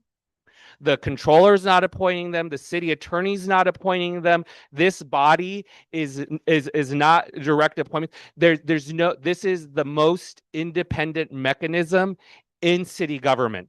Let me give you an example. I don't know of all general managers are appointed by the mayor, confirmed by council. That's all department heads. The chief of police is appointed by a mayor, confirmed by the police commission.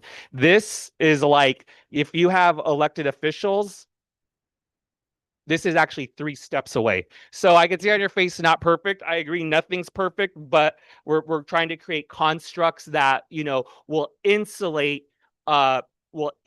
people as much as we can from elected officials. Great, thank you. So just a quick time check. We have just under 10 minutes before the Q&A period ends. So I want to try to get as many voices on the stack as possible. Please make sure your question is as concise as possible to allow for that time. So we're now going to move to Janet. Okay, hi. So we're here to give a recommendation for what we think the size of the LA City Council should be. In your opinion, what is maybe the biggest objection or obstacle that we might face in that recommendation from current LA City Council members? A dilution of their power. That will be the biggest objection. And it's an objection that should be taken into consideration, in my opinion. LA City is very different from other large cities. Other large cities generally have it apportioned to a reasonable number, meaning they have like New York, they have like close to like 50 people on their city council. Chicago has like close to like 30. They have, because of that model, actually a lot less power than council members in the city of Los Angeles do. And so when you have what the proponents of keeping it closer to the current 15 will say is that, well, the more you add, you're just going to dilute our the power that we have. What has there let me just add to this for the broader voters. The last time that this was polled by a scientific poll of voters was in 2024. And what it found is when people are asked, should council districts be smaller, almost everyone's in favor. Like everyone's in favor. When people are asked, do you want more elected officials? Almost everyone is against. And so that is a hard thing to like reconcile. And so I think the proponents are also gonna, and the opponents are both gonna weaponize that information when it eventually gets to the voters. Okay, great. Thank you, Janet. Our next question is from Harrison. Is this working? There we go. So on Thursday, the commission chose its recommendation of increasing the size of the council to 25. However, this assembly was brought to life by the commission to make recommendations for how big the council should be. How do we reconcile the fact that the commission's already chosen a number and that we won't have our recommendation until the end of next weekend? Because you won't be the only ones, but you're going to be an extremely important voice. There are other advocates and members of the public who weren't satisfied with the number that we put forward, 25. There are some that think it should be smaller. There are some that think it should be more, and they're going to be continued to be involved in the process too, probably making sure to give public comment to the council when it does its process. And so this is not the end of the discussion. The way that people should kind of view it is this is sort of like the end of the first phase. The commission, but the real decision makers and the most important phase is going to be what happens at city council. So I think it's very important to have, your recommendation and the reasons why you put forward that recommendation. Okay, great. Thank you, Harrison. We have about 4 minutes left, so we're going to go to Camille next, Robert, and then Allison. And just to encourage you to please get right to the question if you can, so we can get to everyone's. Go ahead, Camille. If the full council has to approve sending this to the ballot, what mechanisms exist to prevent incumbents from simply killing a recommendation just because it dilutes their power? Also, is there any discussion of a alternative pathway? And can you repeat the question just so others can hear it? Yeah, what prevents the council from just throwing away the recommendations? And are there any other alternative pathways?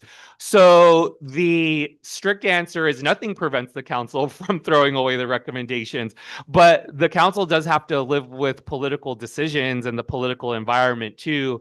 And so to completely ignore the recommendations, I'm not sure is going to be politically feasible for the council, especially since half the council is also in an election year. So I do think that they are going to make a recommendation and not just completely throw it away. What are alternative pathways? It's not necessarily easy, but a pathway that's always available to the public, and like I said, it's not easy, is to put a citizens initiative on the ballot for a charter change. It requires organizing, it requires fundraising, it requires a campaign, but it is something that's available to the public.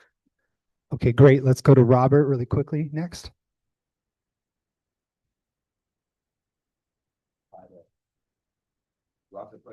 It should be. Yeah, there we go. There we go. So I have a question regarding corruption. So what checks and balances did we have like in place right now that did not work to stop corruption? I want to know like what did we have in place and why did it not work? Yeah. That's a great question. Let me answer it in two ways. Institutions and people adapt and find loopholes and workarounds. Like I said, in 1991, when the Ethics Commission package was passed by the voters, it was the gold standard. But elected officials kind of like adapted. Yeah, exactly. I was going to say a rough analogy would be like a virus, correct? Exactly. And then, yeah, I can't wait for some of my some of the council members to hear that. But that's a way of visualizing it. Let's just put it that way. So that's one thing. The other is a lot of these things did get found out because of the measures that are in place. You know, like you have to think of corruption like any crime. Like it's not always found out immediately, but sometimes it takes a little bit of time. And a lot of these, once it was found out, the system worked to get them prosecuted, to get them jailed, to get them fined in a serious way. And so that's the other side of the coin.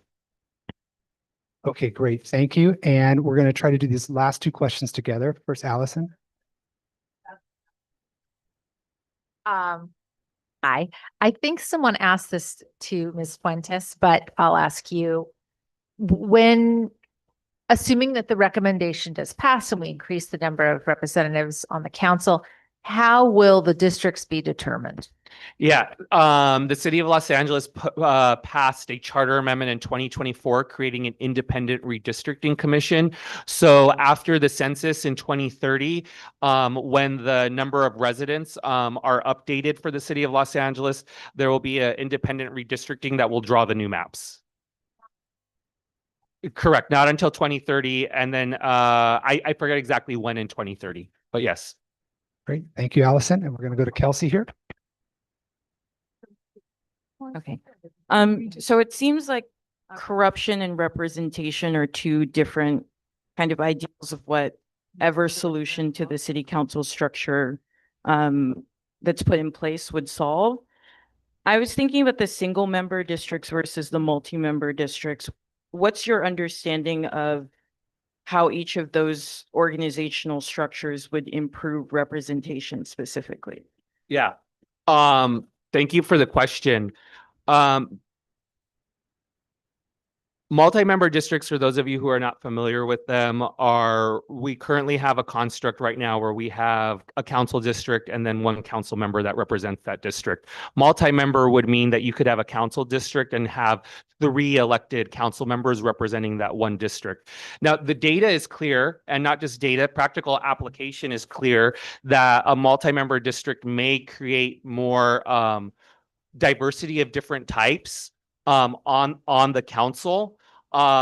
Multi-member districts are used in different countries throughout the world. When the United States wrote the basic law in Japan, for example, after World War II, you know, it was U.S. bureaucrats in the Foreign Service that wrote into the basic law that there would be multi-member districts in Japan, and they've been using that system to elect their federal government ever since. So it's not completely unknown, and but it is. There are very few areas in the United States that have it. What I would say, and I've made this position clear on the commission, is there is zero interest on the council for a multi-member construct. They will say it's too confusing, voters don't understand it, and the list goes on and on.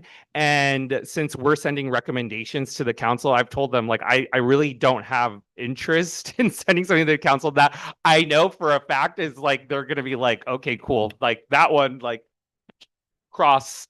But there is a lot of value to multi-member districts, and I think someone who I study political science. I will say that I studied more student activism than political science when I was in college, just to be clear. You know, I think multi-member districts are definitely more democratic And so is ranked choice voting and proportional ranked choice voting. But also, you know, we live in a construct here, meaning that the commission is sending recommendations to council, and something that is a factor but not the overriding consideration is I try to think of what is going to get past city council.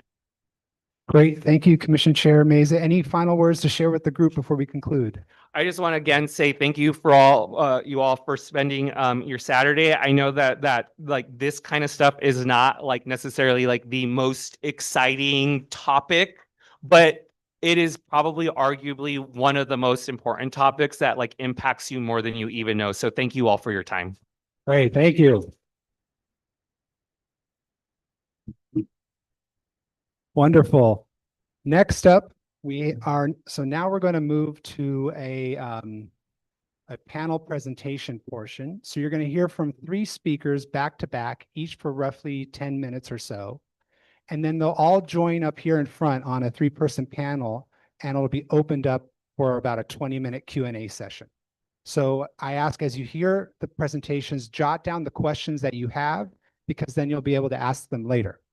So first up, to kick us off, we have Dr. Francisco Yasso, who is a researcher associate at Loyola Marymount University's Study LA, which is a research and action institute that is one of the leading undergraduate research centers in the nation, with extensive experience in conducting public opinion surveys, exit polls, leadership studies, community studies, and culture and climate assessments.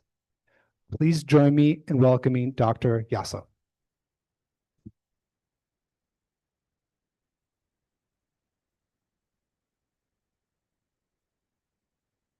Apologies, is Dr. Hasso correct? Yes, Dr. Hasso. Thank you. Okay. Hello, everyone. Is this fine? Yeah, okay.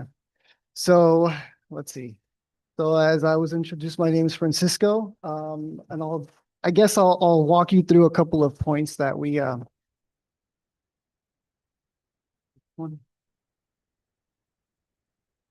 Yeah, that sounds a bit better. Okay, so I'll walk you through a project that I was involved in back in 2023, and give you a couple of the insights that we got from that project as regards council expansion. So currently, I am a research associate at the Center for the Study of LA at Loyola Marymount. When this project was conducted, I was actually a research associate at Cal State LA. Okay. So back in 2023, if you look on the bottom left of the slide here, this number, 4 different philanthropies funded 6 different universities, including LMU, including Cal State LA, Cal State Northridge, Pomona College, USC, and UCLA, to spend about a year trying to figure out what kinds of reforms would improve governance in the city of LA. And so you'll see the names of everyone that was there, and you'll see a description of the project there. On the bottom right, you'll see a package of recommendations that we proposed to the city council to improve governance. In 2024, the only thing out of our package of recommendations that they actually did anything on was the Independent Redistricting Commission. So very terrible. We had the LA Times pressuring the council saying, what about the other proposals, right? Nothing's happened, but luckily you guys here are hopefully going to put more pressure on the city council to have more reforms. If you'll notice in the middle on the bottom right, we have expanding the city council. That was one of our proposals. So I'll show you a little bit about what it was that we did getting to deciding to expand and how many seats. So a little background, there's only been attempts to increase, there's been 3 attempts to increase the city council in 1970, 1985, and 1999. All 3 of them failed. In 1999, when the charter revision was passed, there were 2 measures to increase the council to 21 seats. That one failed. And there was another one to increase it to 25 seats. That one also failed. And I know that we are considering 25 as another one. But one point of difference between then and now, this is my 3rd bullet point here. before 2015, elections used to be in odd numbered years, which means they were not aligned with the presidential election. And as we know, the number one factor in increasing turnout is presidential elections.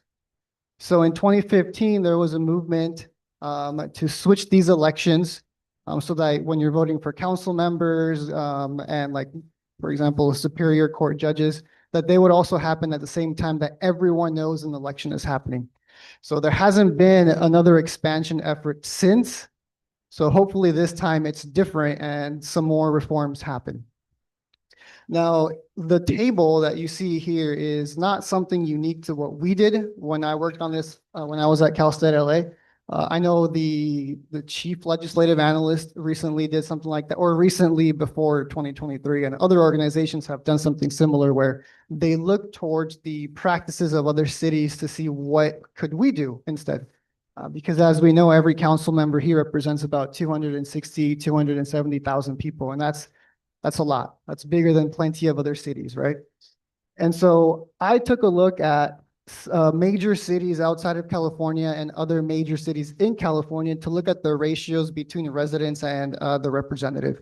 So the column that you should be focusing on is the one at the furthest right, where all I did there was if we took the ratios of other cities and applied it to LA, that would be the city council that we would have if we followed what the lights in my way, but if we followed what New York City does, we would have a city council of 23. If we followed what Chicago does, we would have a city council of 71. I don't think anyone thinks we're going to have a council of 71, right? So the main point with this is that looking to other cities is useful, but it doesn't give us any clear guide as to what we should do, right? So it's not, there is no clear pattern of what we should do. Now, I don't have a graph for what I'm going to say now, but another exercise that I did here is there are some models or some ideas as to how to expand the House of Representatives. And so I looked at those 7 models and said, if we did the same thing, what would the city council look like? And we got numbers all over the place, including like in the 500s. So none of that actually helps because this is different, right? Some of those models were like, oh, we should look at the state back in the 13 colonies that had the lowest population. No. And so, no, that's an extreme amount of council seats. And so that's not relevant, but it's the same point that there is no clear guide by looking at what other practices kind of exist. The issue that you're having and that everyone else has when we try to figure out what size is that we're really trying to find a balance between maximizing representation, which is the main thing that everyone talks about when we talk about why we should expand the council, but also efficiency, effective deliberation. The reason why I think with the previous presenter, I think he mentioned that when you ask people about expanding, everyone says, yeah, sure. But when you frame it as having more politicians, everyone's against that. And for a number of reasons, corruption, but also the more people you have, the more difficult it is to actually get things done. So in doing this, this would be the last bullet point that I have here. One of the members in this group back in 2023 was a geography professor at Cal State Northridge, and he did some redistricting simulations. And what he ended up finding is that increasing the council size to 25, you actually do increase the chances that some communities of interest can have the ability to vote a representative that they would like, right? And those would be Filipino, Salvadoran, and Guatemalan and Koreans. Anything below that, we're not really increasing representation of different communities. We will have more representation, but for the similar communities that currently have some level of representation. Okay, in that same project, we actually worked with 2 different survey firms, one to do a survey of LA city voters and another one to do focus groups. So in the first part, we talked to 1,624 respondents in October of 2023 on a whole range of issues. But the relevant one here is council expansion. We asked people what ideal size they might want. We asked them if they would support an increase from 15 to 21 or 25 or 30 or more. And what essentially we find is that 2/3 support expanding it to 25 seats. But that number of support begins to go down once you hit 30. So 52%, now a majority, nothing would pass here, right? With the voters, if it's 30 or more. So I guess a conclusion here would be we're really thinking about somewhere between more than 15, but less than 30. Same thing with the focus groups. We assembled 12 different focus groups by gender and by racial and ethnic groups. We included a Native American group, we included a group in Spanish, and we included a non-binary group. And similar things, strong support for expansion to 25 seats. But again, depending on how you frame things, expansion is not enough. You got to add something more to it, right? People's concerns is more politicians, more of the same, perhaps some more problems. So accompanying measures, maybe ethics, right? That's why our package of reforms included an independent ethics commission, but of course they did not do anything on that front. And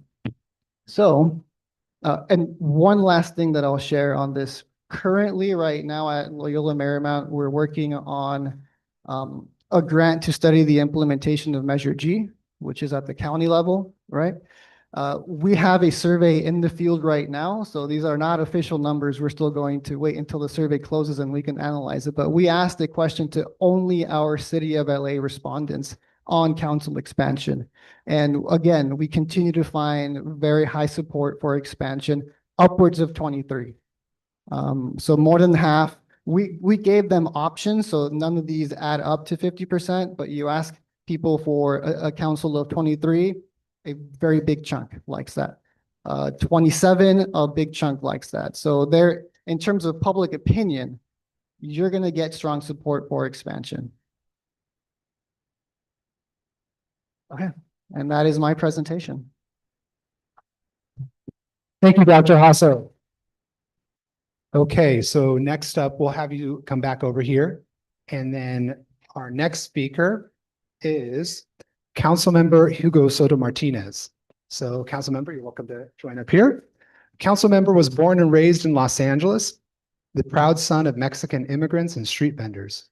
Before being elected to represent City Council District 13 in 2022, he had a 16-year career as a labor organizer with Unite Here Local 11, where he fought alongside immigrant hotel workers for higher wages, healthcare, and dignity on the job. Please join me in welcoming Councilmember Soto Martinez. Thank you so much. It's great to be here. See some faces that I've seen before. Thank you for having me here, for putting this together. It's wonderful to see, just normal Angelinos coming together and being part of the government process. It's certainly what we need the most. I think this could be the biggest change that can happen in the city. But I got a little brief introduction, but I'll go a little bit deeper. I'm a first-term council member. I've been there for a little bit over 3 years. As was mentioned, most of my time in the city was a union organizer. I got involved with my union as a non-union worker. So if you're a non-union worker, you can always bring a union into your workplace, which I did when I was 23 years old. Helped lead that fight. We got a union contract, changed everyone's lives in that workplace. And for the span of those 16 years, traveled the country, was in Florida, doing a lot of organizing there, in Walt Disney World, Arizona, doing a lot of voter registration and political campaigns. And so I wanted to run a campaign that was grassroots led, oh, thank you. And so we ran like a people-powered campaign, didn't take any corporate money, very, very grassroots, volunteer-led. And we beat a very entrenched incumbent that had been there for a little bit over 10 years. But being in council has been very interesting, very different than the work that I've done in the union, in the community. And so I'm here to just sort of give my perspective on this subject. I think it's a wonderful subject. It's an issue that I certainly agree with. And when I think about this issue, I'm gonna give you the pros and cons of everything, but I'll talk with the pros, right? The reason for doing this. If you've seen many of the maps in the city of Los Angeles, you'll notice that many of the communities that was mentioned by a friend from LMU like do not have representation. And I want to highlight two that I think are the most stark. The first one is the community of Watts. I grew up in South Central Los Angeles. I went to school in Jordan High School. But if you look at who wins that seat, the power of that district always comes from San Pedro. If you don't win San Pedro, you don't win the seat, right? And we can discuss why that happens. That's just how power works. That's how politics is. And so I feel very motivated that the people living in the Nickerson Gardens and Imperial Courts and Jordan Downs can elect their own person. I think that would be really incredible. I think it would be transformative for the city to have someone from that neighborhood. And the other one I think it's also very clear is the neighborhood of Koreatown. Koreatown has always been part of a much larger district, and Koreatown just never breaks through, even though it is heavily renter, a wonderful mix of Korean and Central American and Mexicanos, right? But they never are able to sort of break through their district and represent those folks. And so the thought of having someone come from those two communities is just really inspiring for me, and I want to see that. This also exists in other parts of the city, but those are the two that are just very obvious. Now, what's caused this conversation, as maybe you all remember, is the leaked tapes that occurred in 2021, where council members were saying, you know, this is the part of the district that I want. They introduced motions, they elected their own commissioners. And so it's not the people electing the council members, it's the council members electing their people, right? They're making decisions about who represents them. And so that is clearly the worst example of our government. Now, in recent years, we've also seen a growing movement of incumbents losing. And so that's also an important dynamic that I want to point to, right? The first person was to lose their job was Councilmember Rahman beating Councilmember David Rue in 2020. Councilmember Hernandez and I both beat incumbents in 2022. And most recently, Councilwoman Jurado beat, the pariah of the community, right, Kevin De Leon. And so that's also a great thing. Although I would say that in each of those districts, there is well, we let the LMU professors look at the data, but they tend to be more progressive districts. They vote very high in progressive policies. If you look at Prop 36 or raising the minimum wage or rent control, things like that, those districts tend to have people that are more progressive. And so I think there's a reason why that's happening. Whether that can happen, whether we can beat incumbents in other parts of the city, I think is to be determined, right? The growing movement and the power of a grassroots organization. We'll see how far it can take us. But that's, to me, what the larger issue is. Now, in council, the reality is that council members have a lot of power over their own districts. People describe it as a weak mayor, strong council sort of dynamic. And what I mean by that is that when many of planning and land use decisions come in front of city council, there's a lot of deference shown to the council member. Another one we can look at is pedestrian or bike infrastructure. If you look at the city, we don't have sort of a network of connected bike lanes or pedestrian infrastructure. That's because each council member gets to decide whether that stuff goes in there. Now we have 44 departments. I've even used an example of 2 departments. But we have 44 departments, from street lighting to sidewalks, to cultural events, all those things. What we have is the council members get to direct and work with those departments, and which means we don't have one policy for bike lanes. We have 15 policies for bike lanes. We don't have one policy for how we deal with the unhoused community in the city. We have 15 policies, and so the system itself is very fragmented. And so you might say, well, that's a good thing because I want my council member to make the decisions that affect my life when it comes to trees, lights, sidewalks, and roads. Or maybe you say, no, I don't think they should make the decisions because maybe I don't agree with what they're doing, right? So that's the thing that I think folks have to balance. Now, when I think about council expansion, we also have to think about, well, if we're going to increase it to 25 council members, which was recently voted by the charter commission, do we want to go from 15 different policies to 25 different policies? That may be a good thing, that may be a bad thing, right? And so do we want to give the mayor more power over those over some of those decisions, right? For example, if we had a friendly mayor, well, if we give the mayor more power and we said, yes, you get to make the decisions over our sort of capital infrastructure plan, then it's true. We will have a more uniformed system, right? If you like to build more bike lanes and pedestrian infrastructure, you might see an example where council members don't have the power to stop or build, but rather that power is given to the mayor and it's going to be what it's going to be. And so the last thing I would say is we also have to, I think we also have to consider, well, what's the issue that we're trying to solve, right? If we're saying it's representation, then certainly that's a good idea. If we say we want to have a more engaged community and having more council members will get people more active in the community, well, I don't know. I don't know if that'll help, right? And the last thing I would say is it is very expensive to run an election and to run a successful campaign to win a seat. I'll give you an example. Like when I decided to run, I made a list of all my friends I've ever met in my entire life, and we asked them to donate. And I said, like we want to take over the seat, but our average donation was a little bit over $50 per person. You have some council, and because we wanted to be corporate free, no developer contributions, and it was incredibly difficult to fundraise enough to be able to take that seat. And we see many grassroots candidates that are just very struggle quite a bit to fundraise.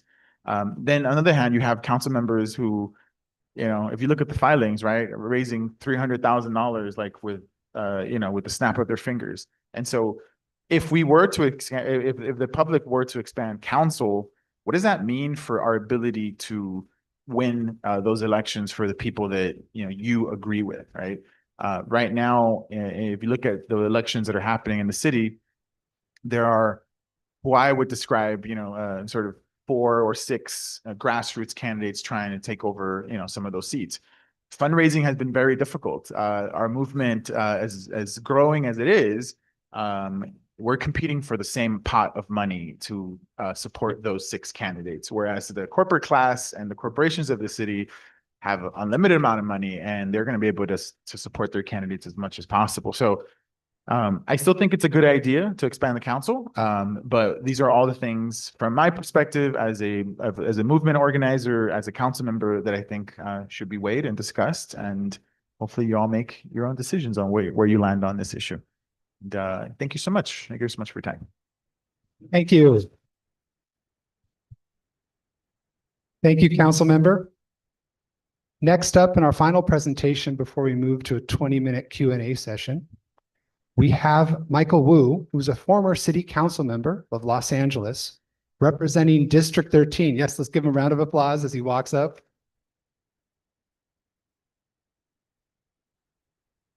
Michael represented District 13 from 1985 to 1993. He was that body's first Asian American member and its youngest member upon his election at 33. As a council person, he co-founded the Hollywood Farmers Market. He also served as a member of the Los Angeles City Planning Commission for 6 years. Please join me in welcoming Michael Wu. Thank you. Thank you very much. I was sitting in the back there and I had a hard time hearing some of the other speakers. Can you hear me now, or do I need to hold this up closer? Hold it up. Okay. Yeah. That's better. All right. Well, thank you for giving me some time. I have a lot of respect for you giving up a beautiful Saturday afternoon and instead sitting in this windowless room thinking about abstract and abstruse topics, such as how many city council members can balance on the head of a pin. Not easy to figure out. I wanted to add, following up on the council member's comments, I actually preceded him in the same district, and I was elected running against an incumbent council member. Although in my case, I had to run twice.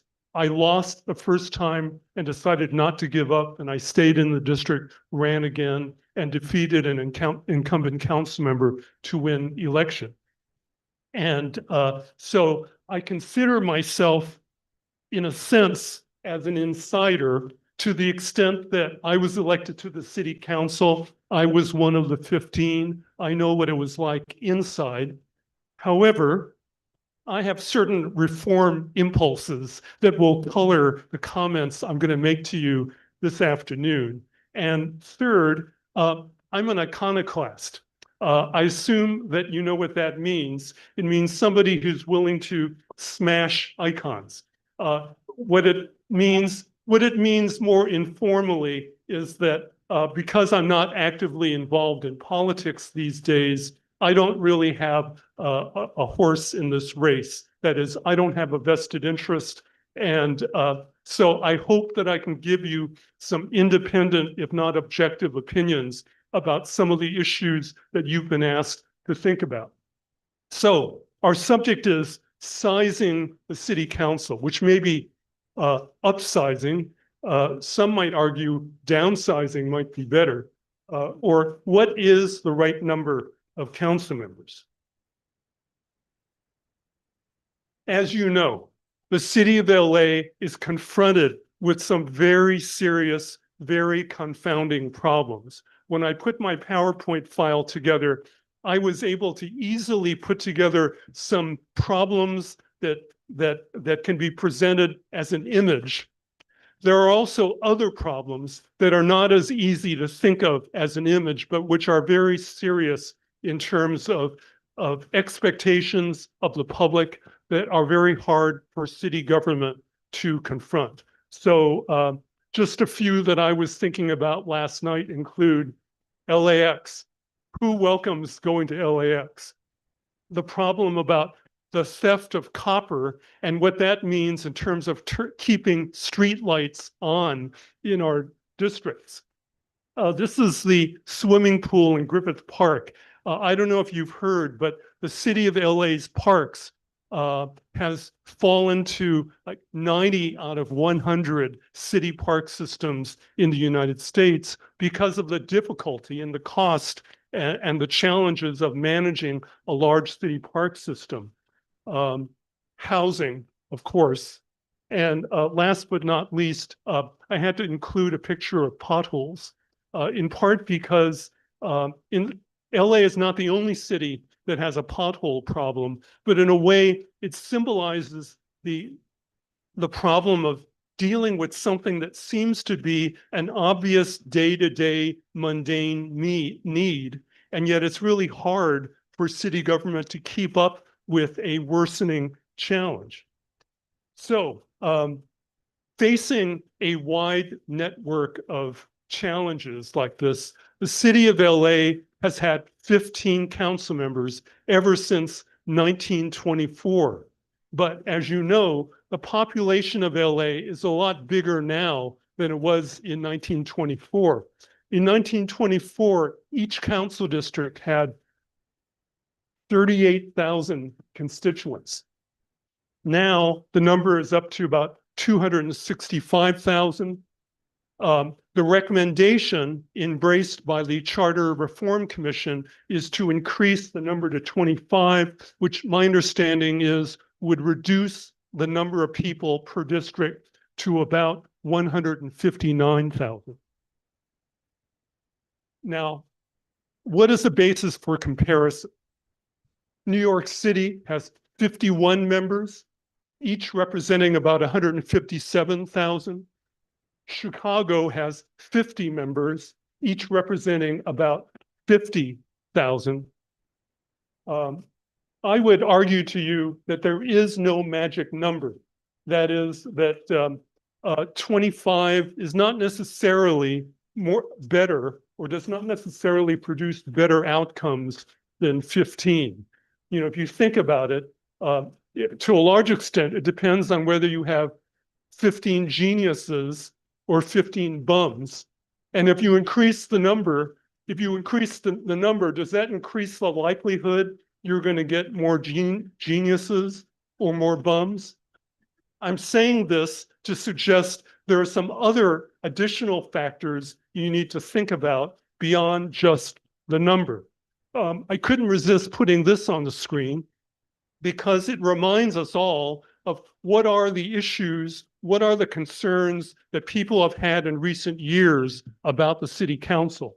The photo on the left is about the demonstration in response to the scandal about the city council president and a couple council members being recorded without their knowledge, saying things about certain ethnic groups and saying things about what they were going to use, how they were going to use their power to advance their interests. The image on the right is an illustration from an LA Times story that was summarizing the amazing horror story of council members in jail, council members fined large amounts of money, other officials who were forced to resign because they were accused and found guilty of misconduct. It's pretty amazing when it becomes so easy to put together a quorum of the city council behind bars. But it's an embarrassment, and it says something about why can't the city get its act together to clean things up and prevent misconduct that shouldn't be tolerated. So in response to all of these kinds of problems, in addition to potholes, parks, or other kinds of issues, my general sense is there's a fairly high level of disgruntlement among the public, not necessarily about their favorite councilman, but maybe more about the system that produces the kind of government that we have. So think about it. What problem would be solved by enlarging the size of the city council? Well, one problem it would solve is if you feel that representation is an issue, that is, that certain groups are not adequately represented, then in theory, adding 10 more seats, in theory, provides an opportunity to expand representation, at least for the 10 winners of the election in the 10 new seats. But I would bring up the uncomfortable question, which is, does adding 10 more seats actually improve the representation or improve the quality of the leadership? Or does adding 10 more members actually address what I would suggest are some of the underlying issues, such as accountability? That is anybody accountable to the public? Is anybody accountable to the voters? Other related issues, I think, are efficiency. Does city government do things as efficiently as it could? And is city government fair in terms of how the money gets allocated around the city of LA? So the size of a city council, I think, is at best an indirect response to why people have concerns about LAX or potholes or traffic or housing or other kinds of issues. These holes are not supposed to represent potholes, but you know, you get the idea. So my closing comment is the Charter Reform Commission has been asked to think about the existing city charter. That is a paper document that basically sets the structure and dictates how government is going to work. My suggestion to you is that in addition to the written charter, there is an invisible charter, which is at least as powerful and in some ways more consequential than the written charter. This has to do with factors such as, for example, the way city government works is you've got 15 council members who have the ability to be a squeaky wheel. In other words, they can squeak, they can get attention, they can call up a department head, They can bug commissioners to say, hey, I would like to get this for my district. You currently have 15 squeaky wheels, and the system, which otherwise may not be responsive, tends to respond to squeaks from members of the council. So will city government be better? Will you get better results if there are 25 squeaky wheels instead of 15? The answer could be yes. However, it also means there's more competition for the same level of resources. Councilmember Soto Martinez referred to the tendency of council members to defer to the council member of the district on an issue that, okay, I can see I'm running out of time. So let me just quickly run through. Deferring to the council member could be a problem. Political control of land use without effective anti-corruption measures is an invitation for misconduct. Don't forget about the staff. If there are only 15 council members, that's one thing. But if each council member has 15 or 18 or 20 staff, the qualifications and the number of staff can make a big difference as to whether your email message about your garbage not getting picked up gets responded to. And lastly, here's the dark side of having more council members or smaller districts. Sometimes council members may need to deal with a really tough issue, the solution for which is casting an unpopular vote or doing something that's going to piss off people in one neighborhood or another. If districts get smaller, I suggest to you it's going to get harder for council members to occasionally be brave and cast an unpopular vote. In other words, NIMBY, the not in my backyard impulse, will in smaller districts will get even more powerful. And council members being brave enough to stand up to angry constituents who can vote against them, circulate petitions, and say nasty things about them, council members will be more afraid to do something unpopular. In a democratic system, it's hard to argue for unpopular decisions, but sometimes, in my opinion, this is why city government sometimes does not work. Thank you. Thank you. Thank you, Councilmember Wu. So now we're going to invite all the speakers up to the front here. We'll have an additional chair. And then we'll ask that we're going to do about 20 minutes of Q&A. For the panelists, you can ask a question to a particular speaker or to the whole panel here. And we will start taking speakers on the stack here.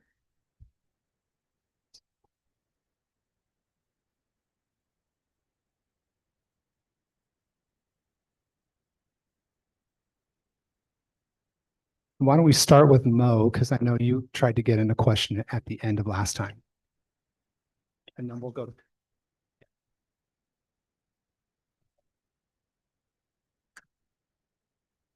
Hi, everyone. Thank you so much for your presentations. The question I have is very simple, and I would like to ask it to all of the panel. And that question is, could it be said, or do you believe that the councilmen, LA Council being able to have a say whether they expand or not, would that be even considered unethical? I mean, we're talking about ethics and them having a say so if, no, we don't want to expand. Is that in itself unethical?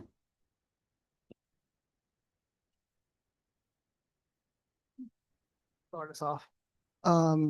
I would say ultimately what ends up happening is they have the final say, right?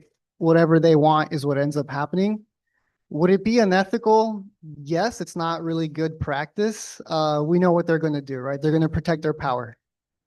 So when presented with the question, if they want to support something that could potentially move them out of their own district so that they have to either move if they want to stay in that district or compete with other people, they're not going to want to do that, and they don't. So that's why city councils or any legislative bodies are not necessarily in favor of this. The moments, at least in the academic literature that I've seen, where you do see support for this, it's usually when the politician is termed out, so they have nothing to lose really, or they want to stir some trouble, right? So, yeah, I mean, they have their opinions, but yeah, that's not something that when we weigh all the other considerations about what government's supposed to be doing for us, there are more important voices than theirs, I would say.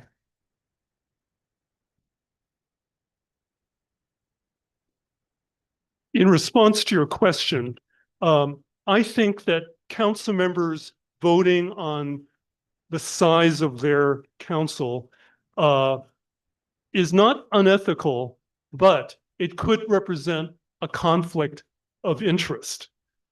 So by that, I mean that a council member has an inherent interest in whether they are, say, one of 15, one of 25, one of 50, whatever the number. In other words, their power is affected in part by the number of people.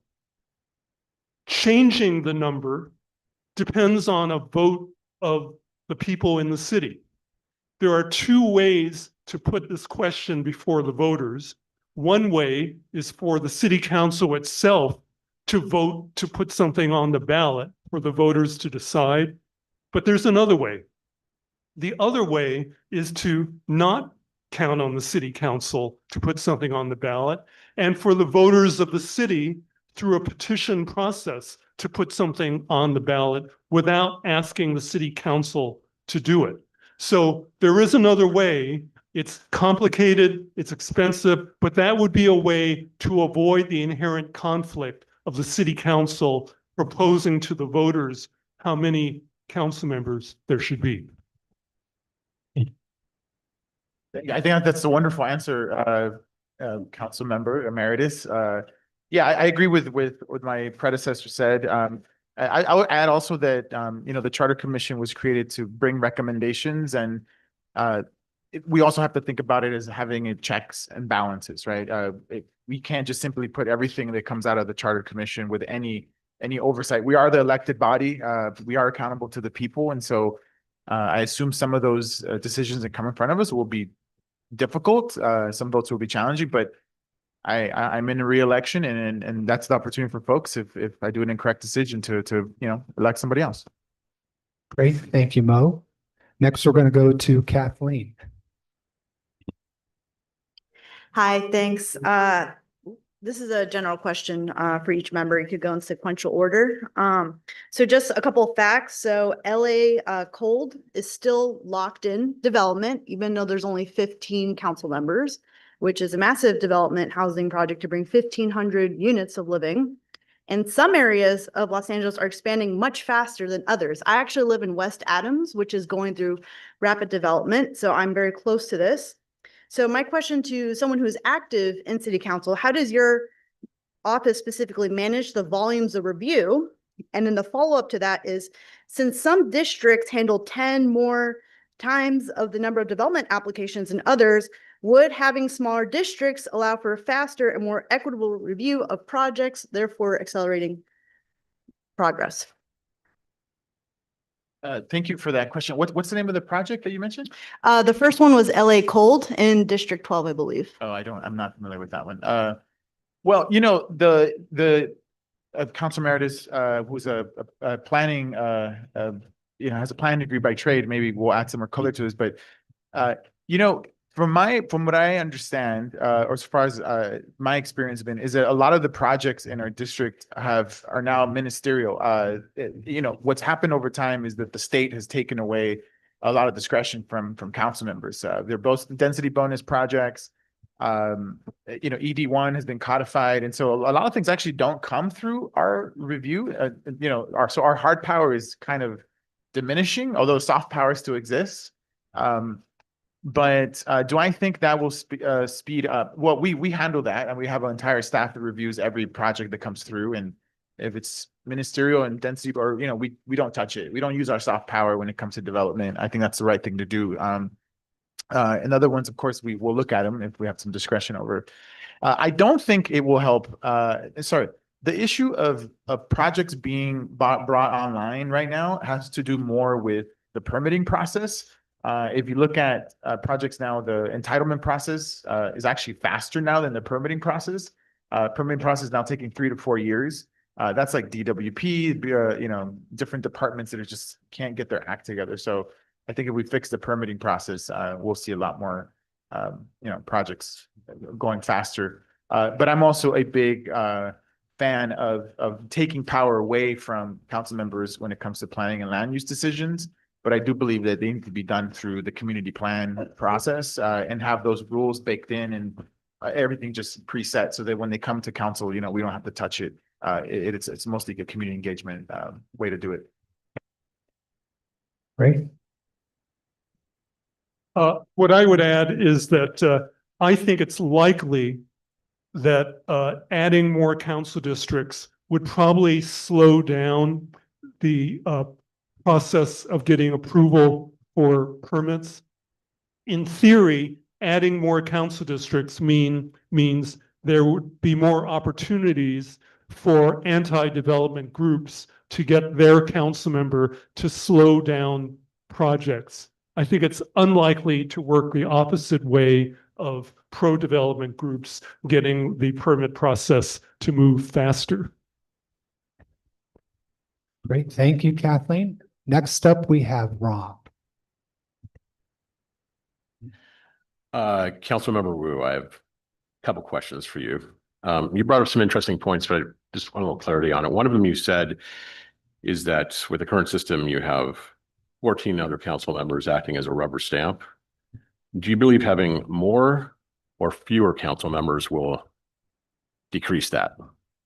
I wasn't clear on how you felt about that. Unless there's a change in the invisible charter, unless there's a change in the unwritten rules, I would predict there would just be more rubber stamps.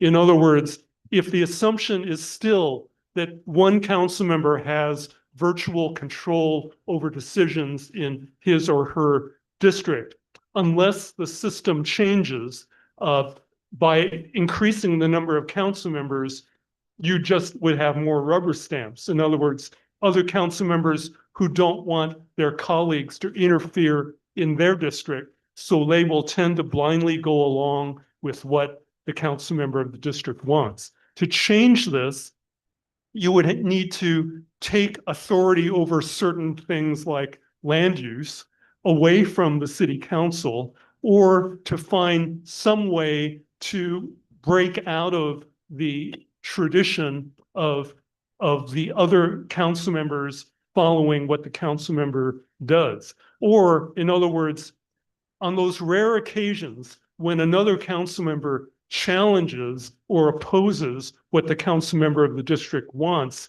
that can be the basis for payback later, or some kind of, I know this never happens anymore, but it's a violation of an unspoken rule that can bring back a negative consequence for the council member who sticks his neck out. So unless there's a basic change in who controls things, then my prediction would be you're just going to have more rubber stamps.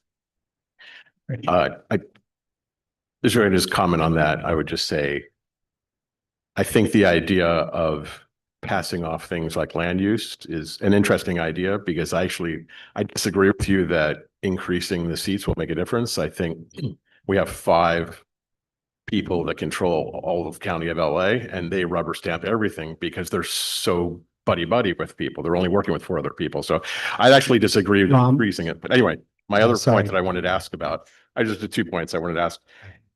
Smaller districts would lead to more NIMBY. How does that work with also the point that I think you made, which is that you can't win South Central without San Pedro? Like, how do you have better equity?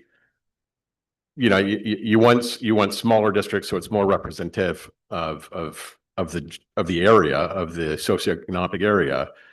But also, I understand when you have smaller districts, there's more tendency to NIMBYism because every vote matters so much more. You can't blow people off. So I guess my question is, you're in charge, you're the mayor. And all the council members are just advisors to you. How many advisors do you have? Thank you, Ram. And before we get to the answer, I just want to point out we have about 10 minutes left and we have a few questions to go. So I just ask if you could keep your responses concise. Also, the panelists, as we get to more questions, to keep those questions concise too. We'll get to more voices here. So please continue.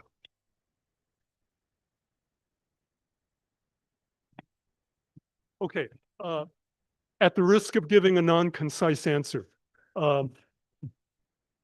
when I was first elected to the city council, I think I won with something like 52 or 54%. It was a fairly close race.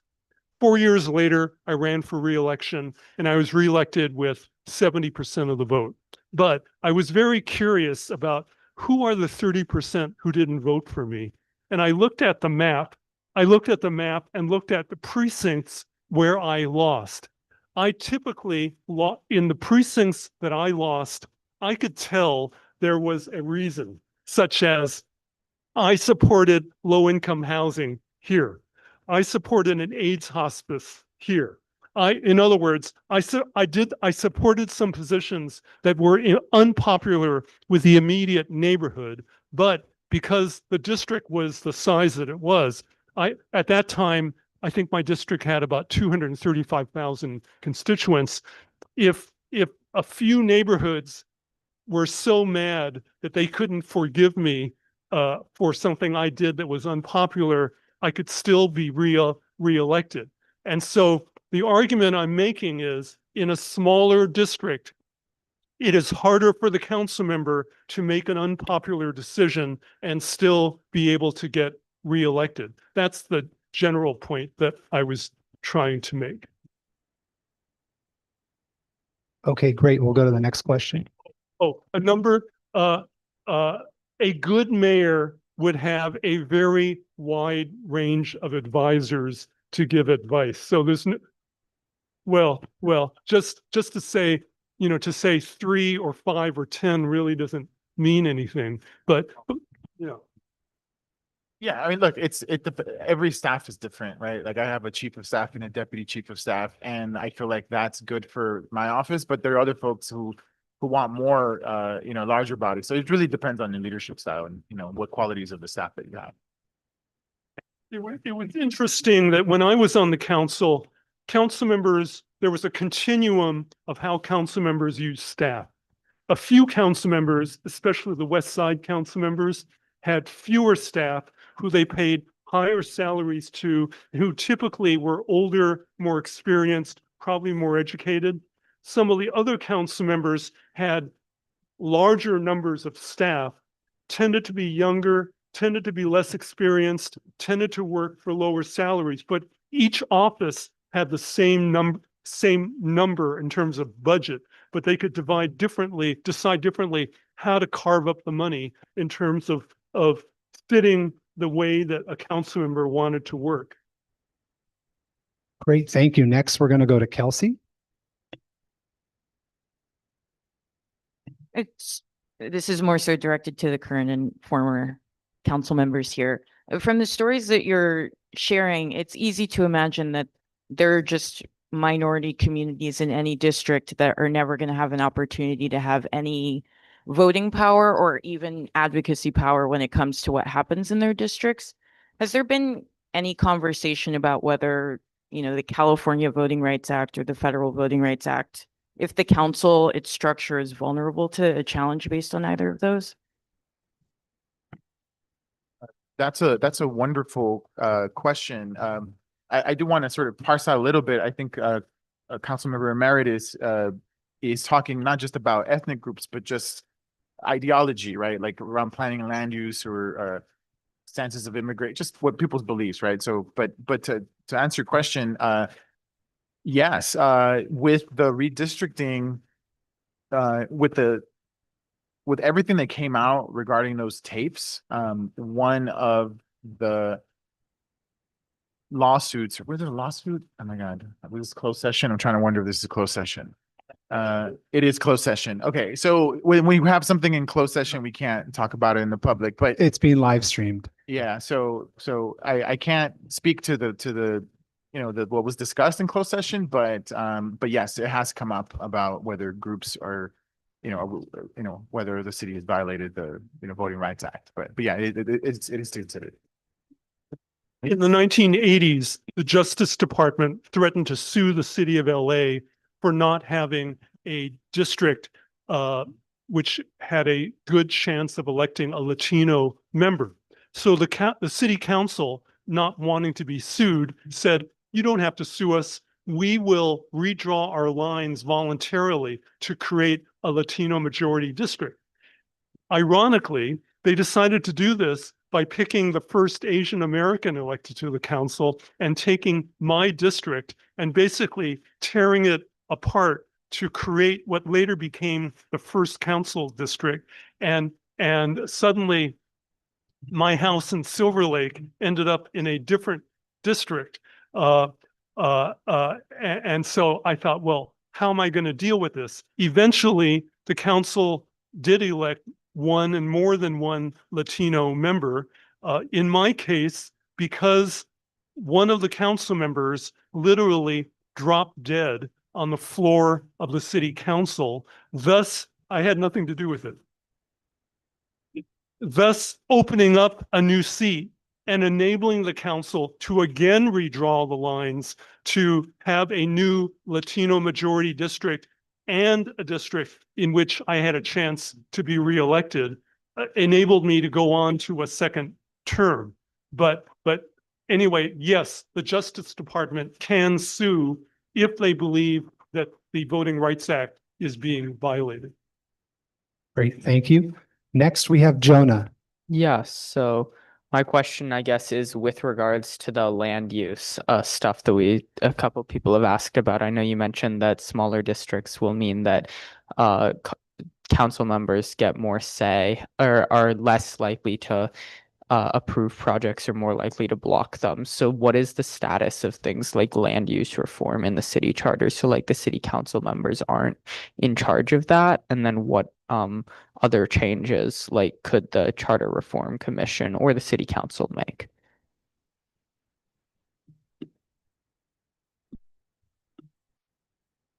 I'm not sure, but I think the Charter Reform Commission is not addressing this issue.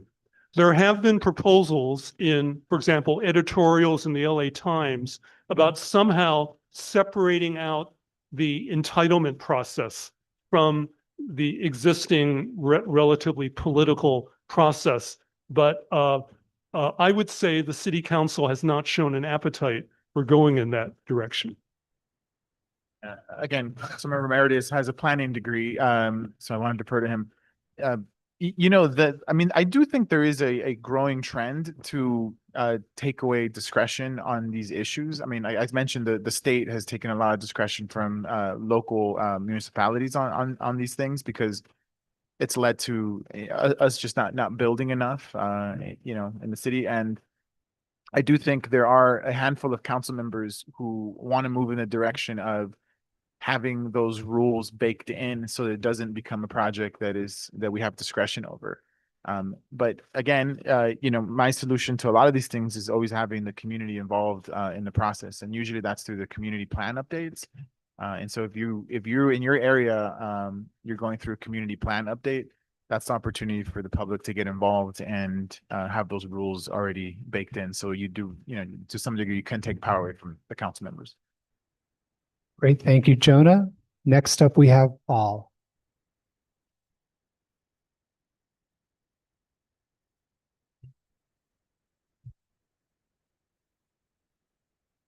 Okay, our issue, as we received our emails for this gathering, was what should be the size and structure of Los Angeles City Council. I don't know who came up with that title, but is it just me? But I feel like that issue is so innocuous and benign compared to what I'm having to face right now, because it is about culture of corruption instead of having culture of integrity among our politicians in the city. And that topic somehow makes it very harmless almost. I know that representation can be an answer. However, the deeper issue, and even it's a crisis of an issue that our city is so disjointed and it's not functioning. You mentioned that we have ethics commission, but they're just made powerless by our council members voting to make them or render them, helpless or powerless. So why are we having this type of topic when it is actually more critical and seeing our city in a state of crisis rather than just numbers issue, representation issue? And that'll be the last question. I'll begin the answer here. So I think that's why in the project that we had in 2023, we advocated for a package of reforms, not just on a single issue. Any singular reform is just not going to do really anything, right? So we wanted to have, I think at the moment, the Ethics Commission in LA is advisory. So in a way, not to say that it's useless, but if it's not independent, if it doesn't have its own budget, if it can't hire its own attorney, then we still have a lot of problems, right? So when we think about reforms, like we want a package of things that goes just beyond city council expansion. So yeah, I mean, I don't know to what extent what you guys are deliberating here is going to include a number of things. I'm only aware about the city council expansion part. But certainly I think to be able to address corruption concerns, you need to focus on the Ethics Commission and its power, its independence, but also a broader discussion about how to restructure government. So this is not about adding more districts, but maybe envisioning a different structure. So this would be looking at other not going in the direction of having at-large seats, although that might address some of the land use issues. But maybe like I think was mentioned the chair before I spoke. What was it? Multi-member districts. Now that would be a great feat to do here in LA, given where we're at. But I think a very different system than what we have now is probably has a better chance of addressing a lot of those concerns. I'll add one more thing, and I certainly agree with you that we had another person got scooped up by the FBI in LA City and LAUSD, right? But this, to me, this is a reflection of the larger political system, right? Many of the council members that sit on the body right now came through government, were staffers, built relationships with lobbyists, corporations, developers, things of that nature. They come to me, from someone who didn't come from government. When I came in there, I was like, oh, this is a club. Like everyone knows each other. And I was not a member of the club. And I got in there and now I'm like, who is this guy? Right. I think council member Wu also was not someone that came from the establishment. To me, it comes down to electing people that are going to be accountable to the people, right? That's why there's a growing trend of people not taking corporate money, not taking developer money.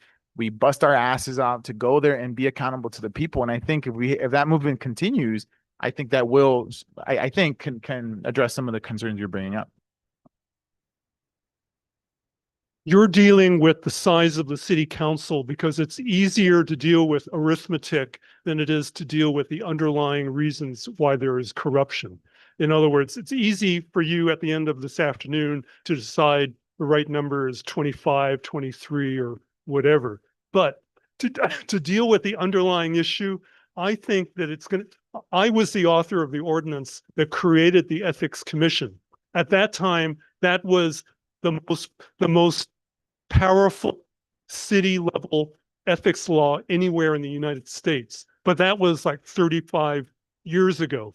Now, I think there needs to be an independent inspector general who will strike fear in the hearts of city officials who currently may think they're not going to get caught, especially at a time when the LA Times is only a shadow of what it used to be 30 years ago. In other words, there isn't the level of media scrutiny of what goes on. Plus, the voters in Los Angeles tend to be somewhat erratic in how much attention they pay to what goes on. And there isn't really an existing reform movement that is pushing for strong steps. So I think that rather than be dependent on the FBI or the US attorney shining a flashlight on misconduct in City Hall, the city government itself could get its act together by both empowering the Ethics Commission, but also creating an independent, well-funded inspector general with the power to investigate misconduct. Great. That is it for our panel. Let's give them a round of applause. Thank you all for being here. And like we said before, if we didn't get to your question, please feel free to email it to us. We can pass it along. We are going to take now a 15-minute break. So if you can be back in your seats at 2:55, that would be great. 15-minute break. We'll be back here at 2:55. Thanks.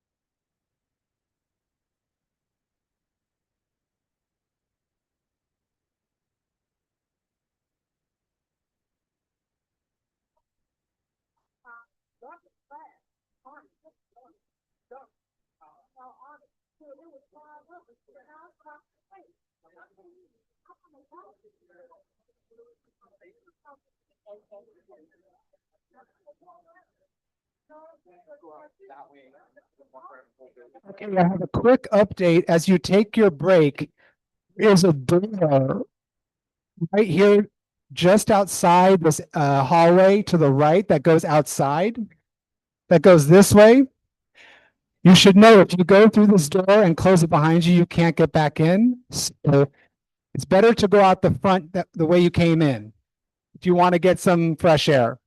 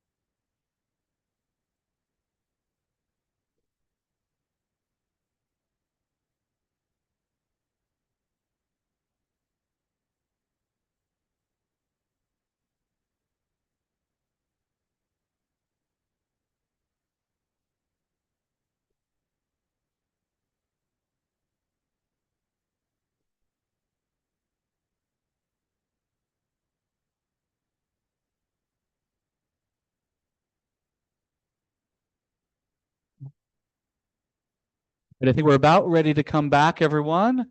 If Joe, could you ask for folks from the hallway to come back in, please?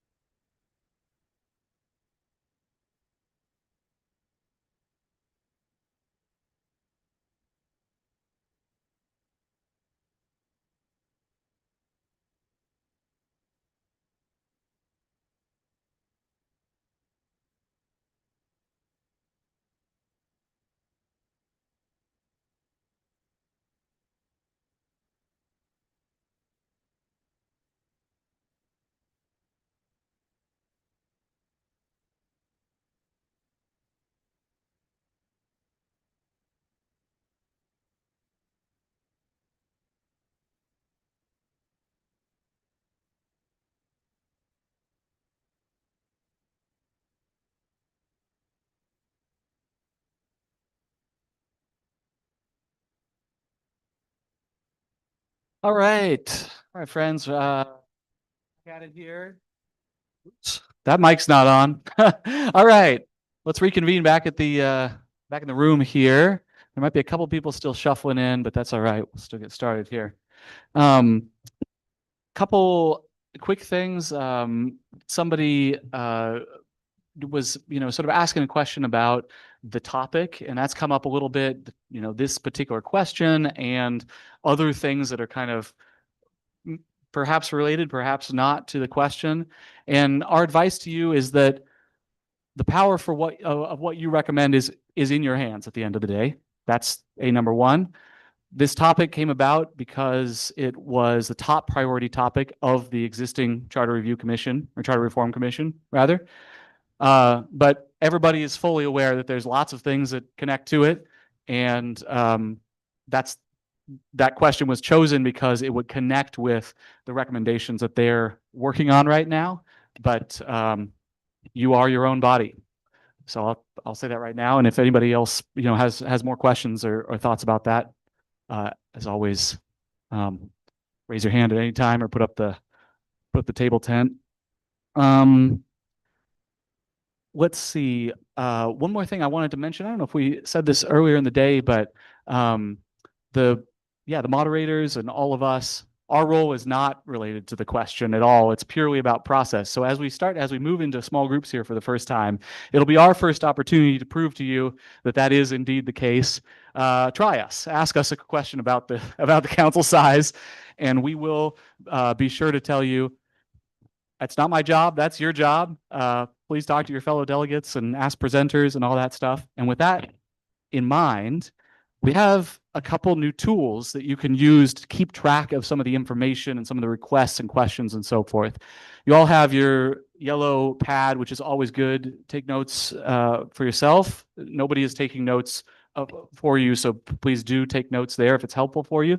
But you'll also see there's some new sticky notes on the table, and there's more where those came from. And they're color-coded for 4 different types of things that you can put on those sticky notes. And this is just so that you can kind of see what's happening in other groups, because you don't necessarily know what's happening in the other 6 groups around you. So if you come across a key bit of information, this is like an important insight that has emerged throughout the day, give that a quick jot on the green sticky note, save that for a break, and then we'll have places over here on the whiteboards to put all those sticky notes up, and we'll have them labeled. And then during the breaks, y'all can go over and look at what other groups are kind of, what's rising to the top as far as key information. Questions, what additional questions you have for future presenters, for presenters that have already been here, for other kind of technical folks or anybody. Doesn't matter if you know who the question should go to. If you do, though, please do note, because then that'll help us try to find an answer. But put questions on the pink ones.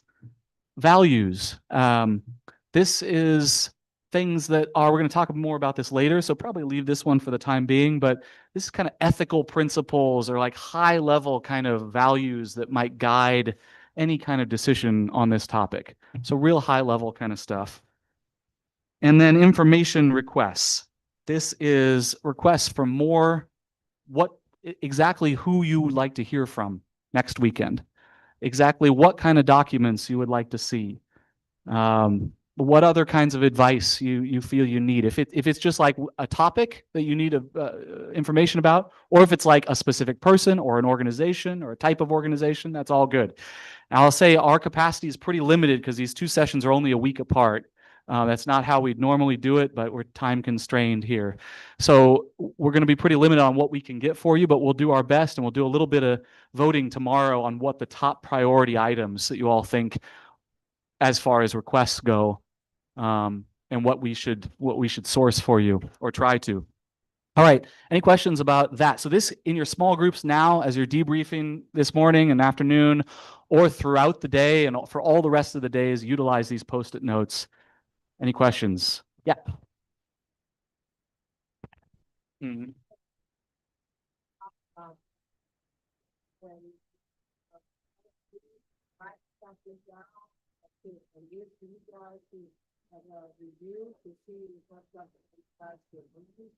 Exactly. Yeah. Some kind of, if it's a person that you want to hear from, or if it's a document or a type of information, anything like that. Yep.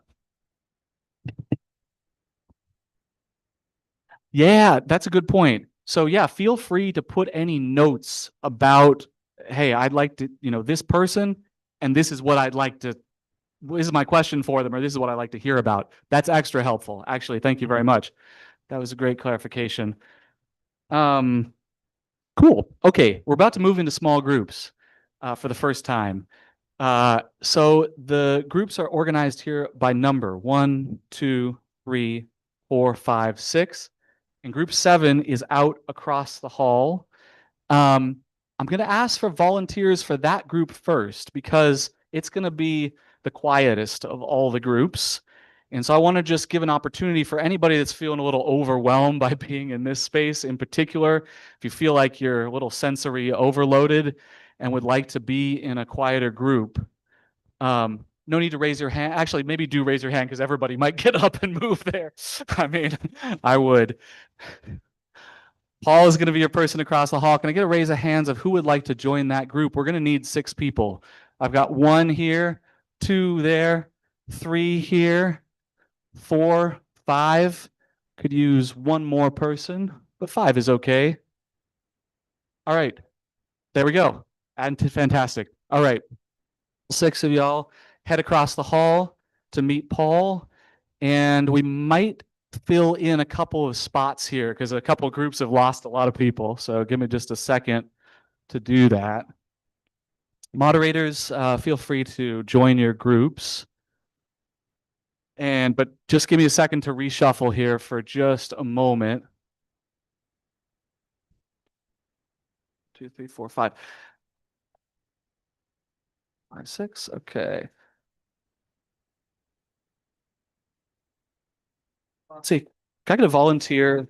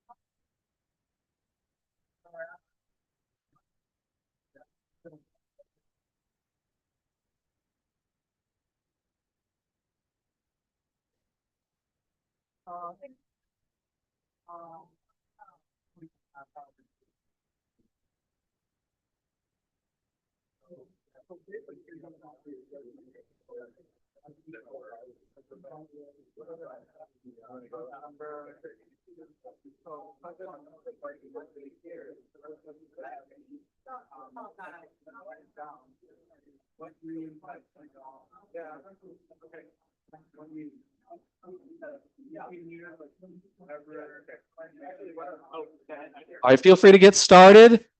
Your moderators have a couple questions to help.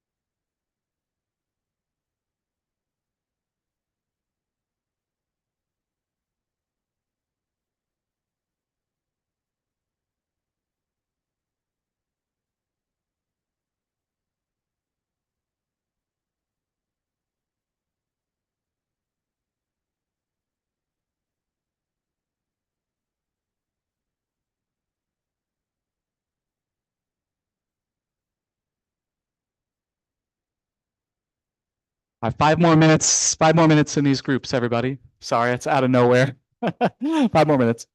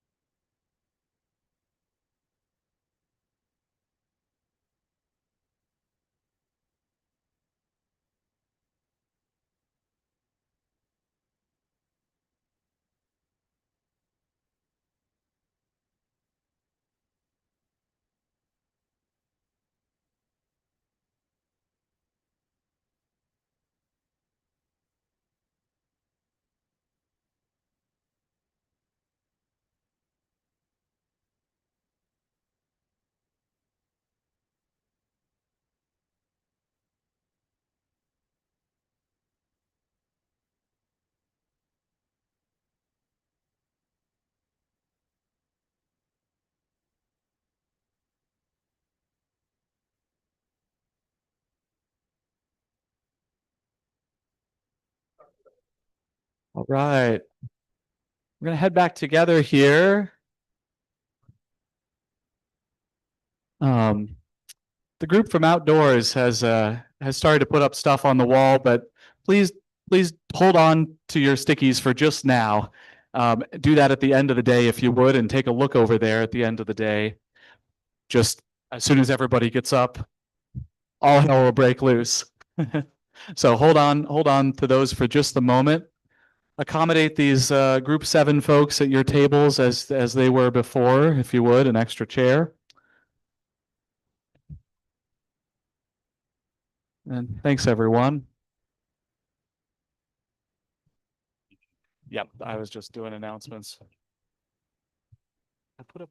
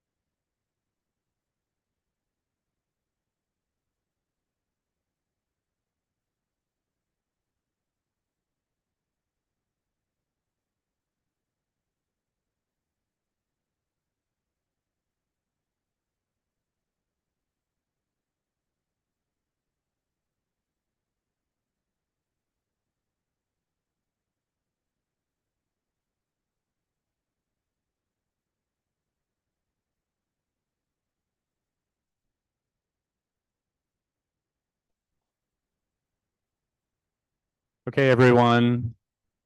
If I could get everybody's attention back up here. We're going to come back together as a large group. Please listen to the sound of my voice. Should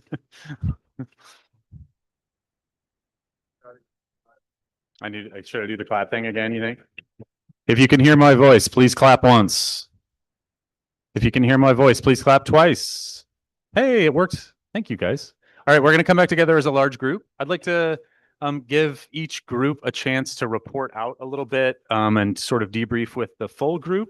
So small group mods, you guys can go ahead and leave your tables. And then as we have time, we've got about probably about 3 or 4 minutes per group to sort of share if there are insights or questions, key information requests that may have come up in your small group discussions that you feel would be beneficial for the large group to hear. So these may be things that came up in your small group discussions. Andrew, you have a...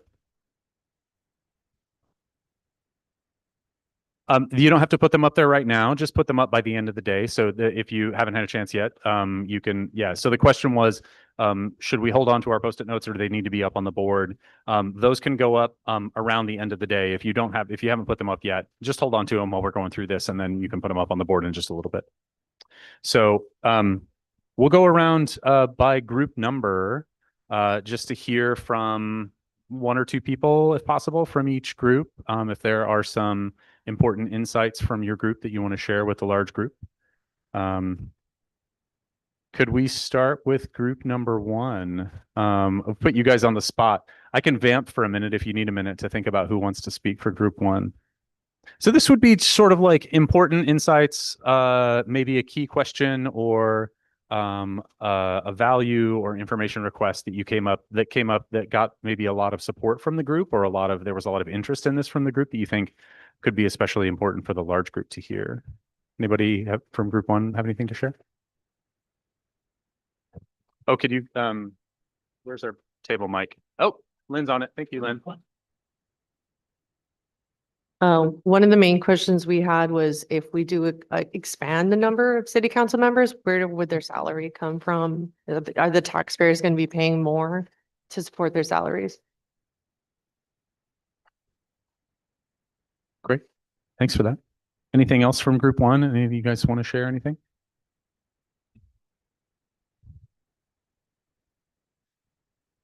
Mm-hmm. I mean, that's a good question to ask some of the other presenters this weekend. I'm not going to be able to answer that question for you all, but that's a good question to, yeah. You have a question? No. Or a thing you want to share from? Well, we were concerned about the responsiveness and the responsibility. The responsiveness issue became a question for us, where would a larger number of council members be more responsive to their constituents because they have pure constituents? That was, and that was sort of one of the main concerns we had. Could you, maybe repeat that? I'm sorry. Or somebody else at the table want to restate what he just shared? I could talk loud without this thing. So, but you need to be on mic, I think, for people to be able to hear it. Yeah. So one of the concerns we had was, would a number of council members, by increasing the number of council members, would that make them more responsive to their local communities? Thanks for that. Yeah. If there's nothing else from group one, could I have you guys pass the mic to group two and we could hear from group two? You guys know what direction this is going, so get ready, group three, and then come into the back row as well.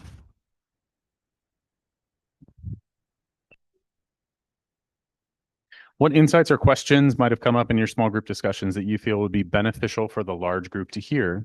Or what principles or values came up that you feel would be beneficial for the large group to hear? So you guys just got a good period of time in your small group. What came out of that you feel like would be really beneficial for the large group to hear? You don't have to report on everything that you talked about, just sort of things that notable. Sorry. I only made an information request of maybe other examples of US cities reforming their city council and how that we can see if that was successful for them or not.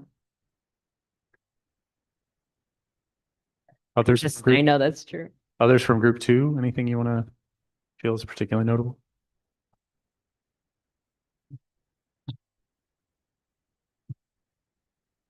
Can we pass to group three?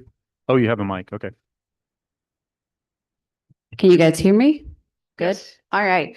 So we had a couple of questions that came up that were pretty similar to the question that group one mentioned around the city's budget and what expanding the council, what that impact would have on the budget of city council and also the budget of the individual districts. So that was one of the kind of main questions that we talked about. We also discussed a couple of different information requests around the budget of the city and what the potential impact to the budget would be if we expanded to 20, 25, or 30 seats.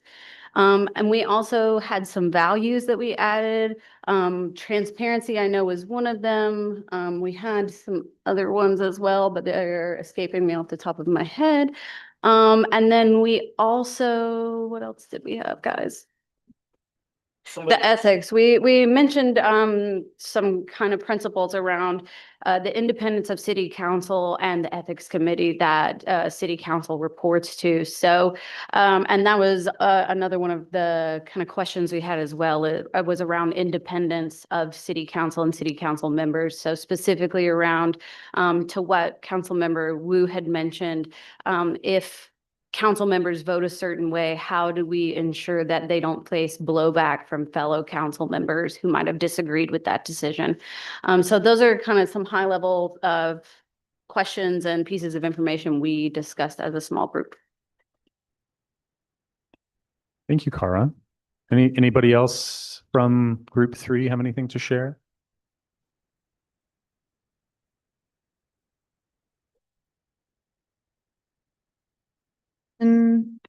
Okay, here we go. In addition to those things, we discussed a lot on ethics, transparency, also valuing accountability and just understanding past performance and requesting information for that. And yeah, that's it. Great, thank you. Group 4, anybody from group 4? Do you guys have I think Hunter brought you on mic. Yeah, so we had a couple of themes in our group. The first one is similar to what was just mentioned, responsiveness. If there's a way to kind of understand an individual council member's workload, how many miles they cover within their district, whether their offices are open, those kinds of things.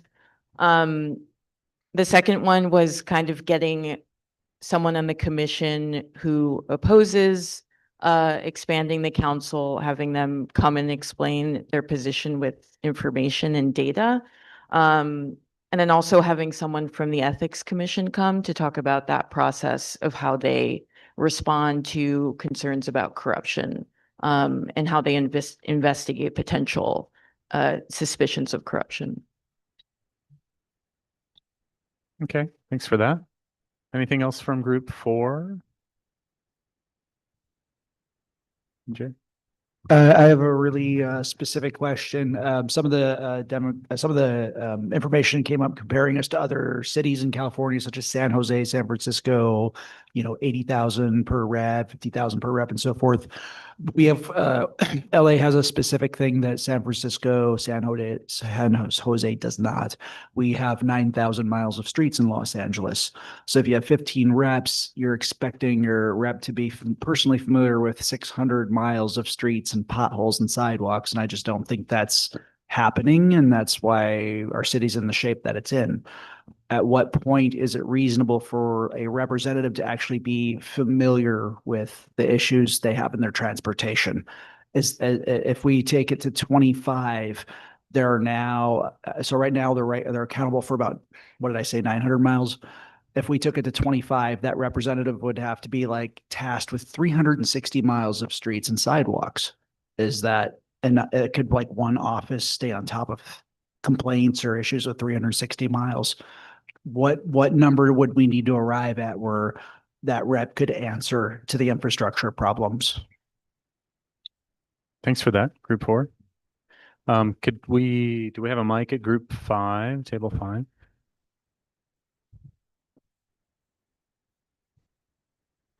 Hi, so our group, we had actually quite a bit of questions. And although I'm not speaking for everyone in my group, I do feel generally that we have a feeling of kind of like it's putting the cart before the horse in regards to just focusing on expanding the number of the council people.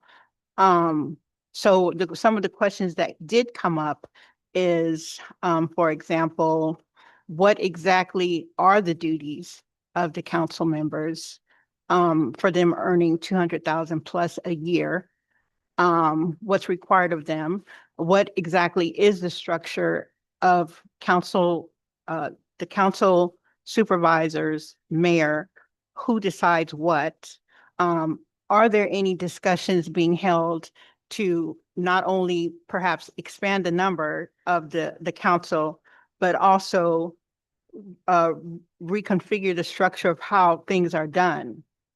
So that came up. And then also, as far as the putting the cart before the horse, we just see like the things that came up that concern me are just the general conflict of interest. That Mr. Wu, when I asked that question earlier, that's where that goes back to, conflict of interest. results over process and bureaucracy, like we're still not getting any results. And corporate monies, interest, things of that nature. So we just have a lot of questions here. Are you okay? Okay. Because you're just doing this, it seemed like you were being frustrated or something was wrong. And then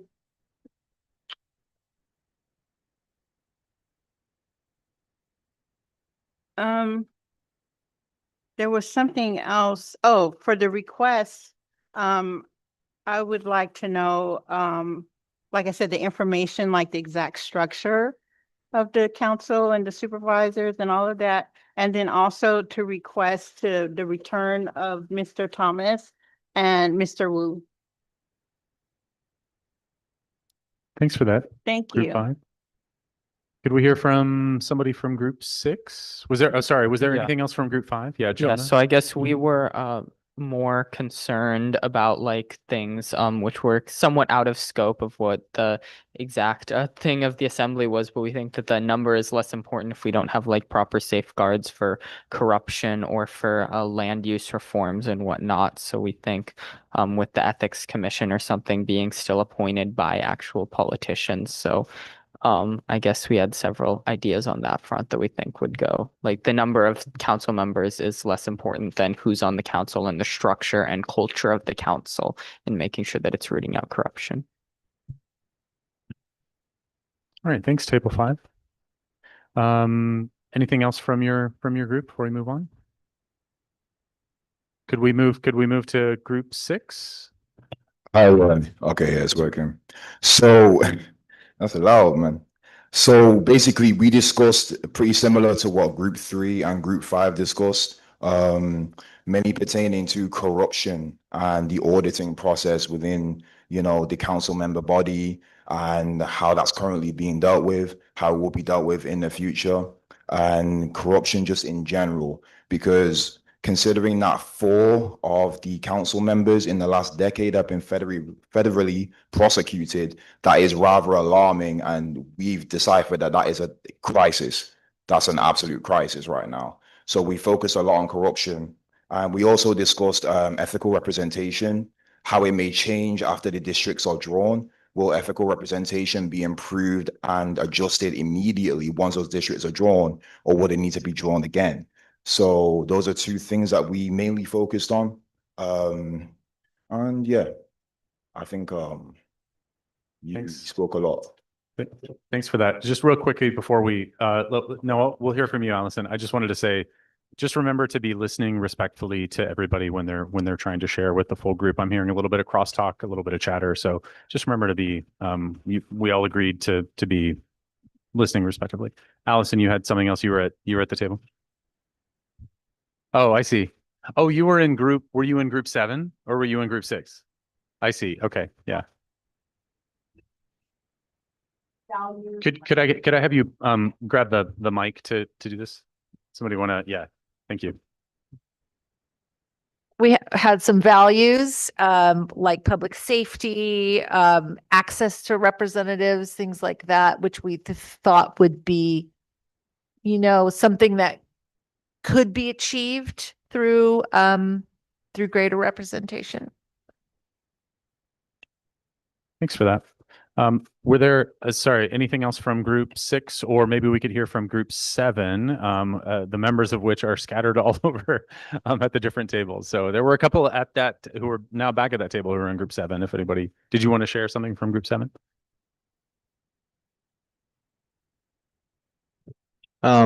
We discussed these values. Accountability is a huge one. Competence, I think, is a very big thing. Honesty and willingness, meaning like you're willing to do the job that's asked of you and you're very transparent about that. Let's see here. People are concerned with the budget. There's concerns of true ethical interests, a better need for representation, and accountability overall. And I think one other thing that we discussed, a lot of us kind of didn't necessarily agree with Councilmember Wu's take that increasing the council size would decrease like the accountability on it. We actually kind of all thought that that would make your council members more accountable. The other thing that we kind of had talked about a little bit about like information requests we heard a couple of references to the Fed tapes today. Those are the ones where the 3 council members were caught plotting to gerrymander their districts and others to consolidate their power. The 2 council members targeted in those tapes were Nithya Raman and Mike Bonin. Nithya's target being to have her lose her seat by changing her district. She won, so they weren't successful there. And Mike Bonin being insulted both like personally and with targets towards his family. Information requests would kind of be hearing from victims of the most recent scandals in among our council and their thoughts on reform for the city council. All right, thanks. Anyone else from Group 7 have anything they'd like to share that came up in the, oh yeah.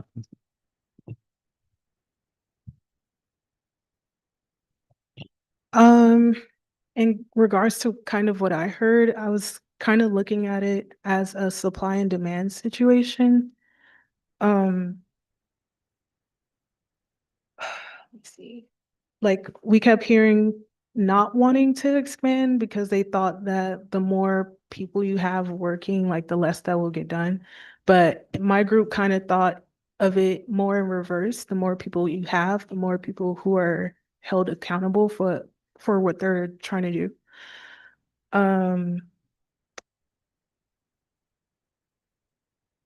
Yeah. Yeah, and the council hasn't been expanded since 1925. You know, it's 2026. We have a lot more people in Los Angeles, so I think there needs to be a lot more representation, personally. Thanks for that. Anything else from Group 6?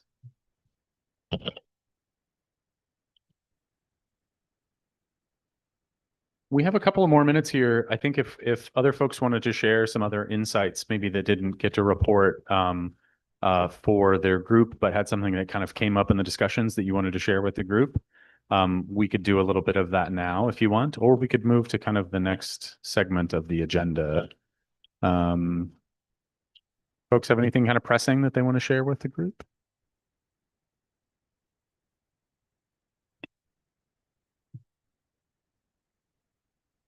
Or is that?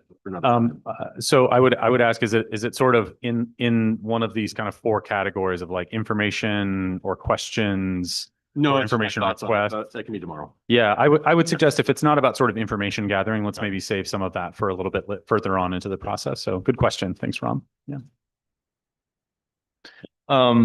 I would just like to add, I had a question.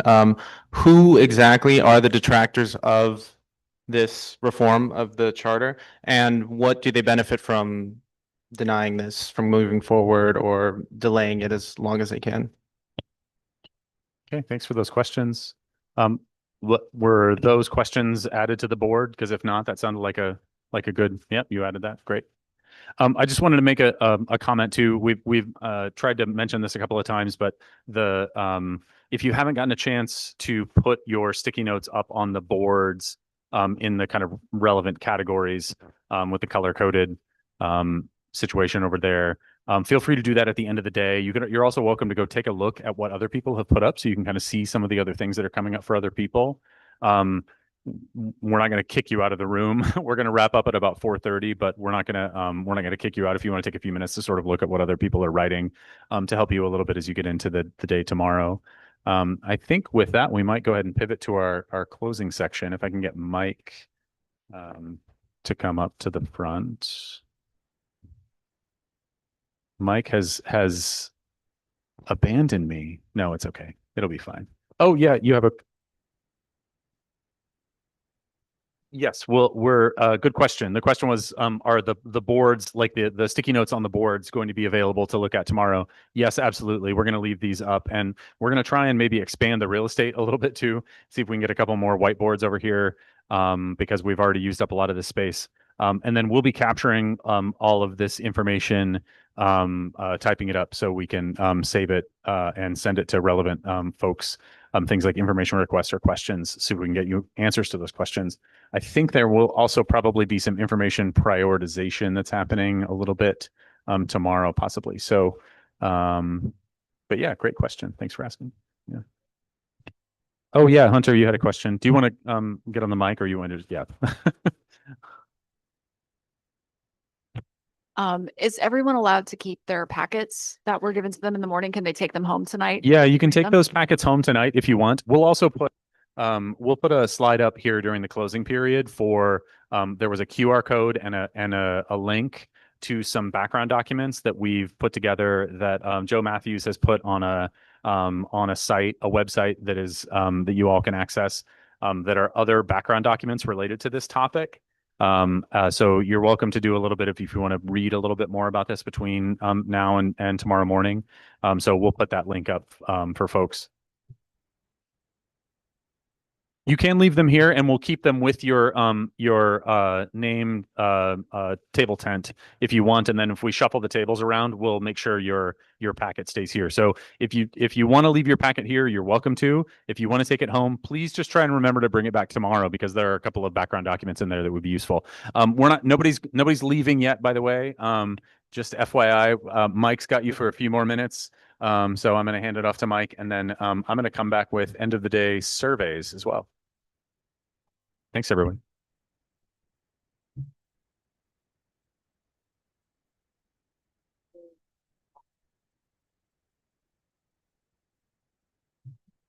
All right, everyone. First off, let's give everyone a round of applause for getting through a long day. I know this can feel like a lot. It can feel overwhelming. It can feel like, a fire hose going, heading at you right now, but it's totally normal. And as we get through this and we start to see some of the questions evolve, we have information coming in, you'll sort of feel, okay, what is this assembly heading towards, and what makes sense as a recommendation? So I just wanted to give you that sense. I also wanted to say really quickly, a thank you to this ASU California Center, this beautiful building we're in, who offered this space. I forgot to thank them this morning, but please give a round of applause for ASU folks, who are just terrific. Okay, quick note for not just tomorrow, but for our subsequent 3 days together, tomorrow and next weekend. We start at 10 a.m., so we move back an hour. What we're recommending is you arrive by 9:45, so you can get settled, grab some coffee, little snacks, and be ready to go at 10. So does that sound okay to everyone? Yeah, so for tomorrow at 10 and also Saturday and Sunday of the following weekend, we'll start at 10 a.m. Yeah. And then we'll go over the schedule for tomorrow. Yeah. Yes. Yes, you're welcome. Yes, and why don't you let us know what time you think you'd be here, and we can make sure someone's here.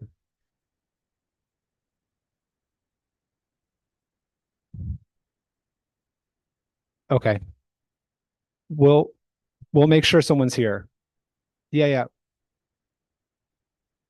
It was hard, I know. Yeah. We'll connect afterwards and make sure there's someone here. Okay. Okay, thank you. Any other questions before we wrap? Yes.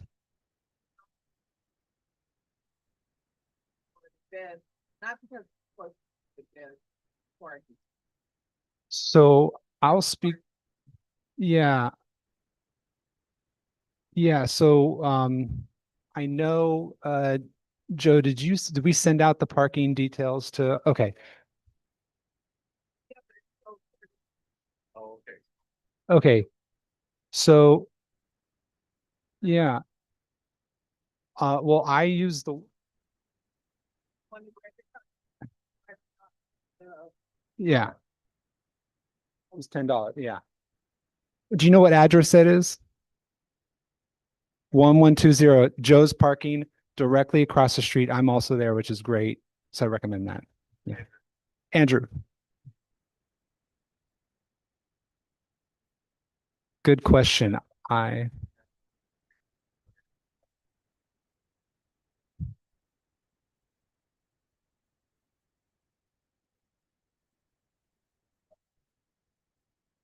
Great. So contact Grace for questions about travel and parking reimbursements.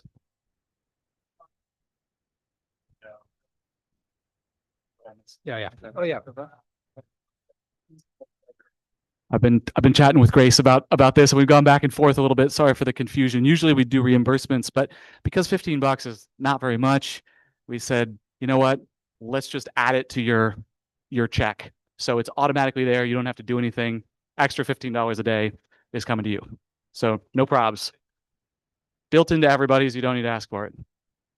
Correct. Figure you're going to spend that one way or another. Getting here. Yeah, for sure. Ooh, one more thing while I have the mic, if I can.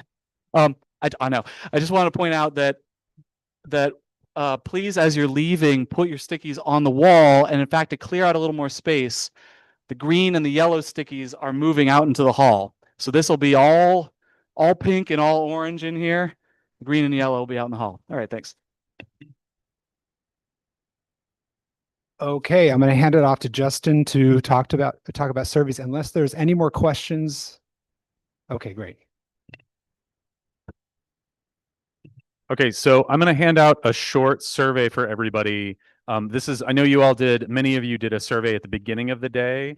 We're working with a researcher at a university who's studying this process and asked us to help collect survey data, just sort of like measuring sort of, hey, if I get everybody's attention, we're almost done. We're almost done. The survey that you did this morning, there's a different survey today. We're going to do one of these that's a paper survey.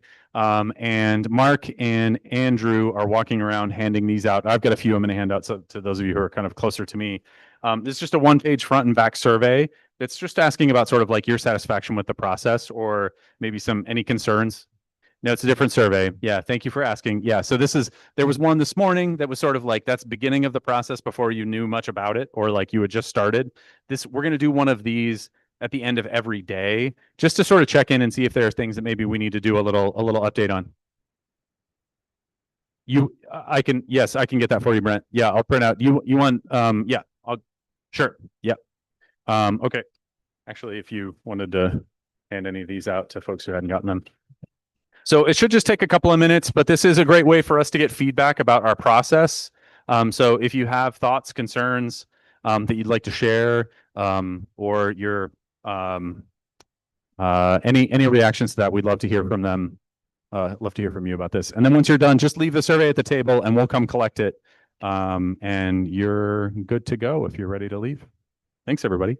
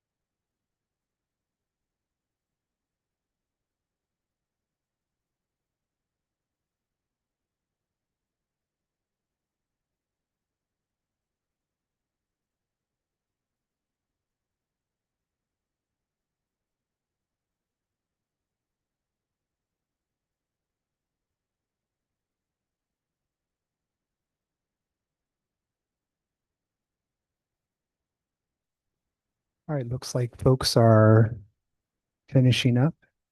Once you've finished your survey, you're welcome to bring it up here and just pop it in this pile, and then you're good to head out. A reminder, if you'd like to leave your lanyard here, you can. If you'd like to take it with you, you can take it with you. We recommend leaving your name cards here. And for tomorrow morning, we just remind you to please remember to check in with Wayne when you arrive. And again, advising folks to get here by 9:45. Yeah. Thank you all. Absolutely. Just leave it on the table. Yeah.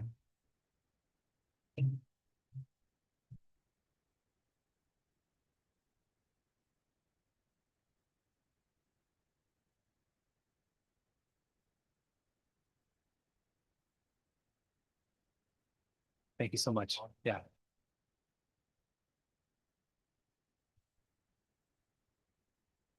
Thank you. Oh, I don't think so. Yeah. Yeah. No names on these, right? No. Yeah. Yeah. Thank you so much. Yeah, that's just anonymous feedback. I should have made that more clear. Yeah. And just to be clear, this is anonymous feedback. There's no need to put your name on them. Thank you. Thank you so much.